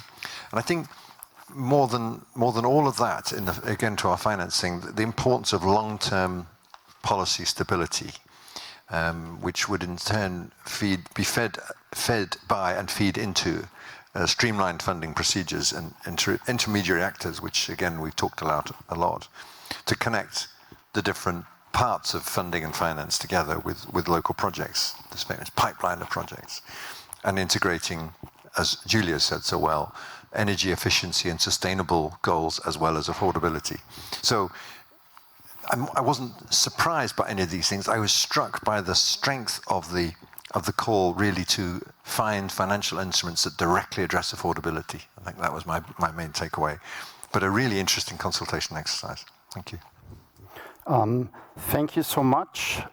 Within this regard, I mean, the EU doesn't have a direct mandate. So what are your plans now after you had this? Can you share a little bit what you actually want to do? After we come up with the plan. Okay, that's the... Take a couple of days off, come to Prague. So we really hope this will be firing the starting gun, as I've called that here, in terms of ongoing work. It will not be the finishing line. The President of the European Commission has called for a summit, a genuine... This is a summit, but we don't have heads of state and government, and this one would have heads of state and government present, which I think will be crucial if we're going to have that high-level steering of action. And at that point, we can stop worrying about whether we're crossing lines on subsidiarity, because we'll have direct instructions a bit from the member state leaders to say, let's go after this. And building up to that, we'll have the European Parliament report finalized in March. We'll have the informal ministerial meeting in Cyprus. So there'll be many, many opportunities for us to dig in more detail into the ideas we're going to put on the table. There'll be outlined ideas, they won't be fleshed out, for us to build a pan-European investment platform worthy of the name, and to prepare what I hope would be a very substantive discussion. And it's a lot of this in policy making is about generating the necessary momentum to really drive at things. And there ain't no momentum like coming from leaders saying, you know, listen up, community, get this done. So I hope that's what this delivers next year. Thank you so much. I mean, the EU was already in a role or had this kind of strategy already for the green transition. The Green Deal already tried to channel private capital in the financial markets into green activities through CSRD. Essentially, I'm always confused what it stands for. It's a reporting measure. How do you report sustainability risk factors? What are the measures? EU taxonomy, who defines what are actually sustainable activities.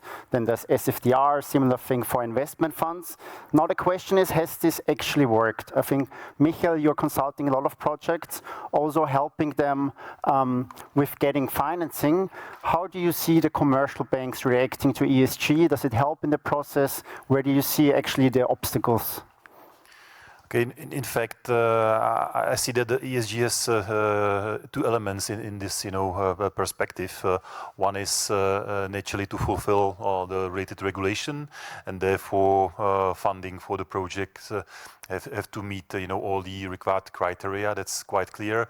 On the other side, you should not expect that if you have a great, social project, that it will kind of, bring you very, very, cheap money, because and naturally the bank is looking, yes, this is kind of must-have, and the economic, the reasons behind, and the feasibility. That's the driver of the pricing. At least to the extent of the Czech banking environment, I don't see any kind of, I would say, special low rates coming out of strong ESG fulfillment of the projects. And even more, I see that at least in the Czech perspective, there is very much, I would say, stress put on the E, on the environment aspects, but quite little on S. So on S, I see that there are examples, or there is at least one strong example, because the banks are reporting what are their activities as the other big firms, and it's not agreed with Rafael, but I have to highlight, Česká spořitelna, and which is part of Erste Group, which brought the kind of the affordable housing investment vehicle that, to my extent, that to my understanding, is the kind of, I would say, example of okay, if you go for the S, so you go for the social, you bring something to the society with, let's say, the more affordable rent to the market, regardless if it is yet together with the municipalities or with private developers. It's not important. Important is the result, and this bank is doing this job, and I hope that the others, on the market, could be inspired by and could somehow follow. Oh, thank you so much. We're always taking compliments. I think, Julie, you wanted to... The thing about the ESG is that, you can improve in your rating if you have recycling bins, but you might be evicting your tenants. So, we have a problem. We have a problem that we need an EU-wide standard, and we see some applying this really, really well and having good monitoring and demonstrating that not just the individual, the governance is good, but it's attached to the actual asset as well, so that can't be just shuffled around. And what's attached to the asset are things like affordability, secure tenure, accessibility, community outcomes, also relationship to the neighbourhood, all those things. So we need an EU-wide standard for the S that reinforces the good practices shown by registered providers, for example, and social landlords in the Netherlands even, where they monitor these things and they report on them every year. That's what counts, and we must make sure that we're not just concerned about governance and productivity, but also about security, affordability, and community stability in those things. So let's make it that is a genuine plus of this sector. So if they're measuring those things well, then they can also draw on those capital pools to benefit. So let's have an EU-wide standard for that, which benefits the good players. I think you wanted to add something. I also wanted to then put... And it would be helpful if it's also a little bit simple, because in the Netherlands we see that the housing associations don't have to report on that issue, but the banks are. So via the back door, they have a lot of burden on reporting, just reporting. And everything they do is social. So why also the reporting? And the ones who make money are the advisory sectors and the accountants and also, but you don't build a house with reporting. So make it a little bit simple. I agree. I think, Matthew, you wanted to add something?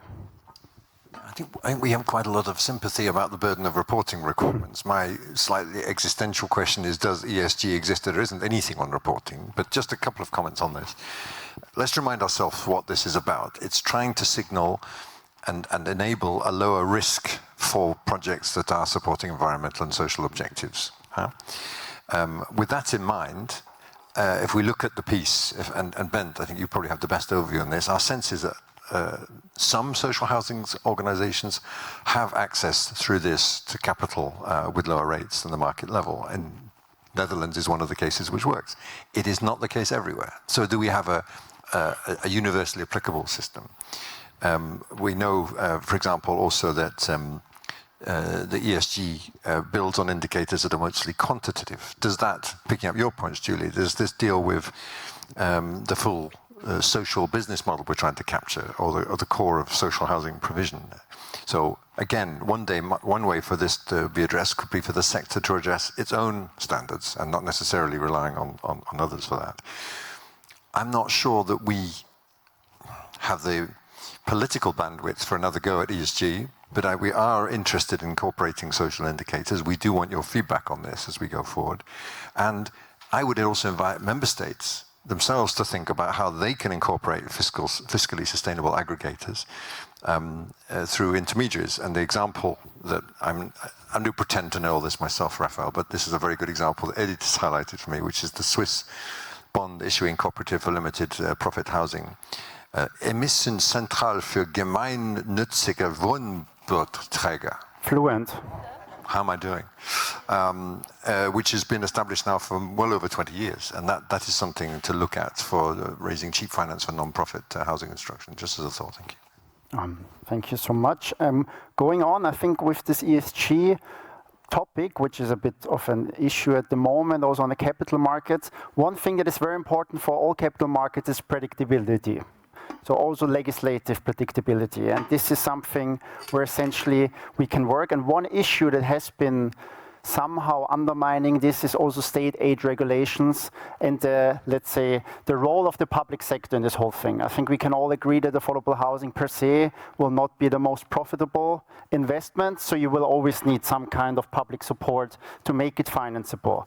Now the question is to you, Bent. I think it's very important what kind of conditionalities, and this is very aligned with how can we ensure the social objectives, the long-term impact must be embedded when we use public funds. Yes, and when we use public funds, we have to use them very wisely. The public funds we are using often when we look back in the history, and you said a little bit about it, Julie, and Michelle did it too. We have had good housing systems in some of these countries where we do not have them now because we have lost the stock, we have lost the money in the system. And when we are looking at the UK system, I just said it to you, Sorka, when we were at the coffee machine. One of the first things which was done in the Danish context in my umbrella organization, BL, they took the train to London. From Copenhagen? No, back and then took the ferry over and then went to London. A plane wasn't invented then, not at least to passengers from Copenhagen. But they were looking at the English housing associations and the revolving funds and what was. They're all sold off. Yes, in the 10s and the beginning of the 20s, and where we were lucky in the Danish system, it's because there came a regulation in the beginning of the 30s where the money had to stay in the single housing association. So it had to be in the housing association, and then the money poured into the housing associations many years later when they have repaid their loans. And then we had a problem with too much money scattered around in the housing associations. Then we took 2/3 of it and put it into our big national building fund. And that's how we created the National Building Fund, because we cannot take money out of the National Building Fund unless we're using it in the housing associations or to social master plans. So it's impossible, and it's also impossible to sell the buildings in the housing associations, so the stock stays forever in the housing associations. And I think it's a very crucial thing here. And when we look at the conditionalities, and the money at the EU, and we discussed it earlier on, Matthew. It's and Gunnar said it's about 4 billion in the EIB, and you said if you sum up all the national plans, I think it was yesterday you said it, then it would be about 35 billion euros to housing. This is the national and regional. Promotional banks. Yes, and if you take And if you take all this money and you say, what do we have?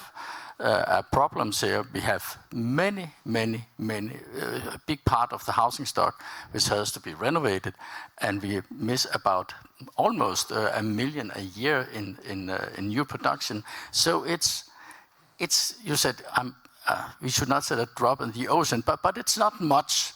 That's why we have to, at the EU level, to have some conditionalities on the money. And what I would suggest as a conditionality could be that you have to create, when you give the loans, a kind of a revolving fund, so this money will stay in the system forever.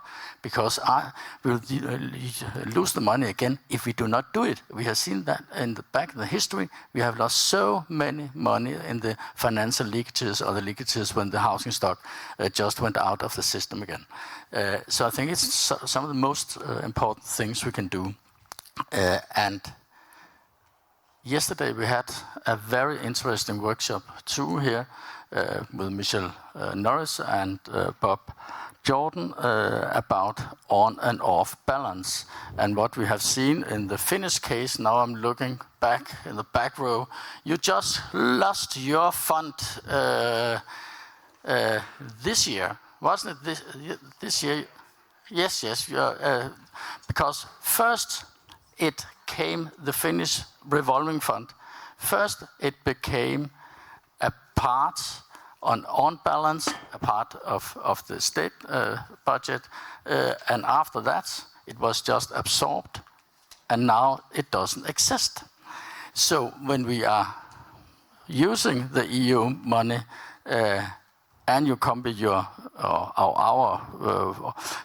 affordable housing plan, I think it's very important to address these issues, because if we are creating revolving funds with the one hand, and on the other hand, you have the interpretation of the ESA 2010 rules and things like that, you put it on balance, and after some years, the revolving funds, they will vanish again. Then we haven't come nowhere, actually.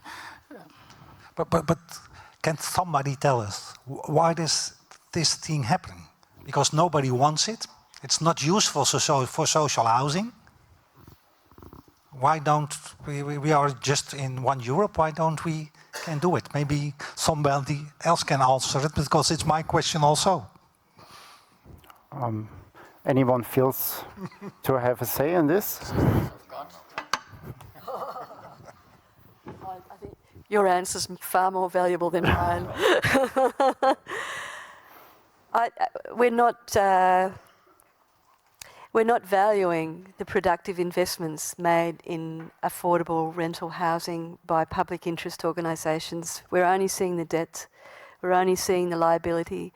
We're not valuing the assets. We're not looking at the net accounting. Taking a broader view of those capital assets. And the consequences of this are really profound. They also inhibit governments as well from making direct investments in capital investment. It means they've got one arm tied behind their back, and all they can do is pay in recurrent payments for rent assistance without being able to invest in capital. And you see that in all those OECD reports where the line for capital investments going and the line for rent assistance is going. So we're just, I'm an Australian and I won't use a slang term, but we're throwing money away by doing that. And even worse, we're making a particular group of housing providers wealthy, which are those who don't have an interest in affordability and inclusion, who do discriminate, who don't include. So why are we doing that? Also, why are we... So there are those accounting rules, and there's also the rules around, the balance sheet business and all that. So, there are two elephants in the room that are, framing what governments do and what ministries of finance think is the right thing to do. And we see, some countries being the best kid in the class, and some countries keeping a low profile and just ploughing on, and building good growing systems. But they need security. They need to be supported, and we should be using all the rules at our disposal to the best interests of society. And these accounting rules really don't do that. They limit long-term investment. Where's our long-term investment friend from? In fact, they limit investment in infrastructure, social infrastructure. The Council of Europe Bank made a fantastic report showing that there'd been 40% decline in needed investment in affordable housing assets. Why is that? Why is that decline? Because of the way in which we account. We encourage only recurrent expenditure. We don't encourage deep public investment in assets that make us all wealthy.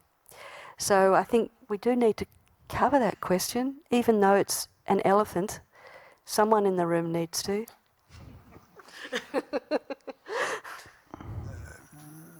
There are always multiple elephants in the room when we discuss housing and housing finance.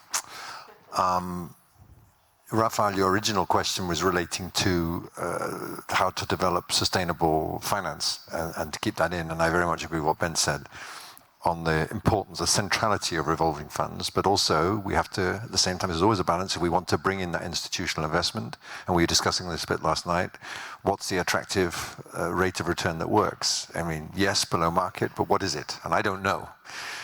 But we need to try to do that, and I think what Czechia is now doing with its affordable housing initiative will be a really important test case, particularly here in Central and Eastern Europe, to see if we can make that work, and we're right behind it. Very important development. On the particular elephant in the room on which Julia has just been super eloquent, I think I owe it to my institution to explain a little bit the broader context about why we're focused on debt and on fiscal sustainability. It's not a whim which we're trying to do to screw over the housing market, if I can use that slightly Australian expression. It is based on great concerns I'd say the vast majority of finance ministers to manage debt in member states, and we, the Commission, are the tool designed to try to discipline that. Yes, I know we've opened the gate a bit for defence spending, and in a way that proves just how crucial the defence spending is against that context. I also hear those who tell me, is defence spending really as much about long-term infrastructure planning as building a housing stock that's fit for purpose?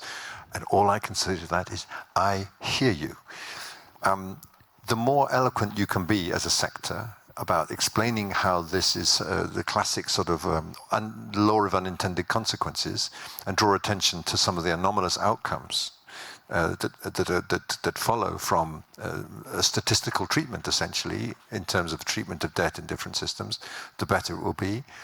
I think my institution is receptive to well-made arguments to look at how we can address some of these things. My hunch is that we are not ready to say, let's swing that door wide open and say, come on everyone, let's go through this, because the concerns about debt and debt sustainability are real and will remain. But can we look at a piecemeal way? I think we will listen to that. Michael, you want to jump in? Yeah, I would like to add one, I would say Czech perspective again, which is about these kind of rules about on balance sheet naturally creates specific situations that there is additional motivation to do the project some way. But in the Czech context, and I'm not speaking about the, I would say, EU level or Eurostat level assessment of balance sheet or not, but about the fiscal discipline, rules which are applied from the Ministry of Finance towards municipalities. So they are applied the way that once we have been, arranging a kind of 30 years concession project for, between the municipality of Brno and private partners to be delivering this project based on the, I would say, fear of the municipality to naturally reach, the specific levels defined by the Ministry of Finance. It in fact pushed them to transfer the assets to the private, investor, which under the current common circumstances, it would not happen. But because of this, I would say, fear to reach these kind of certain levels, the city has decided to go from this perspective of keeping, I would say, the ownership, in your hands, the wrong direction, just because naturally they are reaching, the levels not at the, let's say, as I said, a Eurostat perspective, but a specific, not smartly, set fiscal discipline rules, for the Czech municipality. So I would then ask just, the Ministry of Finance to consider this, to allow not to be, throwing out the assets out of the municipalities just because of, meeting these. Thank you so much. Yes. Something puzzles me because you know the WSW. We have a very good working system, also to get private loans from many banks. This month we have guaranteed 100 billion euros. And a part of our job is to fight against regulations that's not helpful. You mentioned one elephant, but it's last year we had all discussions on non-performant exposures from our promotional banks, and that's not helpful because it's always. I think all the regulations, are they just looking in their own just little box, or just also what's happening when we do that regulation with the housing? And that would be helpful, I think, if it's not just one single issue, but see what's the consequence of their decisions, of the regulators. Also on housing, but maybe also on other perspectives.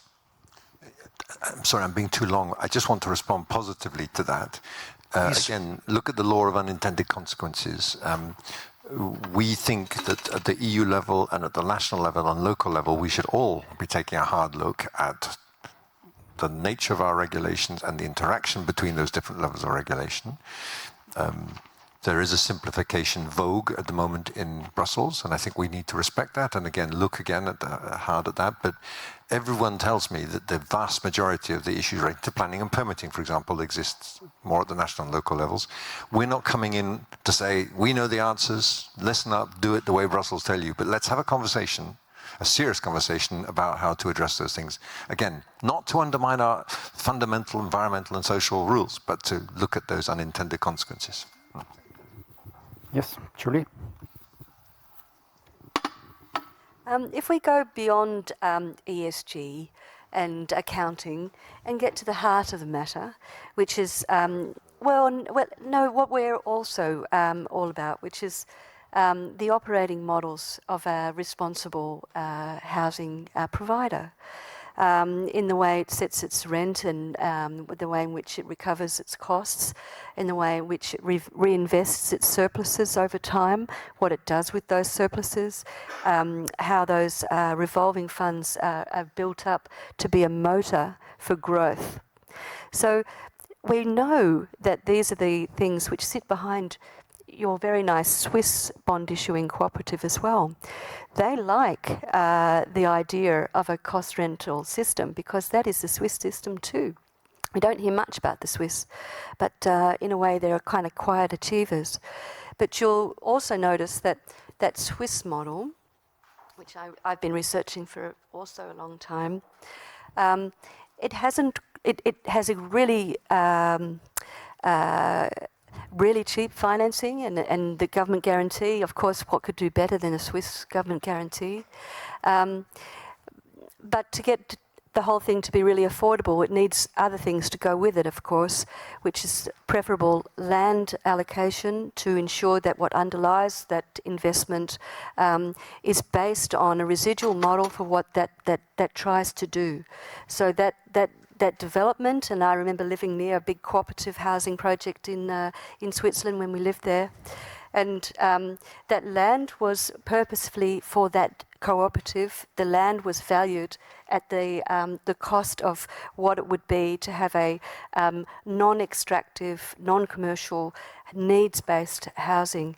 So we should also be able to use our land policies to support also the viability of these types of developments, and ensure that that stays under those assets for future generations. And the Swiss are doing that pretty good, and the other countries are doing that particularly well.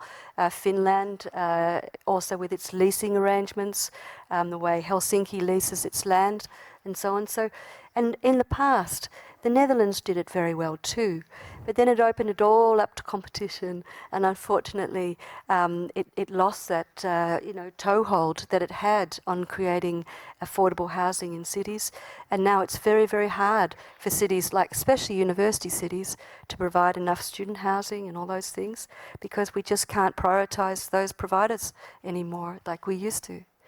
So, although there are efforts to try to change that, and that's good. But what I'm trying to get at is that it's about supporting a business model that is sustainable and growing assets that are both affordable and inclusive. So whenever we give support in terms of tax incentives, grants, any kind of assistance or aid or favourable land, for example, it should be tied to this operating model, which is purposeful and there to grow. Otherwise, all that benefit is here today and gone tomorrow. I mean, I was involved in a scheme which we monitored, which 36,000 dwellings were for 10 years affordable at billions and billions of Australian dollars. And then within 15 years, none of them existed anymore. They'd all disappeared. We have a danger if we provide time-limited obligations to our public support that can be turned over and opened up. And we need to make it permanent. And in Austria, you make it permanent in legislation at the top, not in the financial instruments, but in the legislation at the top. So perhaps should we look at that? Why are EIB, for example, having only 20 years? And why are those short-term obligations opened up and so they become commercial? And just like the poor old German model, shrink, by 60,000 units a year. Why would we bother doing that? Thank you very much. I think we now pretty much covered the conditionalities in the social part. So let's come back a bit to the financial aspects and maybe a bit of financial engineering. I think, Rob, you just mentioned 100 billion, was it, in euros of guarantees? I mean, this de-risking aspect is probably one of the most crucial things for attracting the private capital markets. Can you maybe describe how you would do it in a very effective way that's not just, okay, we take an EU guarantee, I think this is probably the easiest, but might not be the most effective. And then mostly these initiatives are based on a national level. Do you feel like there's some room to maybe scale it on a pan-European level? Can we move the national aspects to a European level, maybe with the support of EIB, the Commission, and how might this look like? I don't know. I think many know the Dutch scheme, the 3 layers. We have our own members who are supporting each other, and the guarantee, the state guarantee, as a backing. And we look into our housing association as a normal bank. So because we are the risk taker, so all our instruments look alike, like a normal financial institution. And we also work together with the private investors, not only the 2 promotional banks in the Netherlands, but also others. And what we establish is a very simple way. We standardized a lot. All our documentation is standardized. So if you have also a small housing associations, has to be 1 million. And that's not in an investment. It's not a lot of money. They can just call a bank. That could be a promotional bank, but also now we have ING who does a lot, but could also a German bank in the past years. And this just standardized, just 1 phone call, and all the system works. And if you now see, for example, the very good initiatives from the EIB, I think that's very good. But if you ask in our housing associations, do you use it? And someday they want to use it because it's a little bit cheaper than a guarantee without guarantee. But they have to do a lot of paperwork. It would be said in the last panel. It was about 15,000 euros, about 250 pages. And that's, I think if we can establish a more standardized system, you can use it a lot more. Because else you have to pay a lot of money for advisors or lawyers. And I think we have to simplify it. So simplification, also standardization probably. Yeah. Thank you, Bent. You wanted to add something? Yes, just a short comment. In the Danish case, the revolving fund is doing exactly the same, de-risking because it gives guarantees. The money to new production in the Danish system and the money to make big renovations, it's a private loan, so it's a private system, but the National Building Fund guarantees these loans, and actually they are very, very, very cheap. No matter if it's a big housing association or it's a very small housing association, it's the same guarantee. And we never ever have a default in the system, because the first time we will have a default in the system, then we will pay very much for the default. So we take the National Building Fund, bail it all out each and every time something goes wrong, because it's good business. Yeah, I think this is also a very important point, that the financial engineering should come afterwards. The first thing is to establish the investment on the ground. An investment is only good because of the financial structure. It's probably not a good investment. So the key is, legislation and also capacities on the ground to ensure that these buildings are also managed. Matthew, you wanted to... Just to say, I mean, rudely taking over your role, as to ask them both to see what scope they would see for scaling this at the European level. I hear you talking about standardized rules. I'd be genuinely interested to both if you'd see that would to be useful. I mean, one of the best uses of Commission funding is indeed guarantees and de-risking, and that's indeed the way InvestEU has been set up to work very effectively. So I'd really like to hear whether this is something you and perhaps others on the panel think we could or should step into. I think we could and we should. So that's the simple, because the examples are there in Europe. You said it, in the Netherlands we have examples, and it's working. It's working on the system, on the housing associations on one hand, but also with the commercial sector and the private investors, because we guaranteed about 200 banks in our book. So there are examples in Europe that can be transferred to a broader. I think that would be possible. And the thing is, how do you start it? Because whenever we tell about funds, say, okay, after 30 years, after 40 years, you have repaid your loan, and then you are building up your fund. But it started once upon a time, of course, the fund. And how did it start? Yes, it started with a little premium on every rent in our sector. Just a little bit, just to have some capital to start with before the loans they were repaid in the system. And you can also have, of course, if you have money from, if you should make a subsidy from the public sector, you could in fact do that by using a big pile of money, just having it there, because the thing is, the guarantees, it is a guarantee. And when we are assessing the guarantee on the international market, because we have the rating bureaus, you have the same, it's 0.001%. So it's small as it can be, and so we never use this. You have a bigger leverage of that. Yeah, so big leverage, yes. So I think also another advantage, we heard it yesterday, is this aggregation of different providers. If we can also aggregate this, the national schemes on a European level, I think this would be quite interesting to also get the really big pots of money into the system.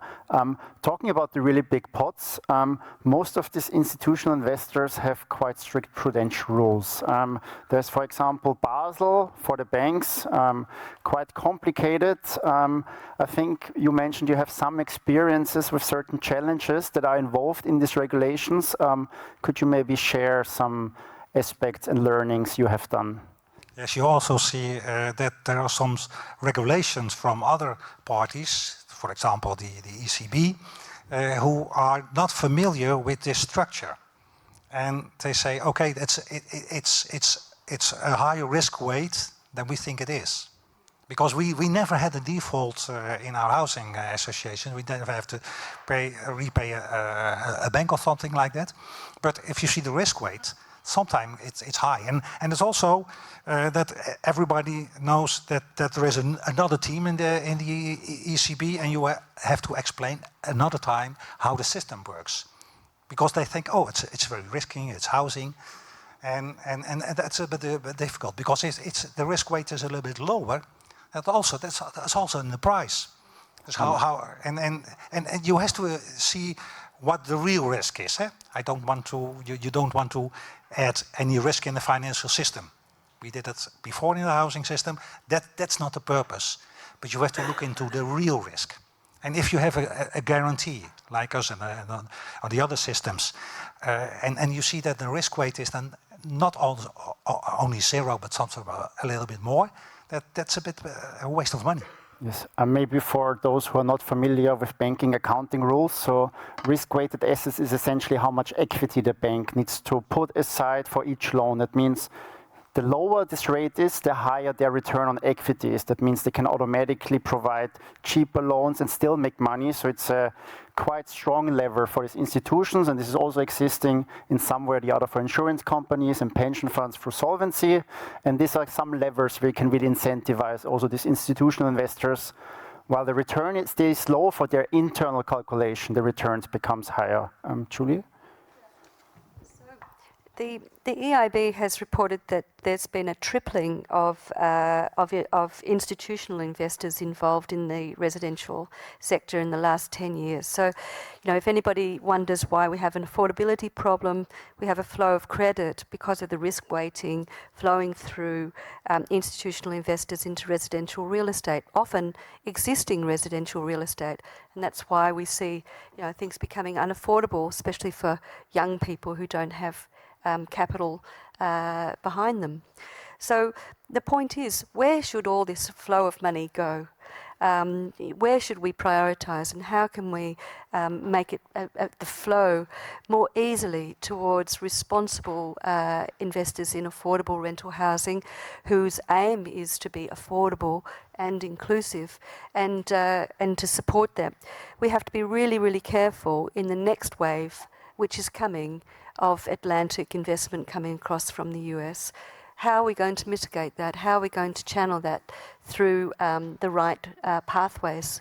And I hope with the European Housing Plan, at least at dot points at the end, it can say to be continued, because we need an answer to ensure that we don't have yet another big step up in unaffordable housing, and that we do encourage the right kind of investment in responsible providers of residential opportunities, those who are prioritise affordability and inclusion, and also decarbonisation. We need them to be our champions in the affordable housing plan. Matthew, you wanted, or you just? Well, just briefly. I mean, all the issues around Basel III, we hear you loud and clear. We hear you saying very clearly, Julie, this is associated with increased difficulty to access financing. I think I should warn you that the affordable housing plan is not itself going to solve what is a very large elephant in the room around Basel III, but we hear you. And I think we hear you in relation to particularly this risk weighting point, something definitely we take back. We hear you about also issues relating to increased capital requirements to cover potential losses. We hear you about the impact on long-term financing and the risks of reduced loan availability as a result. It's a bit like my answer earlier on the whole issue of debt, that these are affecting a number of sectors, and the tricky part for us is to make the case why housing is uniquely or particularly affected in these areas, and how damaging that is in a social context and in terms of our overall objectives. What you said, generously said at the end, Julie, to be continued, goes back to my earlier comment. Whatever we come up with in the plan in now less than a month, all of these issues remain up for discussion and on the table. Matthew. Sometimes I notice that it's also not me, the regulation, they didn't take in account that it affects the housing. If it's for protection of the system, I can understand it. But sometimes the regulators don't take into account what's the effect on housing. And is that a little bit more on their minds? That will be also helpful. And that costs nothing. Ben, do you wanted to say? Yes, exactly along these lines, because when we first talked a little bit about the debt rules and the problems there, and we have seen them in the real life. Also, we have something from actually Belgium here, but definitely from Finland. First, you become classified in like a catch-22 case. You're coming closer and closer to the public sector. The next step is also when we are looking into state aid rules, because it's the next thing here. But what are we doing in our funds? Actually, it's a solidarical movement because we have this mutuality in the fund. And even in the Danish mortgage system, they could have and have right now a little problem about the state aid rules, because they have the same premium all over the country. And it's a private system, almost 300 years old. And then we have, and I think it's vital to address it, because when you look at it from the housing perspective, and that's what you're doing right now, Matthew, you can see the consequences there, and it's not intended consequences, because now we are talking about it could be very nice to have more revolving funds. We are saving public money. Okay, when we are saving public money, it becomes a part. Oh shit! It becomes a part of the public sector. Okay, it vanished again. Oh shit! And you're close to the public sector. Then you have off-balance things which are doing what the public sector would do. Okay, now you are close to state aid rules in the system. So I think when you look at the state aid rules and the people managing the state aid rules, I think they are specialists there, but not in housing. When you see people in the debt, I've been many years ago the Minister of Finance, and I was very hard on the 60%. And if the government, and we tried also, I think everybody has tried it, to have this off-balance things, to have some debt over there. EU shouldn't see it right now. Yes, and then we put it there, and then the EU said, okay, we have to have strict rules to see the debt. But it was not intended when these rules were made that we should not have these revolving fund, for instance. And we talked before about the social thing. What are we doing in our fund? We have social master plans all over the country, where we have people a long way from the labor market, and we have it's a policy of the welfare state. The Danish welfare state, if you take the Danish economy, it's very good in every respect. It's a very strong economy, surplus on the public finances, nearly zero unemployment, surplus on the external balances. Everything is good, but we have some, especially young people, that they're outside the labor market. They never come into education. And these pockets, many of them, they live exactly in our housing areas. And what we are doing is social master plans. So we act and pay it ourselves. We act as if we are a part of the public sector there, and we do it happily, because it's a part of our purpose of being housing associations and have this social purpose. But now, actually, it could be dangerous to act like this, and I think it's the interest of also at the macroeconomic level that some people are doing things outside the balance, that we have civil organizations that mobilize and do things together with the traditional public sector, and we are going exactly against it. And I think the only place right now who could tell a little bit about it inside the system, Matthew, it's you, because you see the things here. I think this also came, is it 10 minutes and then questions? Okay, so to one of the last discussion points, because I want to play a bit the devil's advocate now, and I pretend I'm a banker, okay? maybe even a central banker. So I actually had a recent discussion with colleagues from the ECB, and they quite clearly told me, look, your ideas, risk-weighted assets, whatsoever, ECB collateral rules, it's quite nice. We don't have a social mandate. It's not my issue, social cohesion. My issue is financial market stability. So, which is quite understandable, because we also don't want that the banks invest our savings in whatever. These rules have certain reasoning behind it.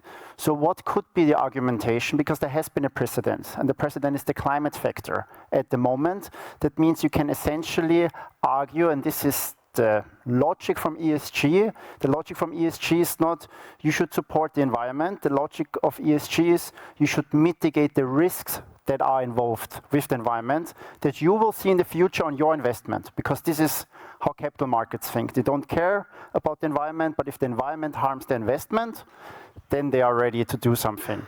So now the question to you, can we even put the S of affordable housing within these frameworks, and what would be the reduced risks for the investment itself, so we can get the central bankers and whoever makes the prudential regulations to actually support this, not only from a moral perspective, which we all agree, but also on a pure financial perspective.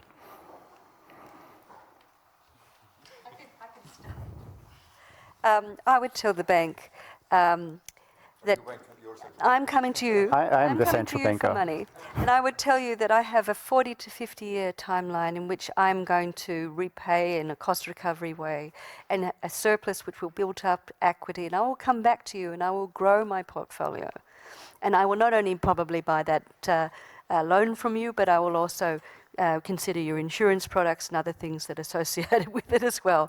That's how it typically it works. And that I'm a reliable customer, and I will come back. And it won't be just one building; it will be, several buildings, and I will eventually have a portfolio, and we'll have a good relationship. And that's how you see it also happening in Austria.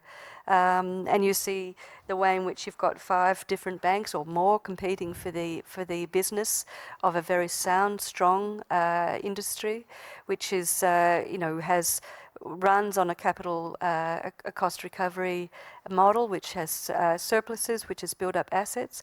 And then, of course, you can only look at France, who's in this enormous position of having built up capital and equity that is a growth engine for that. So it now underpins the most wonderful Olympic village that any Olympic city has ever built, in which it provides the most innovative design and the most forward-thinking projects which are showcased across the world.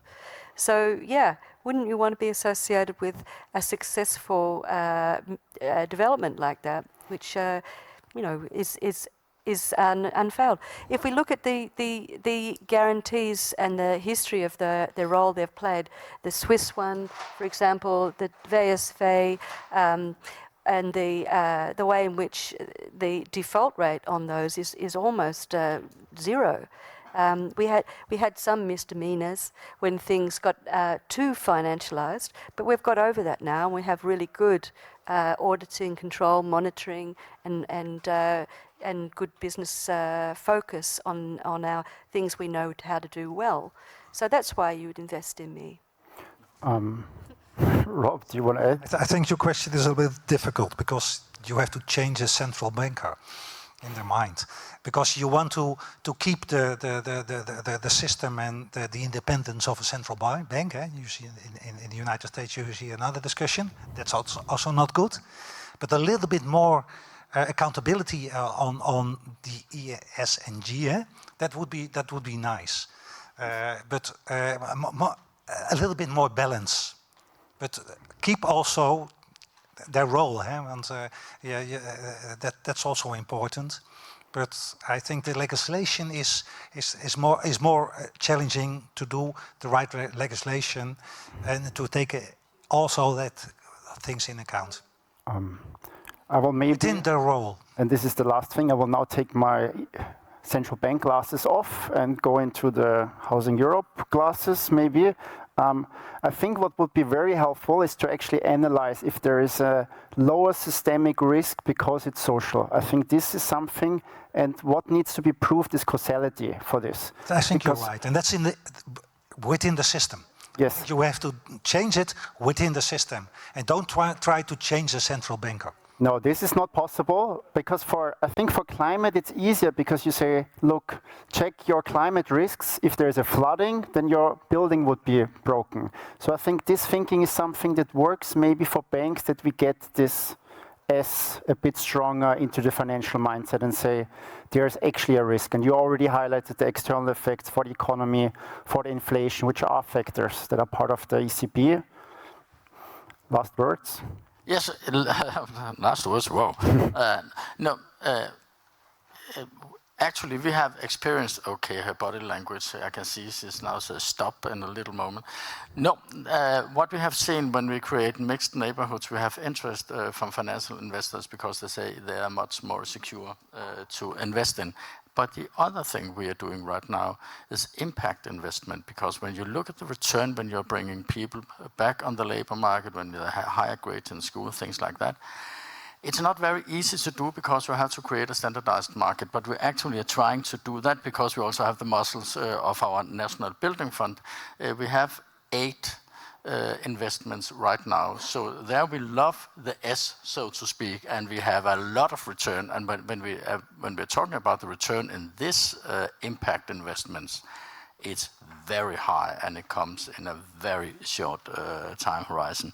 And we're doing it with school now, and we're doing it with employment. And the next step we are preparing now, it's about health.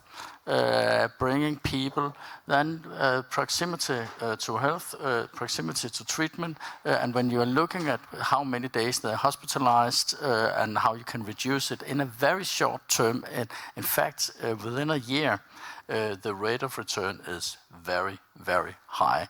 So you can love your S, and that's what we are doing now, to create a standardized market with impact investments, social impact investments. That's perfect. That's what I like to hear as a central banker. I think we are for the questions from the audience. Yeah, I think you answered most of the questions that were asked. Great, thank you for that. But there is one more level you didn't talk about, and that's about small projects or small companies having projects. So how can you convince banks who are conservative lenders to provide loans for innovative housing projects led by small companies or non-profit organizations? Anyone wants to take the role as a banker again? I think actually Matthew mentioned a very interesting small-scale model, which is the AGW. And so in Switzerland, there are numerous kind of cooperatives, but they operate according to a charter and a legislative framework. That's in place. But they might be quite bottom-up, and they might be quite small, in fact, 300 units here or whatever. So what they do is 4 times a year, they get together with their borrowing needs, and they form a bond issuing cooperative, which has been there since 1991. And this is what this is the model which was mentioned by Matthew. So these small are aggregated, and they simply work with a finance and legal consultant on a contractual basis, which takes their needs to the Zurich Cantonal Bank, and together with the federal government guarantee, they are able to attract very affordable long-term, much better than what they could in any bank, for example. We tried the same thing in Australia. We set up the National Housing Finance Investment Corporation, which ended up refinancing all the short-term crappy loans to much better arrangements together with the government guarantee, and that helped refinance 1.2 billion of these small projects together, and that's now called Housing Australia. It's gone on to do other things I don't completely approve of, but nevertheless, these things adapt and change, and we should learn from those initiatives and be inspired to some degree by them too. Yes, Switzerland is very specific when it comes to cooperatives. They have a huge tradition in various sectors, not only housing. And if I may add to one perspective, naturally, if you are saying that okay, there's a small project with some innovative, approach. So what is it for the bank? It's small, so it's not attractive because a lot of costs related to. It's innovative, so it's risky. So I would go the way that okay, the bank, if you make with us, the innovative project, therefore you will open a new gate, new windows of opportunities for the new financing because this new innovative thing will be spreaded, and it's much better to make it in small scale because it will go wrong way. Therefore, the risk, will be smaller. So I think it's not so, I would say, absolutely bad situation, a bad start situation for the project because actually, if you go with innovative pilot thing, which is too big, and actually it's too dangerous. So it's good to start with the small things, which can, the banks or the institutions can actually have to cover somehow the cost and believe in the future, in the next projects, but it's more affordable for them to take the risk. What we can see in last years that the big banks are not willing to take this risk. They prefer to work with the big players. Sorry for looking there, but yeah, Matthew. Small could be and fine where that works. But what I'm really encouraged to have heard, not just here but over the previous months, is big players like the EIB firstly saying they understand the issues of thresholds, their openness. I hope there's someone still here from the EIB to check I'm not speaking out of turn. The openness to look at aggregating, bundling together different things to hit scale, but also their interest in limited profit and alternative models. So, if you could mischaracterize the position of the EIB in the past, it would be they're interested in only the biggest projects and the safest things and really supporting commercial projects. And I think now there's much more interest in these, we call them alternative models. Perhaps they'll be the mainstream models of the future. Yeah, that's true. Any experience from Denmark or Netherlands? Okay. I don't see any raised hand for a question from the audience live. I do. So that would be the last question of today and of this panel. Ireland. Thanks. I'm Michelle Norris from University College Dublin. I'm slightly going to bend the rules and make a statement rather than ask a question. But anyway, here goes. Since I have the microphone, I may as well. Just in response to Matthew's comments around examining the contradictions between different systems of rules within the European Union, I really welcome, your openness to exploring these issues, and and also the anomalies you mentioned. And I think there is an anomaly in relation to how social housing providers can operate within the European system of accounts, the national accounting rules for Europe, because there's only really two options for being off balance sheet. One is to be categorised as a non-profit, in which case you can't charge economically significant rents. You charge well below cost rents, and you can't draw on government, substantial government funding of over 50% of your costs, in which case you can't really deliver housing at scale. The other option is to be classed as a non-financial corporation, and in order to be included in that category, you must cover more than 50% of your costs of production from your own income.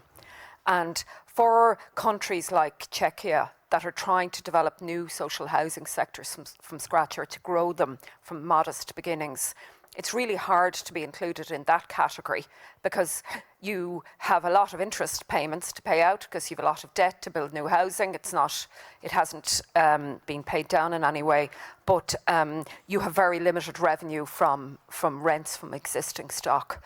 So in my view, there is a huge issue around the appropriateness of these rules for the social housing systems we have in Europe.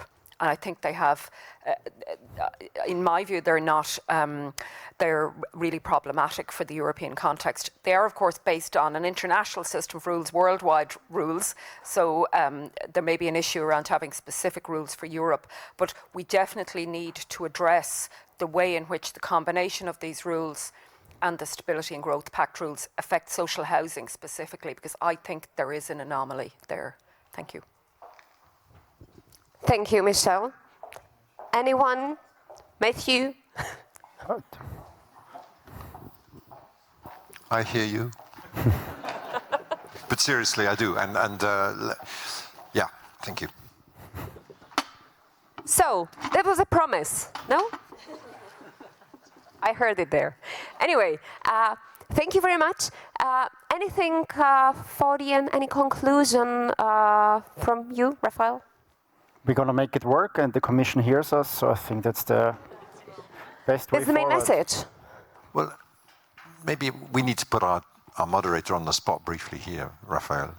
As you mentioned earlier, Madam Chair, that Raphael's a member of the Commission's Housing Advisory Board, and I think the Housing Advisory Board is about to come out with its independent recommendations, isn't it, Raphael? That is true. I think tomorrow at 10 a.m., I don't know where, to be frank. But who wants to know more about the whole report? I think we, at the end of the time, I'm very happy to provide us the recommendations. There's a lot about finance, so very happy to do so. And with this... Yeah, and just one comment, they genuinely are independent recommendations. Yes. They don't reflect the Commission's views. I'm saying that to make you more interested in them. But we really do appreciate the work that Raphael and the Chairman, Eamon Ryan and team have done in a really short space of time to unpack and address these issues. And much like this conference, to give us essential food for thought for tackling this massive challenge together. Thank you. And the Commission hears us, and Raphael will take care of repeating it often enough so that it changes something. Thank you very much. Thank you to everyone, to Rob, Michal, Julie, Matthew, Bent, and Raphael as well. Thank you very much. And a time for a family photo. If we may do that one quite quickly, because we will have afterwards the concluding remarks. So, pane fotografe, we need a family photo. Thank you. And the applause now.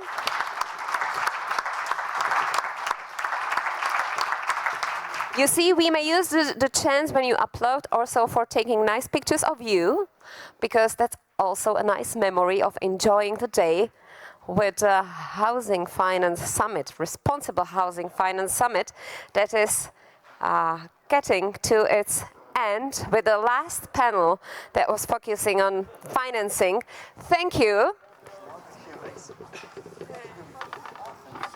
And this time we will need to make space for our concluding speakers for the closing speeches.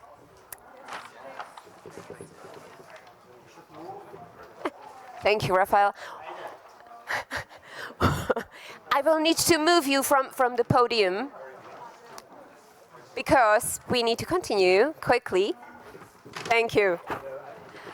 And now I make it fast because we are getting to the end, to the finals, and for that we have to invite again Marco Corradi, the President of Housing Europe, for his closing speech, together with Daniel Ryszawka, Director of the State Fund Promoting Investment. So gentlemen, the stage is yours. And please, just a minute of quiet to close up properly this event.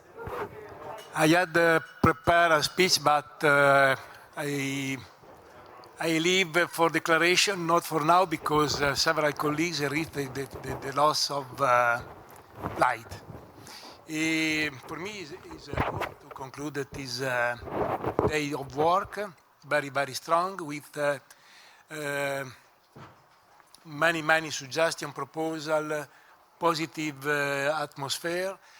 For the reason I thank all people, the colleagues, the member of the European Commission, all of you. finish my speech because very risky is there. I announced that the next initiative about this financial system, but today we spoke not only about financial system, but for all kind of problem to improve, to create a new social housing sector in Europe, very, very positive. Next year we'll be in Budapest, in Hungary. I thank a lot all of you that come here today and yesterday, but in particular all workers that prepare this initiative, my colleagues, the colleagues of Daniel, in particular Joan, Barbara, and Elizabeth, that I invite here. You may applaud because there's really a huge amount of work behind organizing such an event. Daniel. Thank you, Marco. I would like to say thank you to all of you for coming as well. And as you know, we were very grateful for hosting this summit because we got a lot of its hosting. And I think it was a big success for us. It's an amazing network, Housing Europe, and I think we should keep this vibe in Czech Republic and in Europe and go on. And as you said, I would like to thanks to people without whom it couldn't be possible. Joan, of course.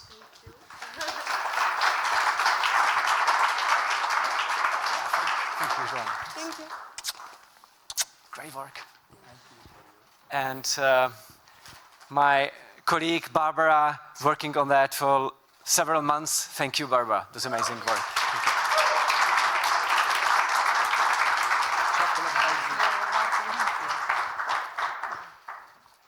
And Marco, thank you very much. We are grateful to be part of Housing Europe network, and we are looking forward for cooperating with you. Thanks. Thank you for your collaboration in particular. Thank you, Marco. Thank you.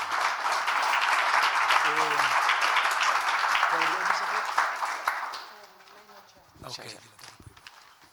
So, and I thanks to all of you, John, Marco, Daniel, Barbara. We are missing Elizabeth, but I think she not only was preparing this event, but she is also taking care of her little baby that you could see here throughout the day.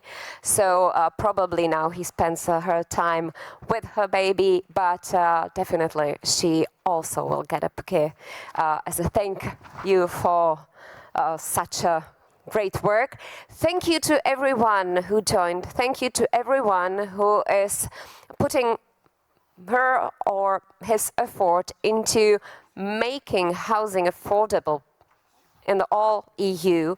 And I can just promise that you will get an email from the organizers within a few days asking also for your feedback. So this is not everything. You will still hear from Housing Europe and the State Fund promoting investment. But for now, enjoy the rest of the day, enjoy Prague, and all the best. Have a nice day.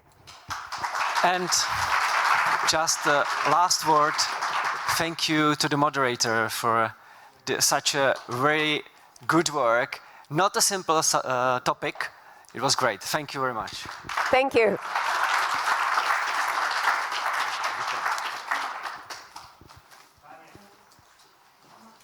And of course, our translator, I could not forget, and also the technical team.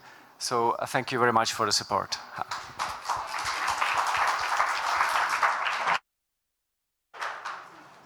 Thank you. Thank you, Joan.